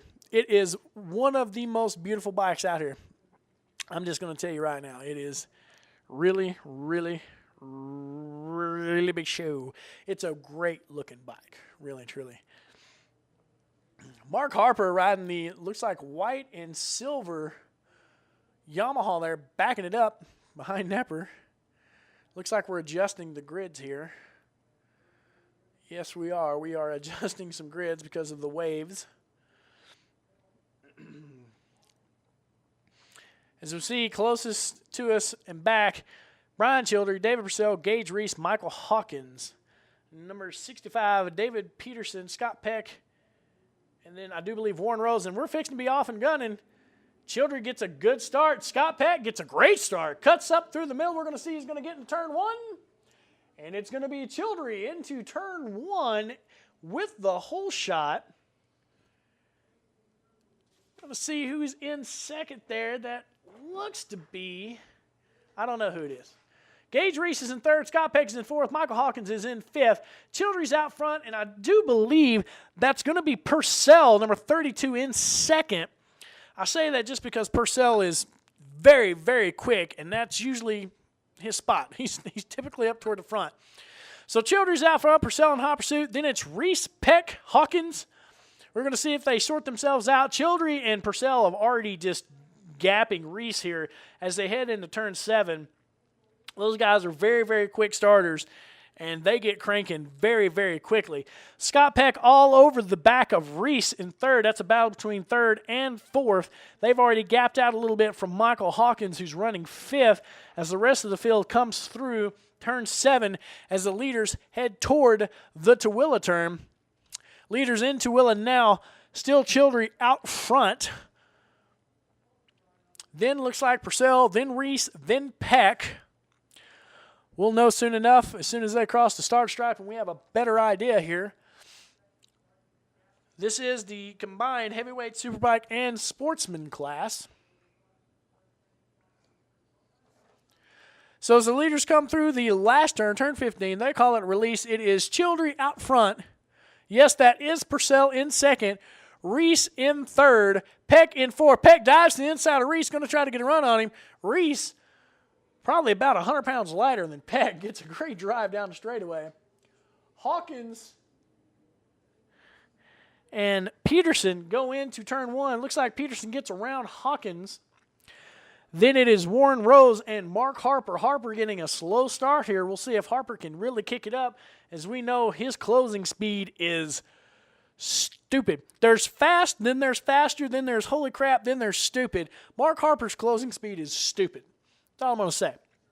As we come to the Wave 2 Sportsman class, your leaders as they come across the line, Marshall Miller, Travis Larson, Don Luce, Donovan Mortensen, Darren Nepper running 5th, James Smith running 6th. Brandon Hope and Hayden Villarreal did not make the grid. So they're off. Into lap 2 here, and it's still Childry and Purcell out front as they come out of the attitudes and blast down the front or the backstretch there going into Tooele. Childry has gapped Purcell here by, wow, a good 6 bike lengths. We'll see if Purcell can close it up here going into the clubhouse area, and it does not look like it. Brian Childry looks like he got his blood flowing from those previous races, and he is on it now. Reese still ahead of Peck. Good battle there. They're very tight, third and fourth, as they drop into the clubhouse. Peck looking for any room he can to get around young Reese. As here comes Childry down the front stretch, we're going to see what his lap times are. 138.2 to 139.4 of Purcell. Peck all over the back of Reese. Peck going to draft Reese, see if he can get him. Reese just pulls away. Young and light, going to drive it every time. Reese comes across the line at a 144.5 to Peck's 144.6. Peterson comes across in 5th with a 144.5, and Hawkins in 6th with a 145.6. As the second wave, the sportsman class comes across the line. Your still current leader, Mark Miller, in the sportsman class. Second, Travis Larson. Third, Don Luce. Fourth, Donovan Mortensen. Fifth, still Darren Nepper, turning a pretty good lap time for his first race weekend ever.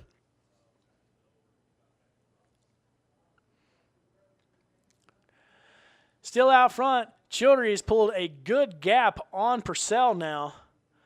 When you're running nearly over a second quicker than second, you can do that.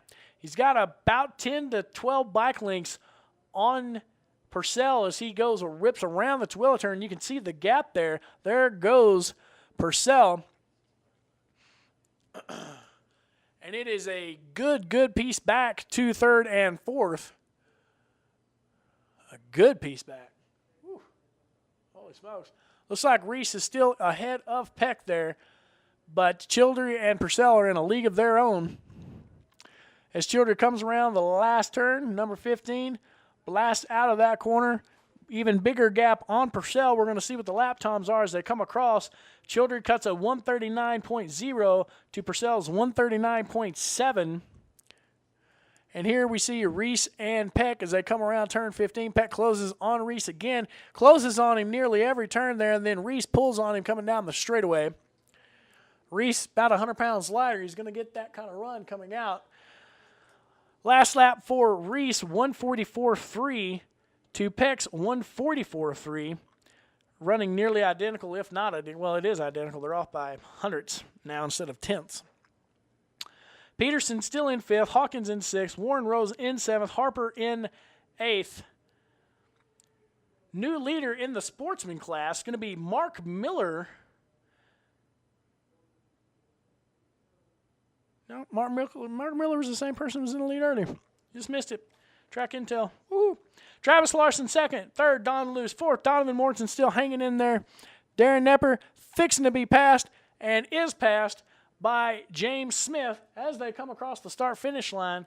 Going into lap 5 here. We're halfway through, and it's still Childry out front. Purcell still in 2nd. Childry's got a good distance, about a corner and a half on Purcell. Purcell's giving it all he's got. Childry's just got the hammer down. Reese still ahead of Peck, and it does look like Peterson's starting to close on Peck, so that could be a pretty good battle here as it goes. Here comes Childry, crossing the line, taking the halfway flag. Childry turns a 139.3 to Purcell's 140.2. So indeed, Childry continuing to hammer away here, getting out some frustrations possibly from the earlier runs, but absolutely gapping Purcell here by about a straightaway. As we look back, and it's still Gage, Reese, and Scott Peck, same fighting positions, third and fourth. Reese turns a 143.7 to Peck's 143.8, and it's still Peterson and Hawkins. As Sportsman comes across, it's still Marshall Miller out front, then Travis Larson, then Don Luce, Donovan Mortensen, James Smith, and Darren Nepper.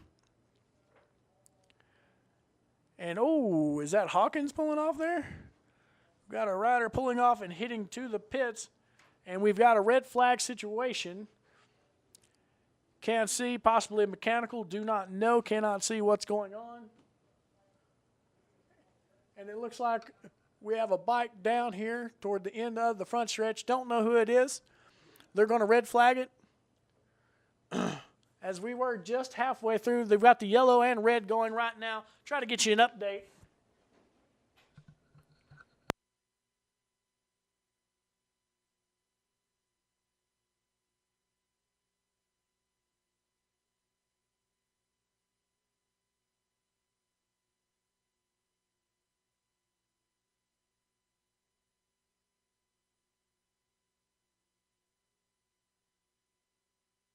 So we did have a rider, looks like went down in the first turn. Looked like a pretty hard get off, but the rider is up. He is walking under his own power. Looks to be okay. Bike's up and out of the way. They have red flagged it for now. We're going to get a update here, see if we're going to go back to green or not. And it appears we possibly will go red flag checker finish. And I do believe we will. And we'll get an update here as soon as we know.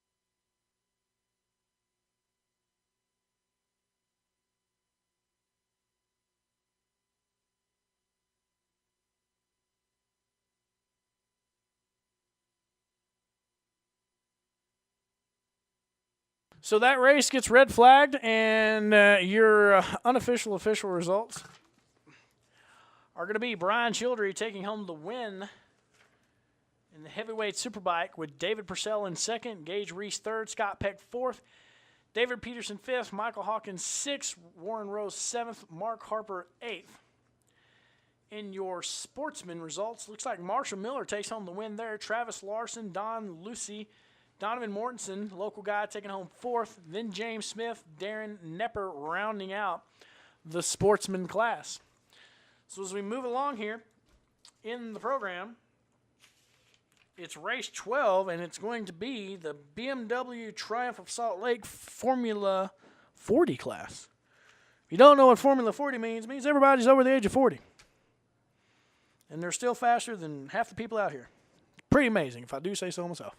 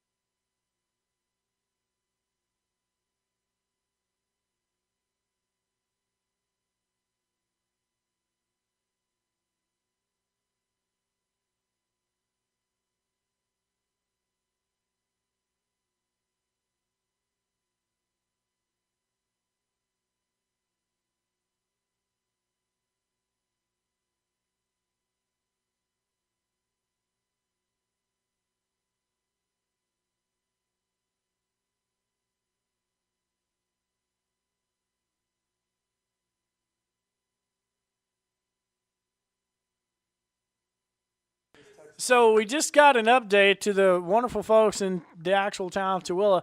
It's hailing there. While we at Miller Motorsports Park, which is not into Tooele City, sun's out. Welcome to Utah. If you've never been here, wait 5 minutes and the weather will change. It's just like Florida. And I will have to agree, I've been to Florida most of my life, and that seems to be the way it goes. So weather will change in a couple of minutes. Just give it a little bit of time. Looks like we might get out of this race weekend with a Sunday full of sunshine, which is great.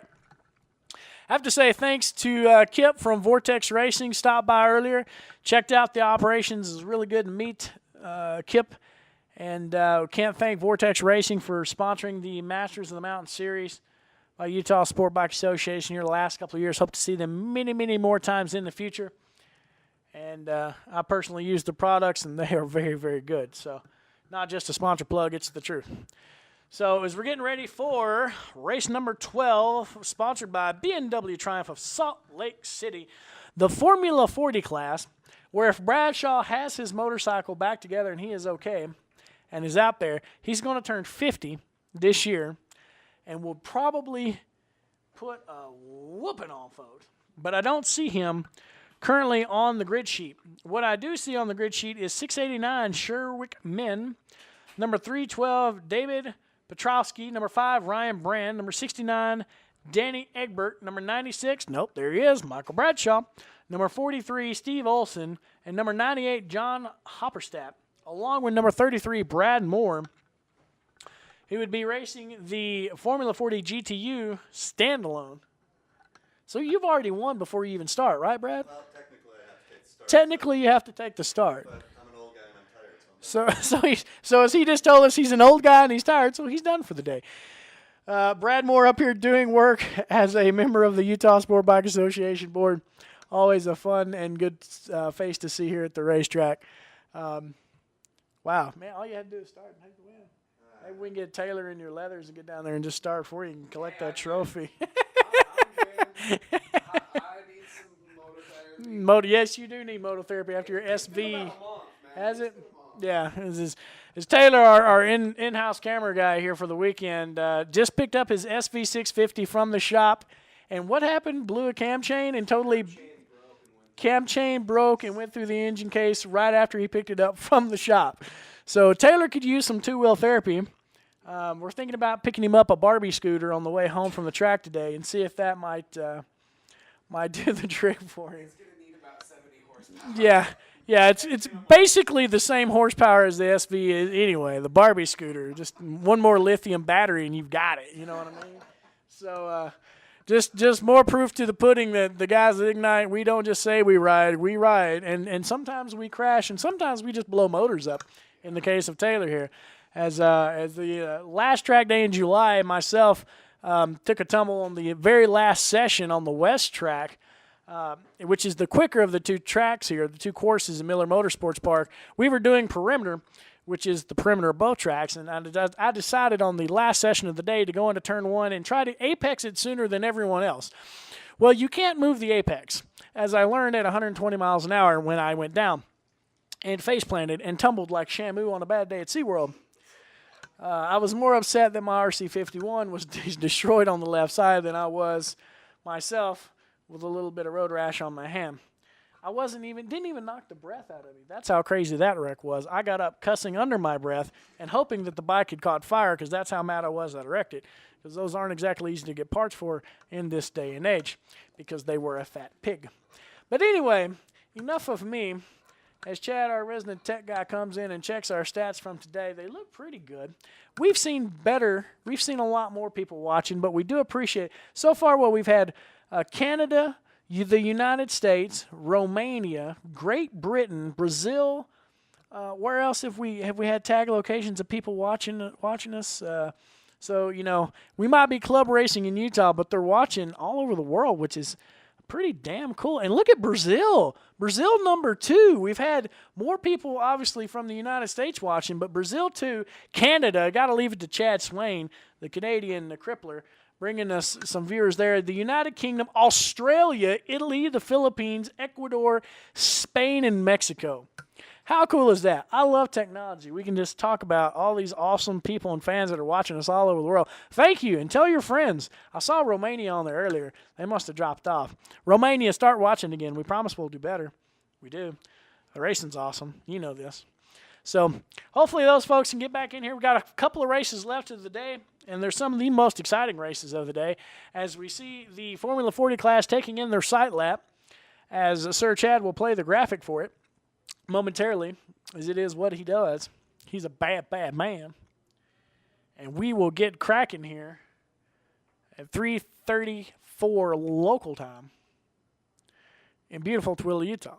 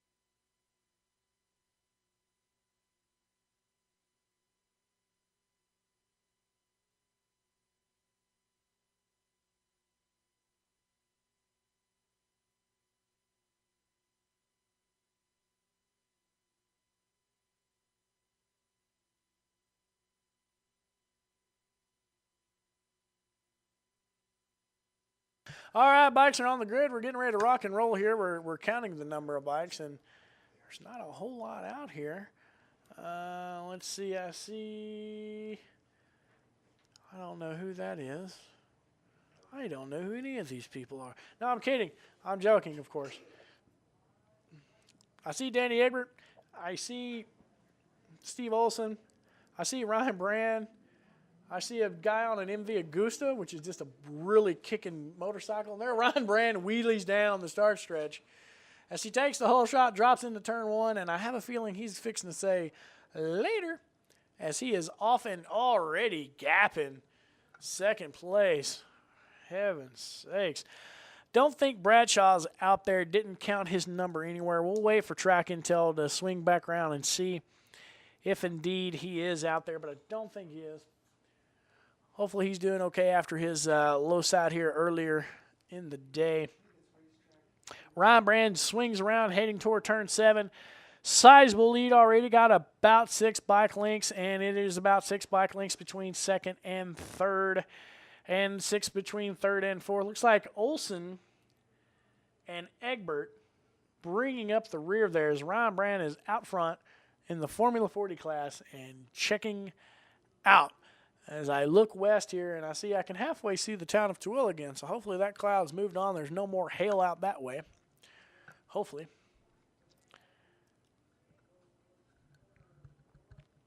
So as we catch the leaders going through the Tooele turn, you can see that dark cloud back in the background there in the Tooele turn camera.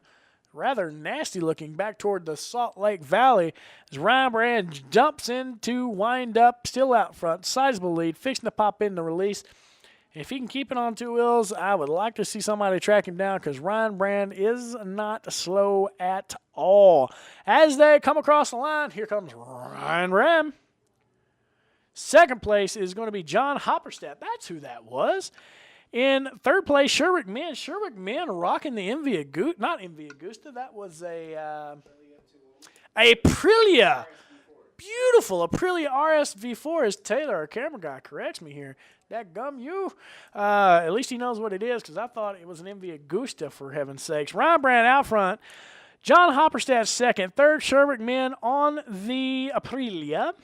Number fourth, Steve Olson. And fifth, rounding it out, Danny Egbert. As I stated earlier, Brad Moore not taking the start as he is old and tired, as he told us. But still doing a lot of work for the Utah Sport Bike Association up here because he is a board member. And he's also a member of the club. So putting in work. Ryan Brand, again, still out front. Got about 8 bike lengths on Hopperstedt. Hopperstedt's got about 15 on men. And then the real and only battle on the track right now is between Steve Olson and Danny Egbert. Olson leading Egbert by about 3 bike lengths as they head up toward the Attitudes. So we get our in-clubhouse camera on them as they drop behind that backside there. And you can see that cloud there in the background just briefly as Ryan Brand busts through the Tooele turn and heads into the clubhouse. Really ominous cloud there back toward the east. Thankfully, wind's blowing that way, so we shouldn't see any of that here at the racetrack. Ryan Brand still out front, heading into windup, now in the release, taking a very wide line, and Ryan Brand is off the race course and heading into the pits. That's just interesting. It is now Hopperstedt out front. Ryan Brand coming into the hot pit. Does not look happy. Looks like he had to serve a stop-and-go penalty for whatever reason. So he will be in super hot pursuit of Hopperstedt out front now.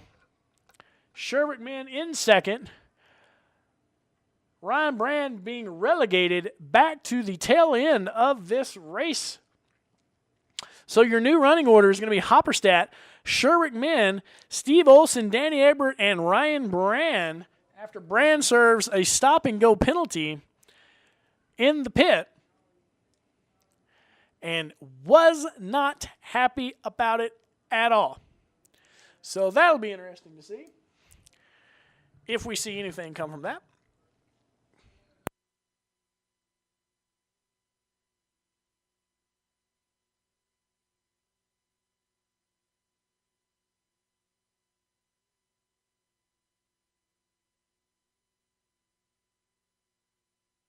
So here we go. We're back to the racing action. We're on lap 3. Hopperstedt out front, cruising. Sherwick Men in second. Steve Olson third. Danny Egbert fourth. Ryan Brand in the back, making moves, as they say. Finally, Ryan Brand, after serving that stop-and-go penalty, has caught Egbert, and now he is a man on a mission as Hopperstedt comes around the last turn on the East course, blasts toward the start-finish line, and turns a 140.8 that last lap. Sherwick Men, who is about a straightaway behind Hopperstedt, turns a 142.0, and that is a very, very wide gap back to third, fourth, and fifth. And Ryan Brand is already caught and is now passing Danny Egbert coming down the start stretch. He will probably get, and he'll get Olson too, a twofer on the front stretch as Olson had to check up because they were closing on Egbert so quickly. So Brand back in third on his horse, and he is cooking. Olson now side by side on Egbert as they go through 3 and 4. Olson lets off a little bit. Egbert shuts the door. Brand has already gapped him and is gone. He is in very, very, very hot pursuit of second place in Sherwick men. Brand already gapping Egbert and Olsen by, wow, like 15 bike lengths. He is a man on a mission.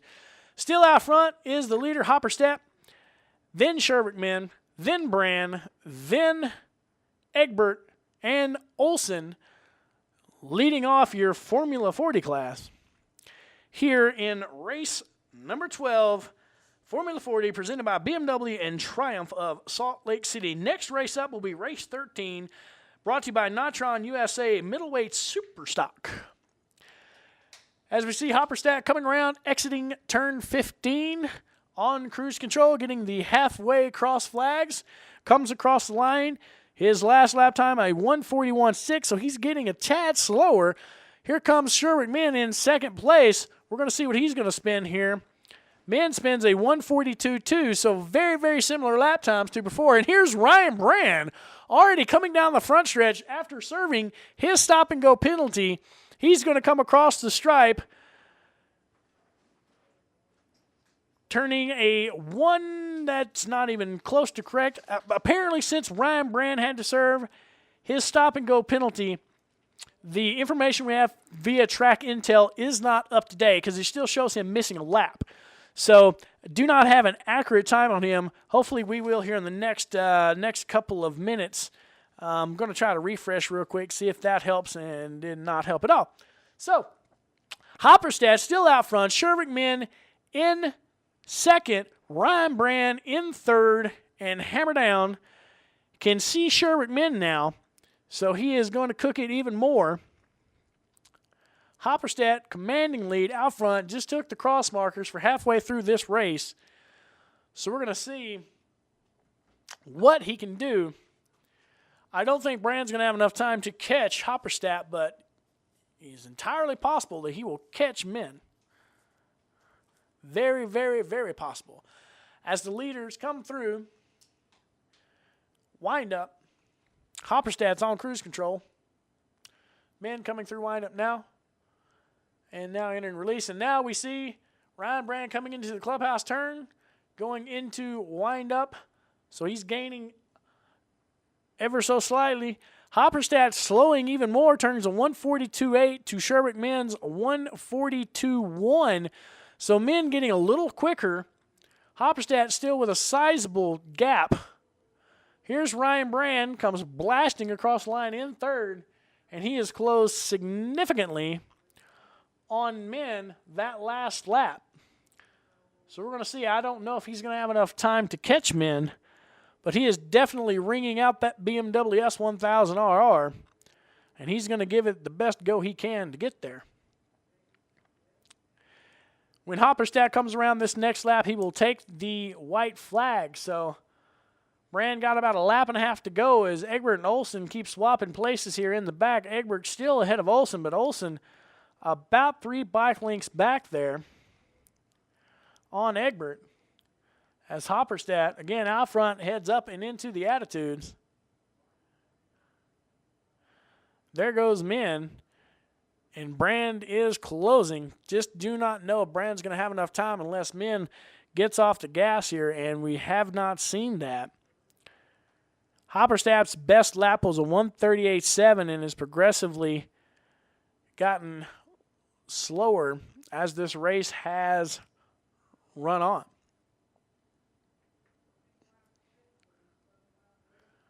So here comes Hopperstadt around the last turn, fixing to take the white flag, will be the last lap. There is Men entering the last turn as Hopperstadt crosses the line. And there's Ryan Brand fixing to exit the last turn and is now within 3/4 of a straightaway of Men. We'll see if he's got enough time to track him down. Ryan Brand still cutting mean laps out there. Hopperstadt firmly got this now. Olsen and Egbert bringing up the tail end, and Egbert has gapped Olsen by about 3 bike lengths. Up next again is going to be the middleweight superstock class, brought to you by Nitron USA. As 4th and 5th take the white flag. That's Egbert and Olsen. Does not look like Olsen has much of anything for Egbert here, as he hasn't really all race. Swapped a couple of different positions early on, and then has been on cruise control since. Hopperstadt out front, Min in second. Ryan Brand looks like he is running out of real estate, but he is still pressing hard. Going to try to make that pass. But he's going to have to get it. And you can see this storm in the background of that Tooele turn. Holy smokes. That cloud is dark and just nasty looking over the lake there. That camera not much better, as it's still a lot of dark in the foreground. Here comes Hopperstadt, drops into windup. Fixing to pop into release. Turn 15 on this 15-turn course. And this one's in the bag. He is in cruise control. Sherwick Min, second place. Good run for Sherwick. And there's Ryan Brand still closing ever so hard on Min. Min can't let up now. If he does, he's got him. And he doesn't. He keeps the hammer down. And Ryan Brand wheelies down the front stretch, as only those BMWs can. Egbert still leading Olsen. Coming in.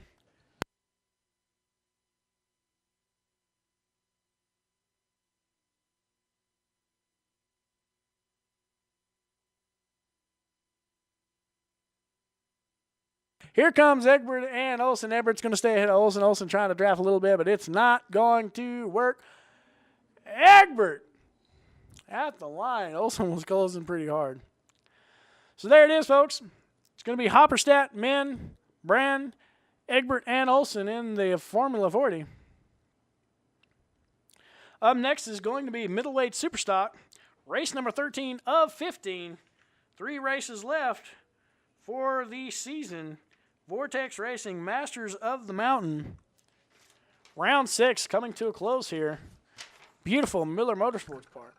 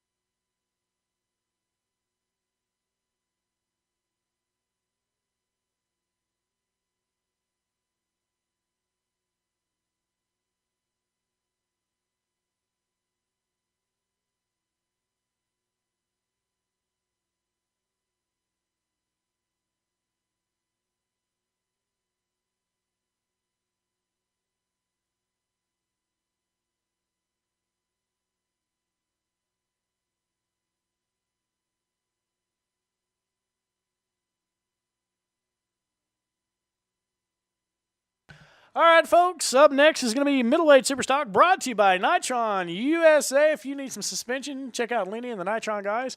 They will hook you up. A lot of Nitron bikes out here racing this series. As we see Stegel, Cody, former Masters of the Mountain, now Pikes Peak racer, out there fixing to grid mark some guys. And Kelly Reese strutting down the pit lane. So we shall see what goes down here in this middleweight super stock class. Your running order for this is going to be number 00, Steve Kozicki. Number 49, Brian Childry. Number 44, Scott Peck. Number 46, Gage Reese. Number 314, Warren Rose. Number 69, Danny Egbert, who just had a good ride in that Formula 40 class. Number 32, David Purcell. Number 32 Purcell. 42 of David Hack. 328, Michael the Dr. Hawkins. Number 99 of Chad Swain. And again, number 171, Dana Wilson. And I don't think Dana is going to make the start, as I see him up in the control tower. So he's out. Here on this last round of the Masters of the Mountain Series. Sponsored by Vortex Racing, brought to you by Utah Sport Bike Association of Utah. All right, folks, 3 races left. Sure to be good ones. Some ring dingers, some Jim Dandies, some hot tamales. We got the Canadian in this one. We got the Wonderkin in this one. Got a couple of the seasoned vets in this one. Should be one heck of a show. So, rain continues to stay away. All these rain tires guys bought have been hoarding all week long. Looks like they're not going to be put to use this year. Unless they really wore them out yesterday, which yesterday was a monsoon here. Typically, we do have the onboard cameras rocking and rolling out here, but because of the weather, we told our guys, look, they're not waterproof, and we do not want to cause a DNF because of that potential that is there. We never want to do that. So we told them, you know what, let's not run them, and we're going to work on it next year and work on a way to make them a little bit more waterproof, because the onboard cameras are really what's so awesome to race, or so awesome to watch if you don't have a chance to get out here and see it. So the guys are coming around to the grid. 3 races left for the season. Guaranteed to be good.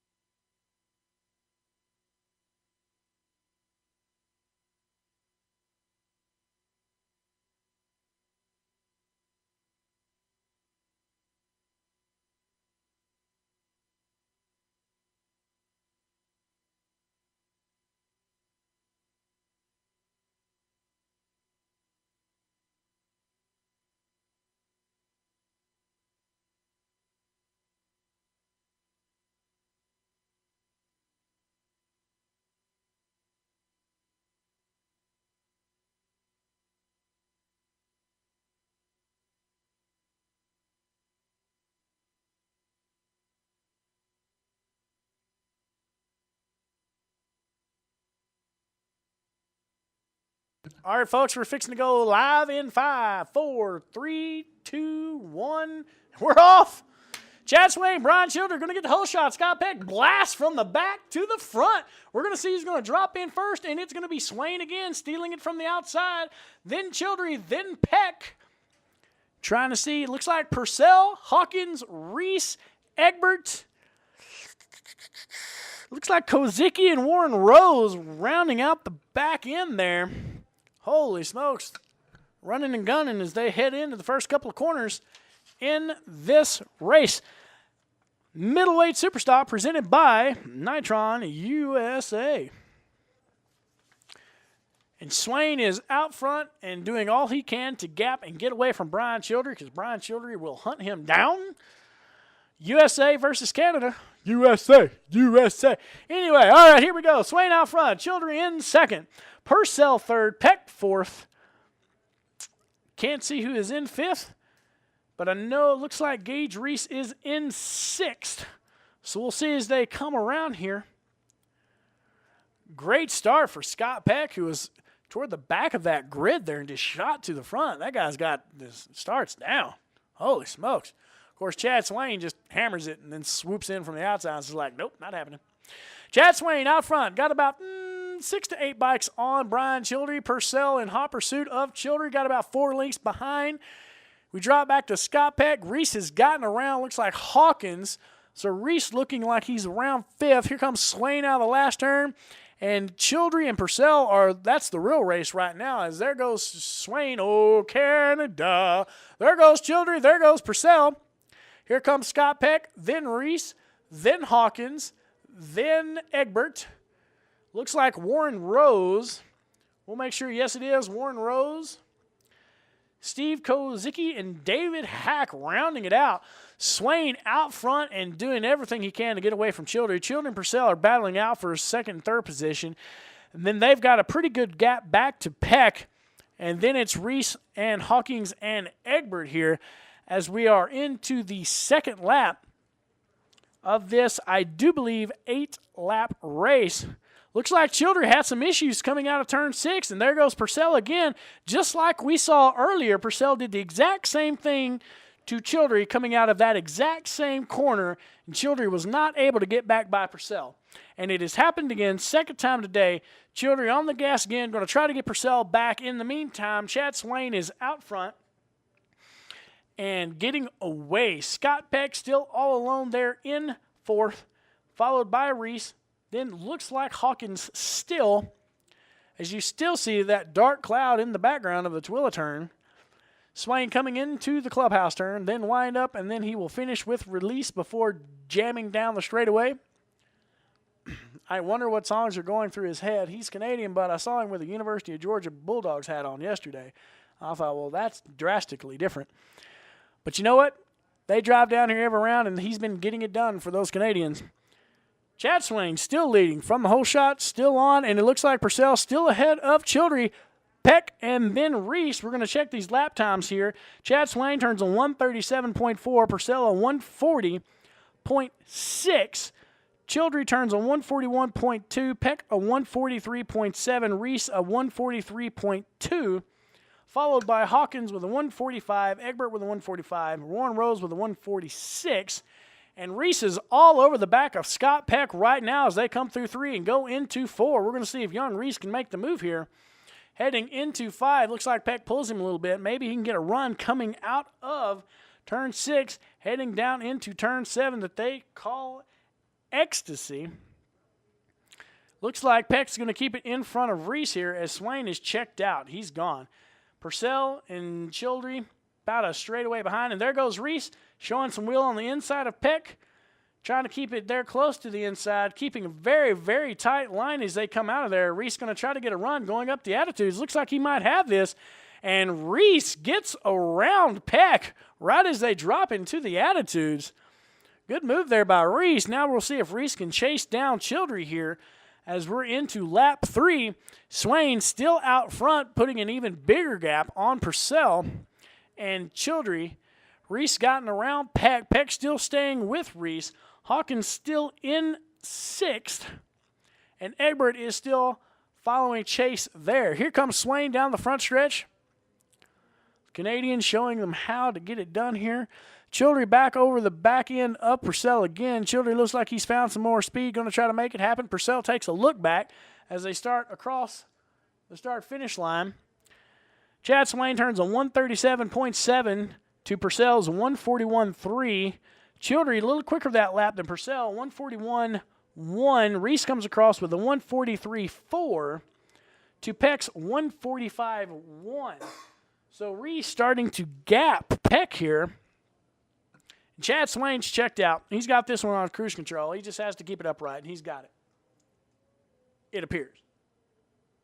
And it looks like Egbert misses turn 1, heads back onto the track from the pit. He's going to enter here right in front of, let's see, it looks like he entered right in front of David Hack.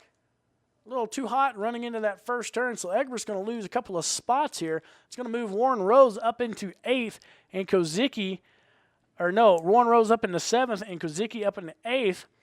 Egbert will be relegated back to 9th, just ahead of David Hack. Still your leader out front, rocking and rolling. The Canadian absolutely blitzing the field here in this middleweight superstock class.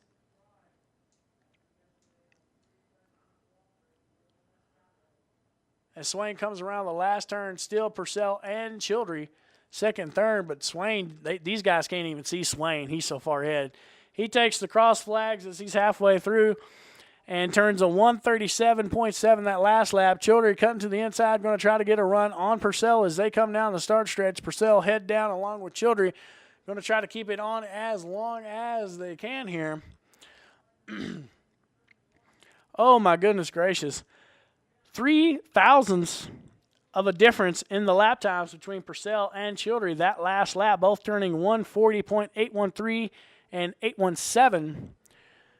Reese comes across the stripe at a 142.4, his quickest lap of the day so far. Scott Peck turning a 144, so Reese increasing his speed as this race gets in its latter stages here. Trying to track down Childry and Purcell. Do not know if he's going to have enough time. Swain out front again, gone. Childry showing Purcell a wheel on the outside of turn 7 here now. See if he can get a run here on the inside coming out. Don't know if it's going to happen, but he's definitely looks like a very, very similar line to what Reese used on Peck earlier. May be able to pull that off in about a lap or two if he's just a tad closer there, because it's not happening. As Swain drops into the clubhouse turn, he is just absolutely manhandling that Yamaha R6 out here today. A large gap between Swain in first and Purcell and Childry in second and third. We'll count it out here and try to give you an accurate measurement.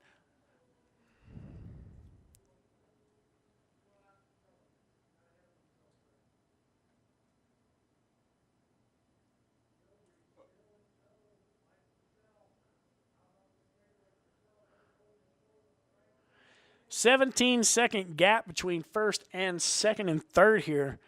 As Chad Swain continues lead. The real race on the track right now is Purcell and Childry. You can almost throw a rope between the two of them. Purcell's got about 2 bike lengths on Childry. Childry closes up certain sections of the track. The middle section is very, very good for Childry right now, and turn 7. So as it stands, Swain out front with a 137.7, then Purcell with a 140.5, Childry in third with a 140.7, Reese in fourth with a 142.4, still turning quicker laps. Scott Peck in fifth with a 144.4 as Childry again shows Purcell a little bit of a wheel. I think he's feeling around out there, seeing where he's going to get the best run out of that corner, heading up to the Attitudes. As Kozicki comes across the line. 6th, Michael Hawkins. 7th, Warren Rose. 8th, Danny Egbert. 9th, Steve Kozicki. 10th, David Hack. And it looks like Hack has pulled off here, as I only show him completing just a couple of laps. So as we're nearing the white flag lap, Chad Swain still out front on cruise control. And as I say this, he'll probably turn the quickest lap of the day for him. Pretty close, 137.8. Yeah, that's not cruise control. That is almost top speed, I would venture to guess. Here comes Purcell and Childry. Childry still relegated to third, trying to find some room in the way around as they're taking the white flag. This is the last lap of Middleweight Superstock, brought to you by Nitron. Childry turning a slightly quicker lap than Purcell. That last lap, he's still got to make that pass and make it stick in order to take that position. Reese comes across at a 142 flat. Quickest lap of the day, getting faster as it goes. Peck comes across with a 145.2 in 5th. So Reese is really cooking out there. I have heard rumblings of Reese racing through the winter in California. Don't know how true that's going to be. But if he does, he could come back next year a lot faster than he is right now, and he is pretty fast for 13 years old right now. Let me be the umpteenth person to tell you this. Laps winding down here. Your leader is heading through clubhouse, fixing to drop into windup, and release.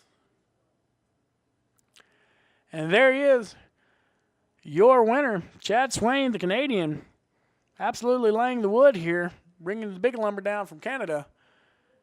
showing the Americans how to get around Miller Motorsports Park. Last lap, 137.956 for Swain.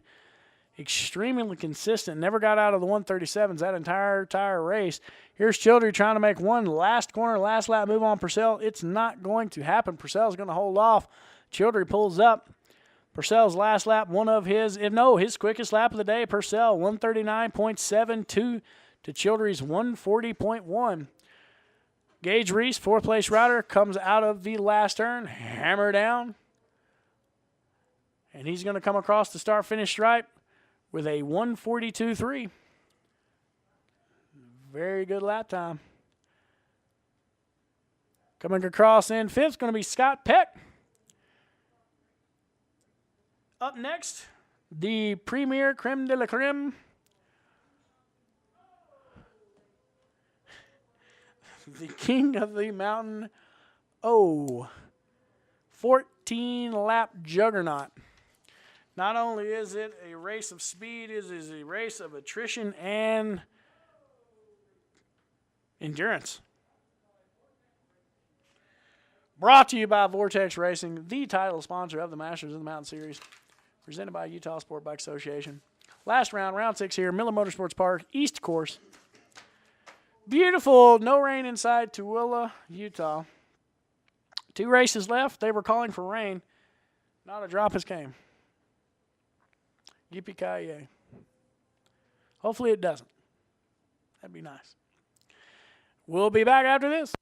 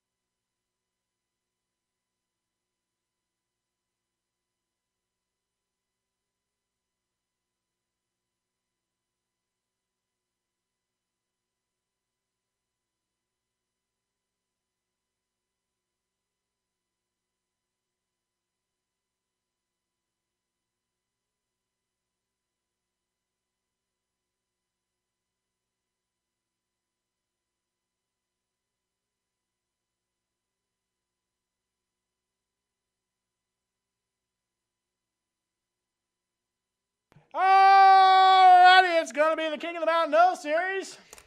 Series. It's not a series. It's a race. It's not a race. It's an event. It's not an event. It's the Super Bowl of Vortex Racing, Utah Sport Bike Association, Masters of the Mountain, King of the Mountain, GT, and as Roger Bennett says, oh, race.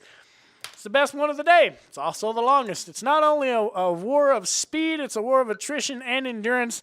And if I have anything to say about it and I want to put money down, right now I'm going to put a 10 spot down on Oleg Pionic absolutely spanking everybody. Because that's what he seems to do in this race, regardless of the competition. Just spanks everybody. Dude's a freak. That's why he's like 2 or 3 time defending Masters of the Mountain Series champion. He's a bad man. So your lineup for this race is going to be number 912, Trent Owens. Number 5, Ryan Brand. Number 72, race director Shane White. Number 527, one-time winner already today, Gerald Hicks. Number 99, Chad Swain, 2-time winner. Number 96, Michael Bradshaw. I don't see Bradshaw out there. Don't think Bradshaw is going to make it. Had to get off earlier. Still not out there. Number 8, Mark Harper. Number 67, Olson. Number 57, Oleg Pionic. And number 217, Carl Sorensen. And we're off. Hicks gets a great start. Pionic tries not to wheelie. Still wheelies going down the front stretch. Gerald Hicks is going to get the whole shot, and he is followed closely by Oleg Pionic. And Oleg is already trying to get around and wheeling, trying hard to get around Hicks. Oleg has got a very loose and very get-it-done style, and it works for him. Everybody's different, and that's his. So it's Hicks going into turn 5, followed by Pionic. As they come out of turn 6, it is still Hicks. Pionic right on his tail. Can't see who's in third. I think it's Swain, but I am not for sure as of yet. Hicks and Pionic starting to gap a little bit. Yes, that is Swain in third. Looks like Brand 5th. Can't see who 6th is. Possibly Harper. I think I see Harper's bright gear out there. And if that's Harper's bright gear out there, he is toward the rear. As they blast out of the attitudes, Pionic is all over Jerry Hicks trying to make this move. And here comes the Canadian, Chad Swain, all over the back of Pionic. And it is a 3-racer battle for the first place as they drop into the clubhouse turn here on this opening lap of the King of the Mountain O race, sponsored and brought to you by Vortex Racing. They come out of windup, heading toward release. And it's Jerry Hicks still out front. Pionic in second. Swain third. Looks like Brand in fourth. Hicks wheelies a little bit coming out of that last turn. Pionic settling in. Trying to get a good beat on what's going on here as it shakes out in this first lap.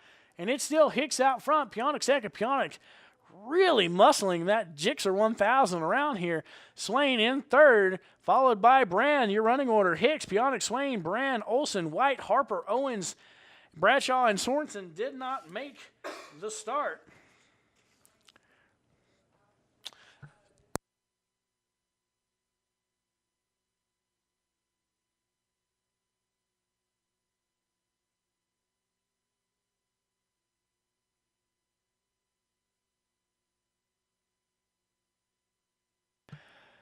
Leaders blasting up toward the attitude. Still Hicks out front. Pionic with about 2 bike lengths to make up on Hicks. Chad Swain back there in third in the catbird seat, waiting, stalking his prey, as we've seen him do multiple times.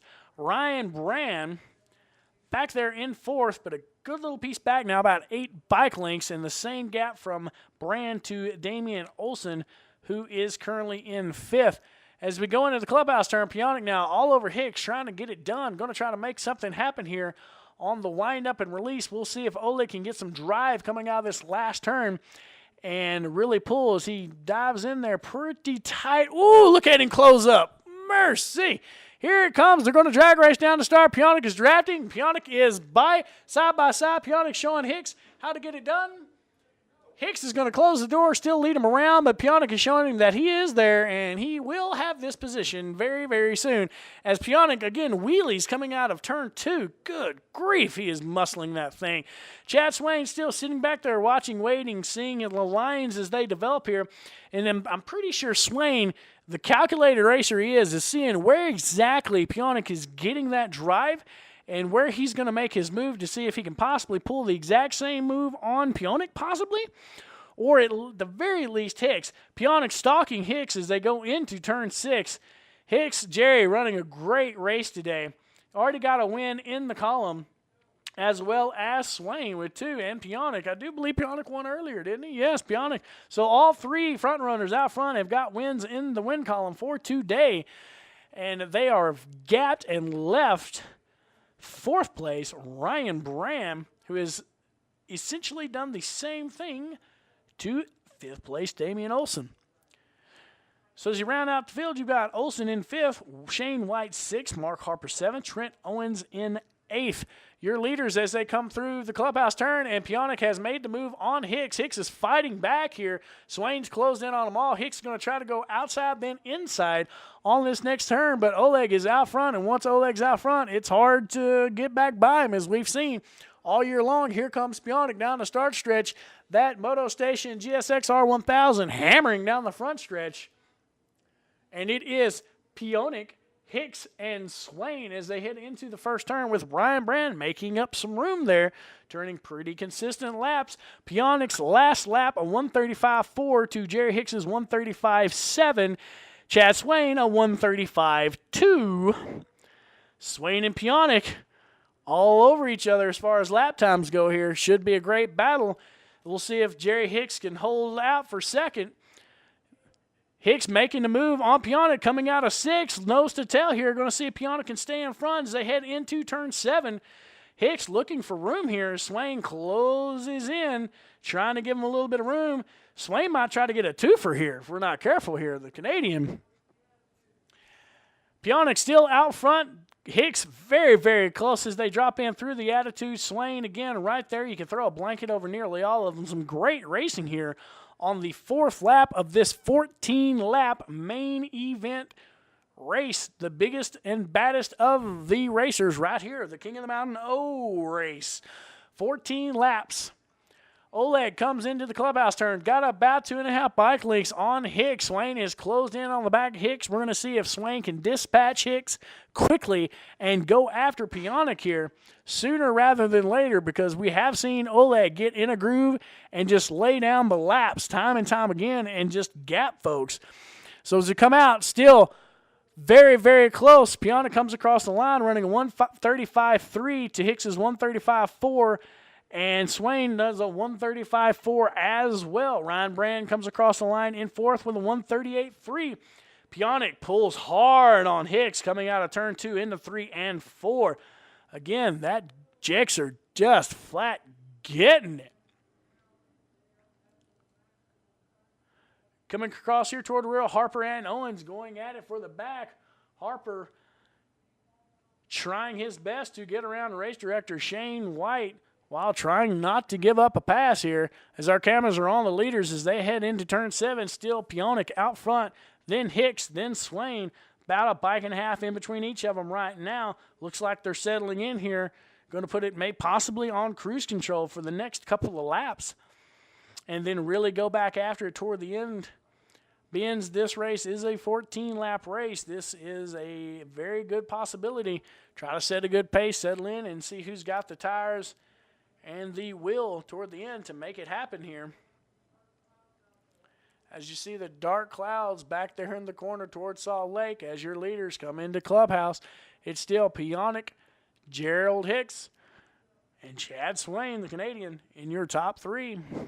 And they have really, really gapped 4th place Ryan Brand right now. These top 3 are really, really pushing each other here at the front of the field and starting to really pull away. Piontek comes across the line first, Hicks second, Swain's not even in full tuck as he comes across the line. He's halfway up. I think Swain's got a lot more in him here as we're closing in on about a third of the way through this race. Swain, who has mastered his aerodynamic tuck, as we talked to him at the first part of the season here, through lots and lots of wind tunnel testing over the last couple of years with the AMA team he rode with, knows where to get on that motorcycle for the most efficient tuck. And he really, really was not in full tuck as he came by. Harper battling with Shane White as they come across here. Fans and family on the pit wall here just really rooting on Harper to get around White. As the leaders get ever so closer, Hicks makes a move on Piontek going into the attitude, shows a little bit of a wheel, not enough to get around there. These guys still cooking, turning off some very, very quick lap times here. Harper making a move on White, and Harper makes the move on White as they go into turn 7. We'll see if Harper can keep it. And he does. Harper makes the pass on Shane White. And so now he's going to try to track down Damian Olson.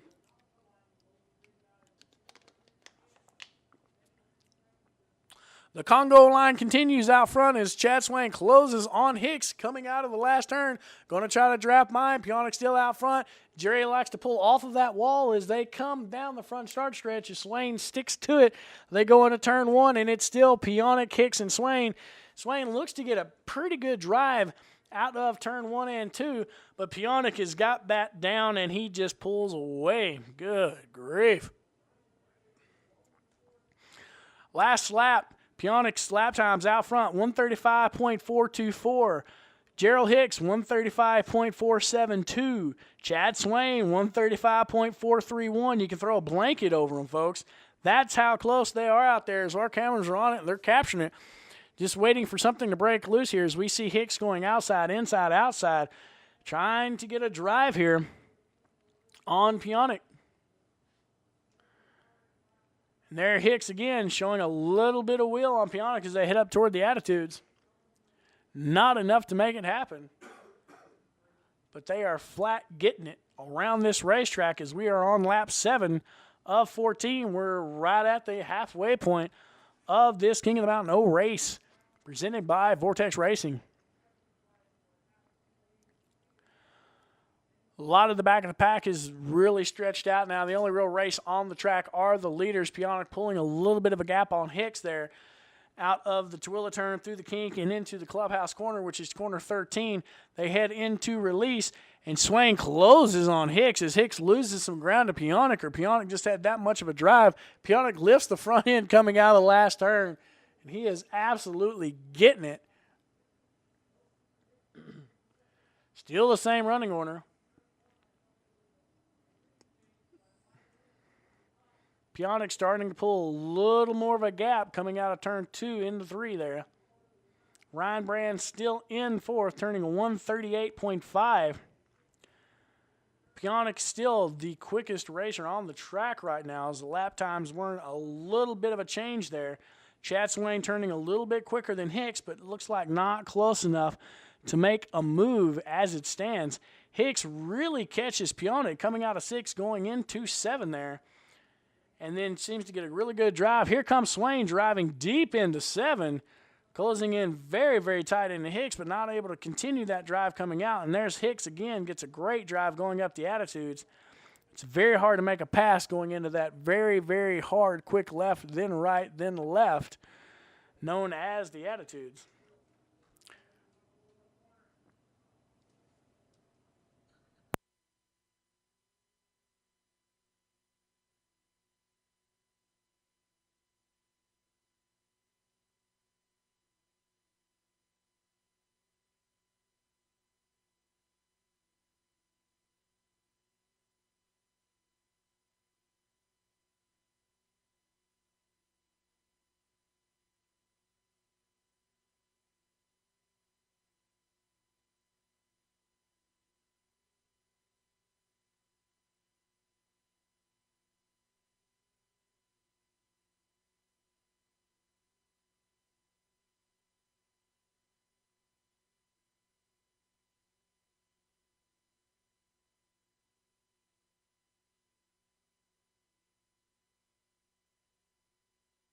As we see this last lap there, Piontek a little bit of a bobble going through 3 into 4 there.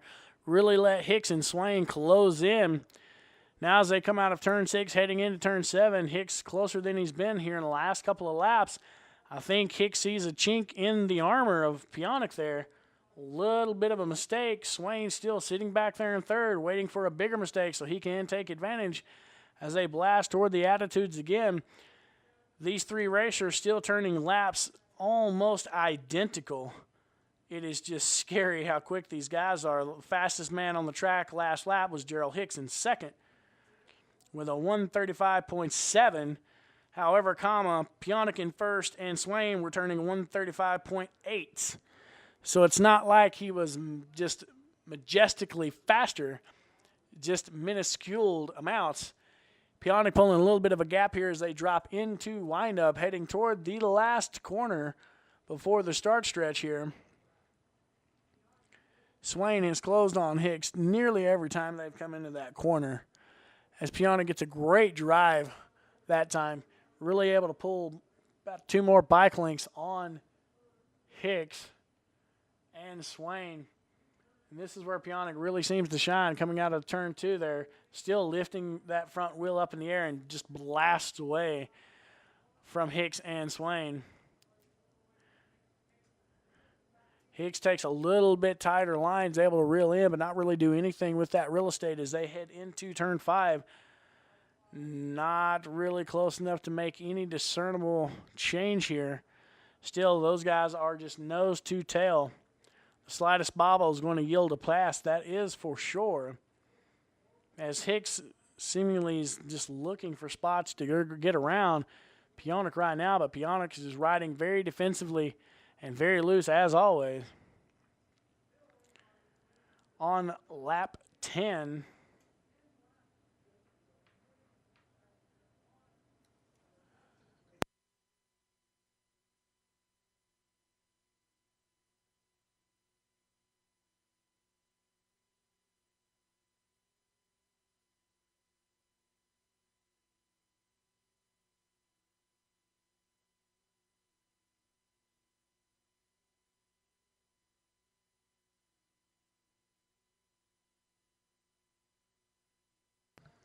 here come the leaders again, and it's still Piontek, Hicks, and Swain.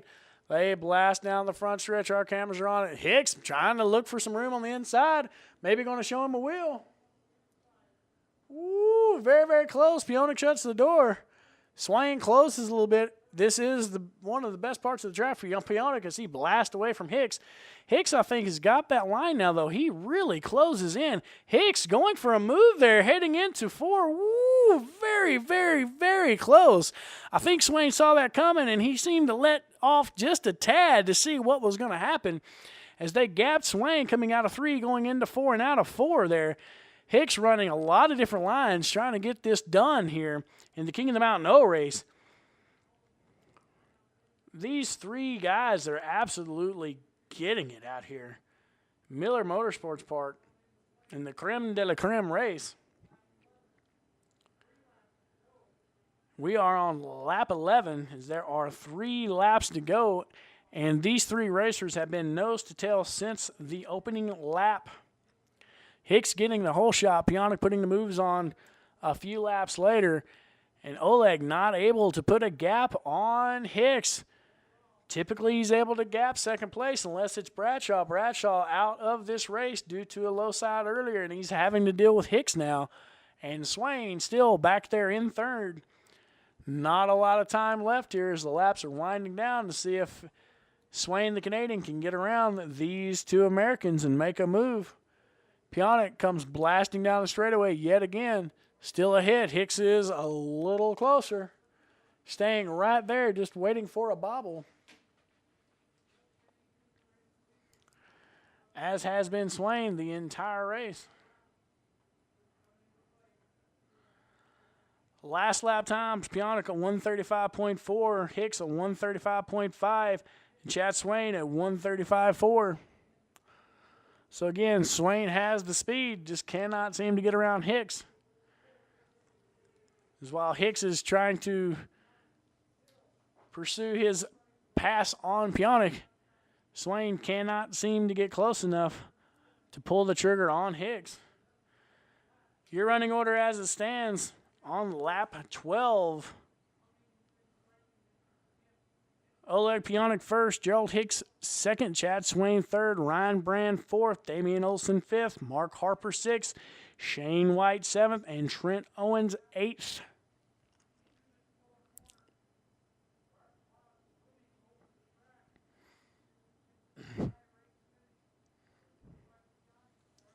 Clouds are coming. Few races to go, or a few laps to go here, and one race to go after this, which will be the novice GTO. But the premier class on the track right now, and it is Pionik, Hicks, and Swain. And Pionik has gapped Hicks now by about 8 bike lengths. Don't know if there was a bobble there on Hicks's behalf, but my goodness. Back marker holding up Hicks here really holds up Hicks and Swain, and I think that's going to do it. A back marker, nowhere to go coming out of turn 1 and 2 there. Oleg gaps Hicks and Swain. And now it's just a matter of keeping the rubber side down, and I do believe Oleg Pionik is going to have this last race of the year in the bag for the win. As Pionik cuts a 134.8 that last lap, close to his best lap of this race, as he now has about 8 bikes on Gerald Hicks, and Hicks has about 5 to 6 on Swain.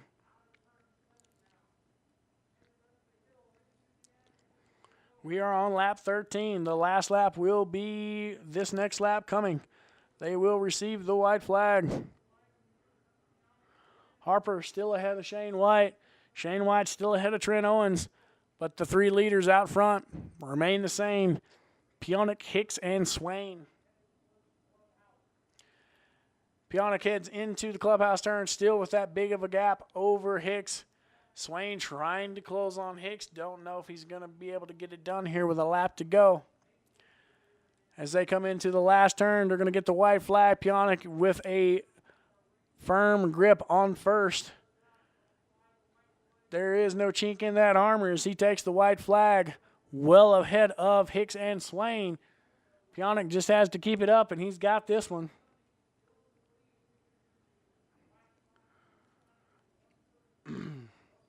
Last lap for Pionik on 135.1 to Hicks's 135.9.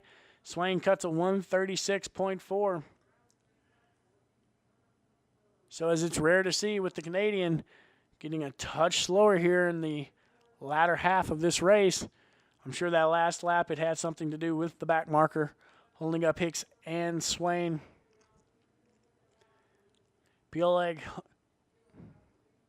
Oleg heading into turn 7. Still firmly planted in the lead and pulling on Hicks.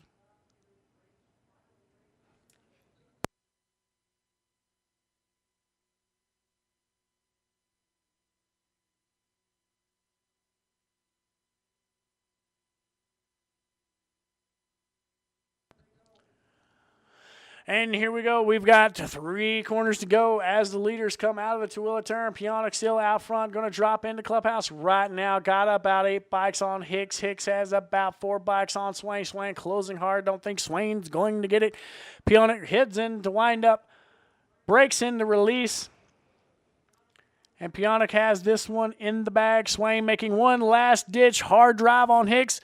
He's going to come out. Pionik's got this one. Pionik's going to take the win. Sweeps the season. Hicks is going to finish second. Swain's going to get third. Holy smokes. Some great racing there.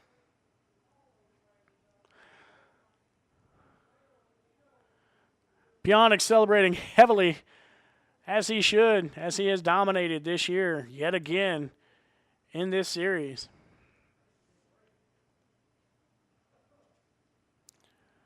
As the rest of the field comes through, 4th place will be Damian Olson, who gets the pass done on Ryan Brand here in the late stages of this race. Mark Harper will finish 6th. Shane White will finish 7th.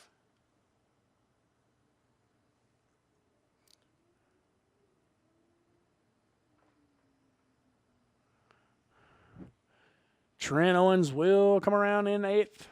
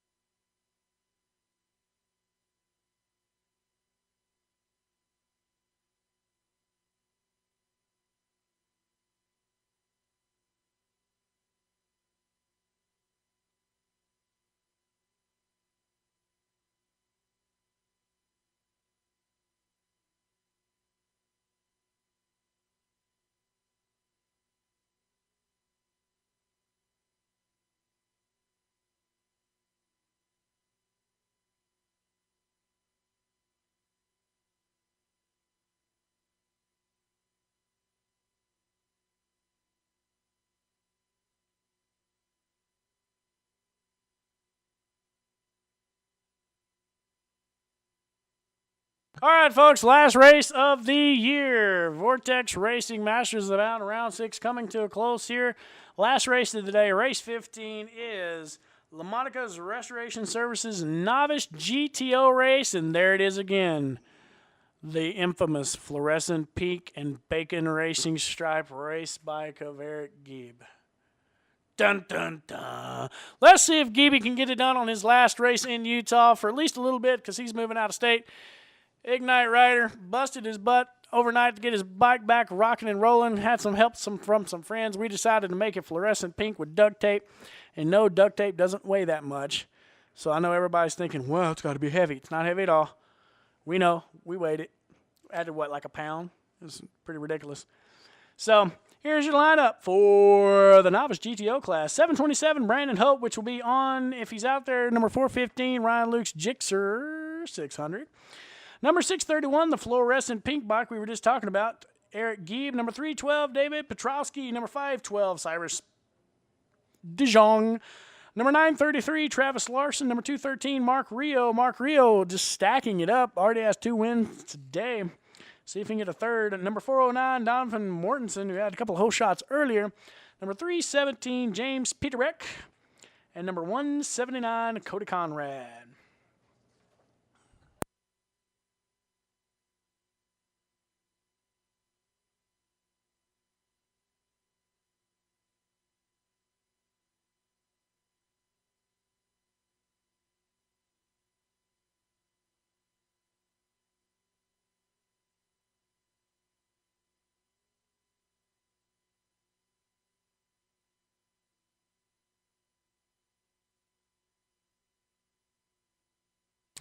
All right, it's supposed to be 9 bikes out there. I only see 6. So it looks like we're missing quite a few here. Brandon Hope, doesn't look like he started. I'm counting Gieb. I'm counting Cyrus. Here we go. We're fixing to go live in 3, 2, 1. Mark Rio gets a crazy jump. He stops right in the middle, and Cyrus is long. So what does Mark Rio do? Why not just wheelie down the start stretch? He jumped the start anyway. They're probably going to bring him in for a jump in the start penalty. Regardless, Cyrus DeJong is out front. Eric Gieb is in second. Donovan Mortensen is in third, but in the process of getting past, no, Donovan holds off James Peterick. Mark Rio swinging up the back end, and they're coming around the very back end of the whole shebang. Is what looked to be David Petrowski. There's not more bikes out there than what started, so this should be interesting to see how they do it. Peterick gets around Mortensen going after Gieb. Rio is around Mortensen as well and chasing down and passing now Peterick. Mark Rio already got 2 wins today, determined to make it 3, but will probably have to serve a penalty. Is going to chase down or attempt to chase down Eric Gieb. Cyrus DeJong is out front, though, and laying the hammer down on that throttle in this last race of the day, race number 15, LaMonica's Restoration Service Novice GTO, last race of the season here for the Utah Sport Bike Association's Masters of the Mountain Series presented by Vortex Racing. As the leader comes into the clubhouse turn, it is Cyrus DeJong, followed by Eric Fluorescent Pete Gieb, then Mark Rio, then James Peterick, and then number 179, I do believe, of Cody Conrad, bringing up the tail end there. Cyrus DeJong got a pretty healthy lead on Gieb here. As he comes blasting across the line, Eric Gieb is going, and Mark Rio is given the sign that he will not serve a penalty, so it is on like Donkey Kong for Mark Rio. Going to try to get his 3rd win of the day as he come by a little slowed up just to see if he was going to have to serve a penalty. And he is not, so he is now hammered down and needs to get around Eric Gieb and does so in turns 3 and 4. Mark Rio really cooking out there this year, especially the tail end of this year. Good grief. DeJong out front, now Mark Rio, then Eric Gieb, James Peterick, Cody Conrad, Donovan Mortensen, and Brandon Hope did make the field. Don't know what bike he's on, but he's out there. So it is going to be one heck of a show here, as it already has been, as the start was a crazy jump, and then a stop, and then a go, and then a wheelie, and then a go by Mark Rio. And now he is in second place and is trying his best to track down Cyrus DeJong. DeJong out front. DeJong has run great all year long, very consistent. Got the championship earlier today. Mark Rio trying to have a say in this one to end the series. So we are on lap 2 of what I do believe is 8 laps. Not quite sure. Rain looks like it is coming over the mountains on the west side and slowly moving toward the track. So we're going to try to get this one in the books before it gets here. Your leader comes around, drops into the turn. Cyrus DeJong, and it looks like Conrad has gotten around Peterick. Here comes DeJong around the last turn. He's going to blast down the straightaway, and now we see Mark Rio, and Mark Rio is coming into the pits. Eric Gieb re-inherits second place, but Cody Conrad's going to have something to say about it because here comes Conrad drafting and maybe getting a pass made on Gieb going into turn 1. We're going to see DeJong out front, Gieb in second, but here comes Conrad. Conrad trying to make a pass on Gieb around turn 1 and 2, checks Gieb off into the strips. Conrad gets it. Gieb clutches the thunder out of that Gixxer fluorescent pink and goes after Conrad with Peterick right on his tail. Mark Rio did come in and did serve his stop-and-go penalty. Mortensen doing his best to keep it on 2 wheels and keep it in the fight here in the last race of the day as DeJong is out front still and gapping as Conrad still ahead of Gieb. And now Peterick tries to go around Gieb going into 7. Gieb's going to keep the gas on, gets back around Peterick, and is going to do his best around Conrad for sure. Cyrus DeJong out front and gone. He just has to keep it on 2 wheels. Mark Rio is back on the track and going to do his best to catch Mortensen, then Hope, and then Peterick. Try to get back into this top 5 finishing spot. DeJong got a straightaway on second place. Drops into the clubhouse turn as we see the second place rider coming into frame there. Oh, that's Cyrus. There's second place. Cody Conrad already gapped Eric Gieb. Gieb now fighting with Peterick between 3rd and 4th as DeJong comes around the last corner here and comes blasting down the start stretch. We're going to see what kind of lap time Cyrus is cutting here. Cyrus comes across the line with a 143.7. Cody Conrad in second comes across the line. Turns a 144.9. Gieb comes across with a 147.4 and Peterick a 147.4 as well. So really starting to stretch out now. Cyrus is checked out and gone. Cody Conrad trying his best to run him down has already gapped Eric Gieb, and Gieb has pulled a little bit of a gap over Peterick. And here comes Mark Rio hammering down the straightaway after serving his penalty, doing his best to catch up and get back in this fight.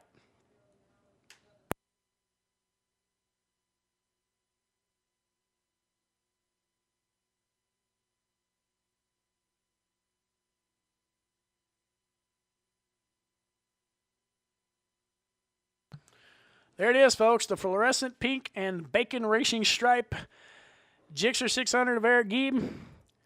Still keeping it in front of James Peterick on the Triumph Triple. Just behind Cody Conrad, who's currently running second, to Cyrus DeJong, who is out front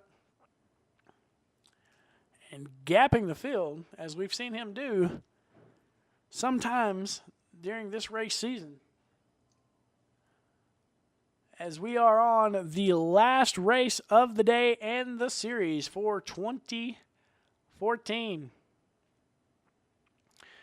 DeJong dips into the last turn on the track, pulling out, fixing to blast down the straightaway.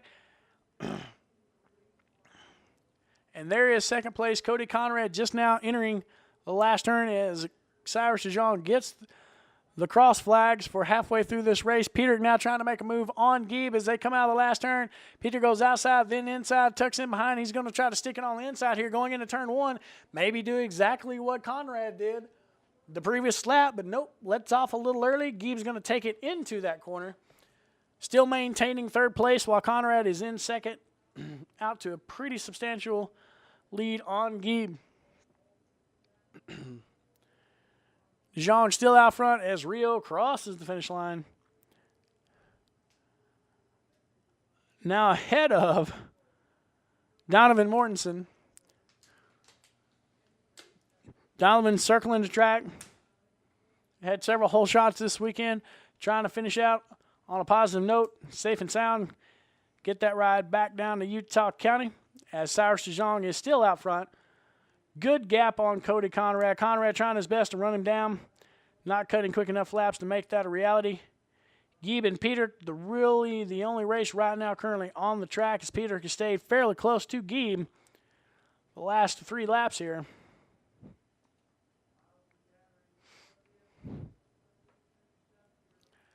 As DeJong, the leader, dumps into the clubhouse turn and in the windup. There we see second place Cody Conrad coming into your view as well. Cyrus with a commanding lead. Peter still trying to put a wheel in on Eric Gieb as they head into windup and release.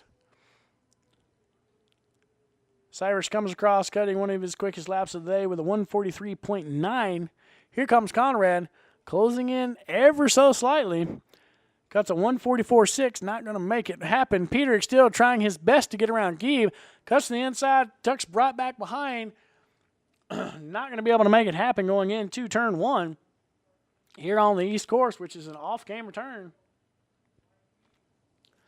So your running order stays the same as Rio inching up on Brandon Hope here.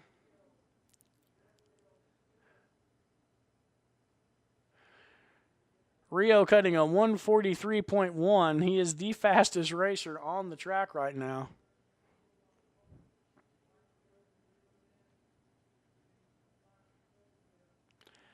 And Peter making the move on Gieb coming out of turn 6. Looks like he's going to make it stick. We're going to see he's going to hold it in going into 7. Gieb holds it on a little longer, dives into turn 7 just ahead of Peter. Gieb going to hold him off here for at least another corner or 2 as they head up toward the Attitudes. That's the race on the track right now as we got our cameras on it. They head up in and drop into the Attitudes. Gieb still in front. Now Rio has caught Brandon Hope and trying to make a move, and does make the move as Hope goes wide coming out of 7. Rio dumps in the inside, blast up toward the Attitudes. And as we approach the final lap, is it possible that Rio can track down James Peterick and Eric Gieb? As DeJong comes around and will take the white flag, this one is in the back. He's just got to keep it on 2 wheels and at a pretty consistent pace, and he will have this. Here comes Cody Conrad coming out of the last turn. Great second place run so far for him. He's going to take the white flag, and here is Gieb and Peter. Gieb and Peter still battling it out here as Peter trying to make a move on the inside. Going to see he's got 1 lap to make this pass stick for 3rd place in the novice GTO. And here comes Mark Rio blasting out of the last turn as Gieb still stays ahead of Peter. Rio taking the white flag. Don't think he's going to have enough time, but he's going to pump it and try his best to catch Peterick here. DeJong in cruise control out front. No pressure.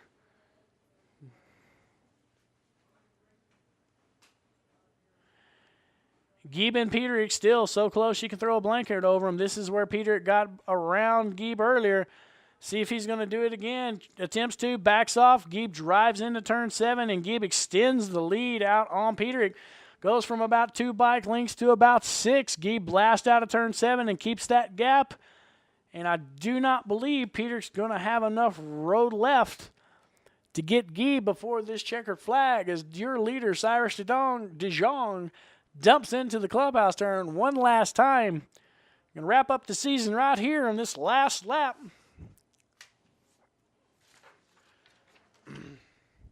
DeJong's going to come out of release on cruise control.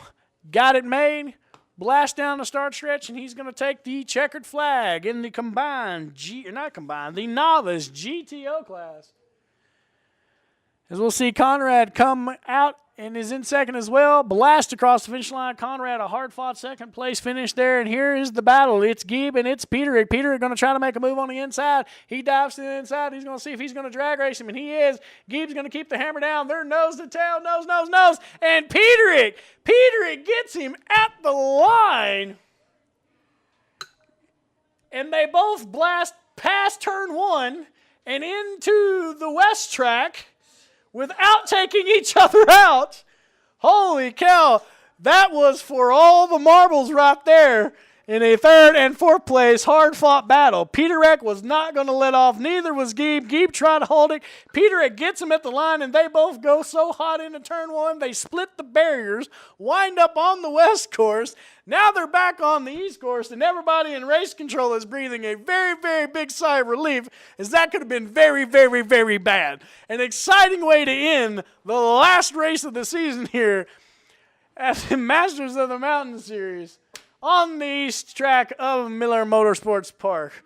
Holy cow, your finishing order: Cyrus DeJong with the win, Cody Conrad in second, James Peterick clips Eric Geeb for third at the line. Eric Geeb finishes fourth. Mark Rio, after jumping the start, stopping, then wheeling, then serving a stop-and-go penalty, comes back for a fifth place finish, then Brandon Hope, then Donovan Mortensen.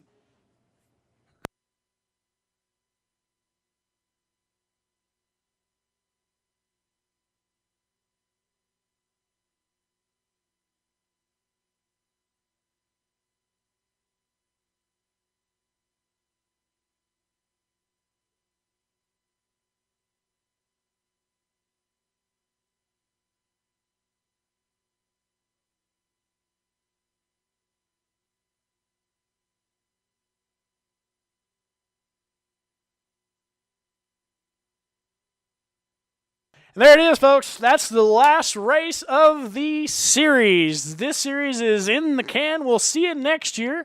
And we can't thank the sponsors enough. Vortex Racing for being the title sponsor of the Utah Sport Bike Association's Masters of the Mountain Race Series here at Miller Motorsports Park. 6 rounds in the books, all said and done. All's over but the crying and the celebrating that will be in the garage later on today. We should be here next year, folks. As always, you can watch the races as they are archived on our YouTube channel, and they will be individually cut up here later in the week, so you don't have to watch the entire broadcast. You can just watch the race you want to race by clicking on it and watching. Thanks for all the support this year, all the folks all over the world that have watched. I mean, what I count off: Romania, Brazil, Spain, Australia, Italy. I mean, all the folks out there that have watched these races, we can't thank you enough for paying attention and watching the awesome club racing that has gone on here in Utah by some of the quickest and most talented racers that I've seen.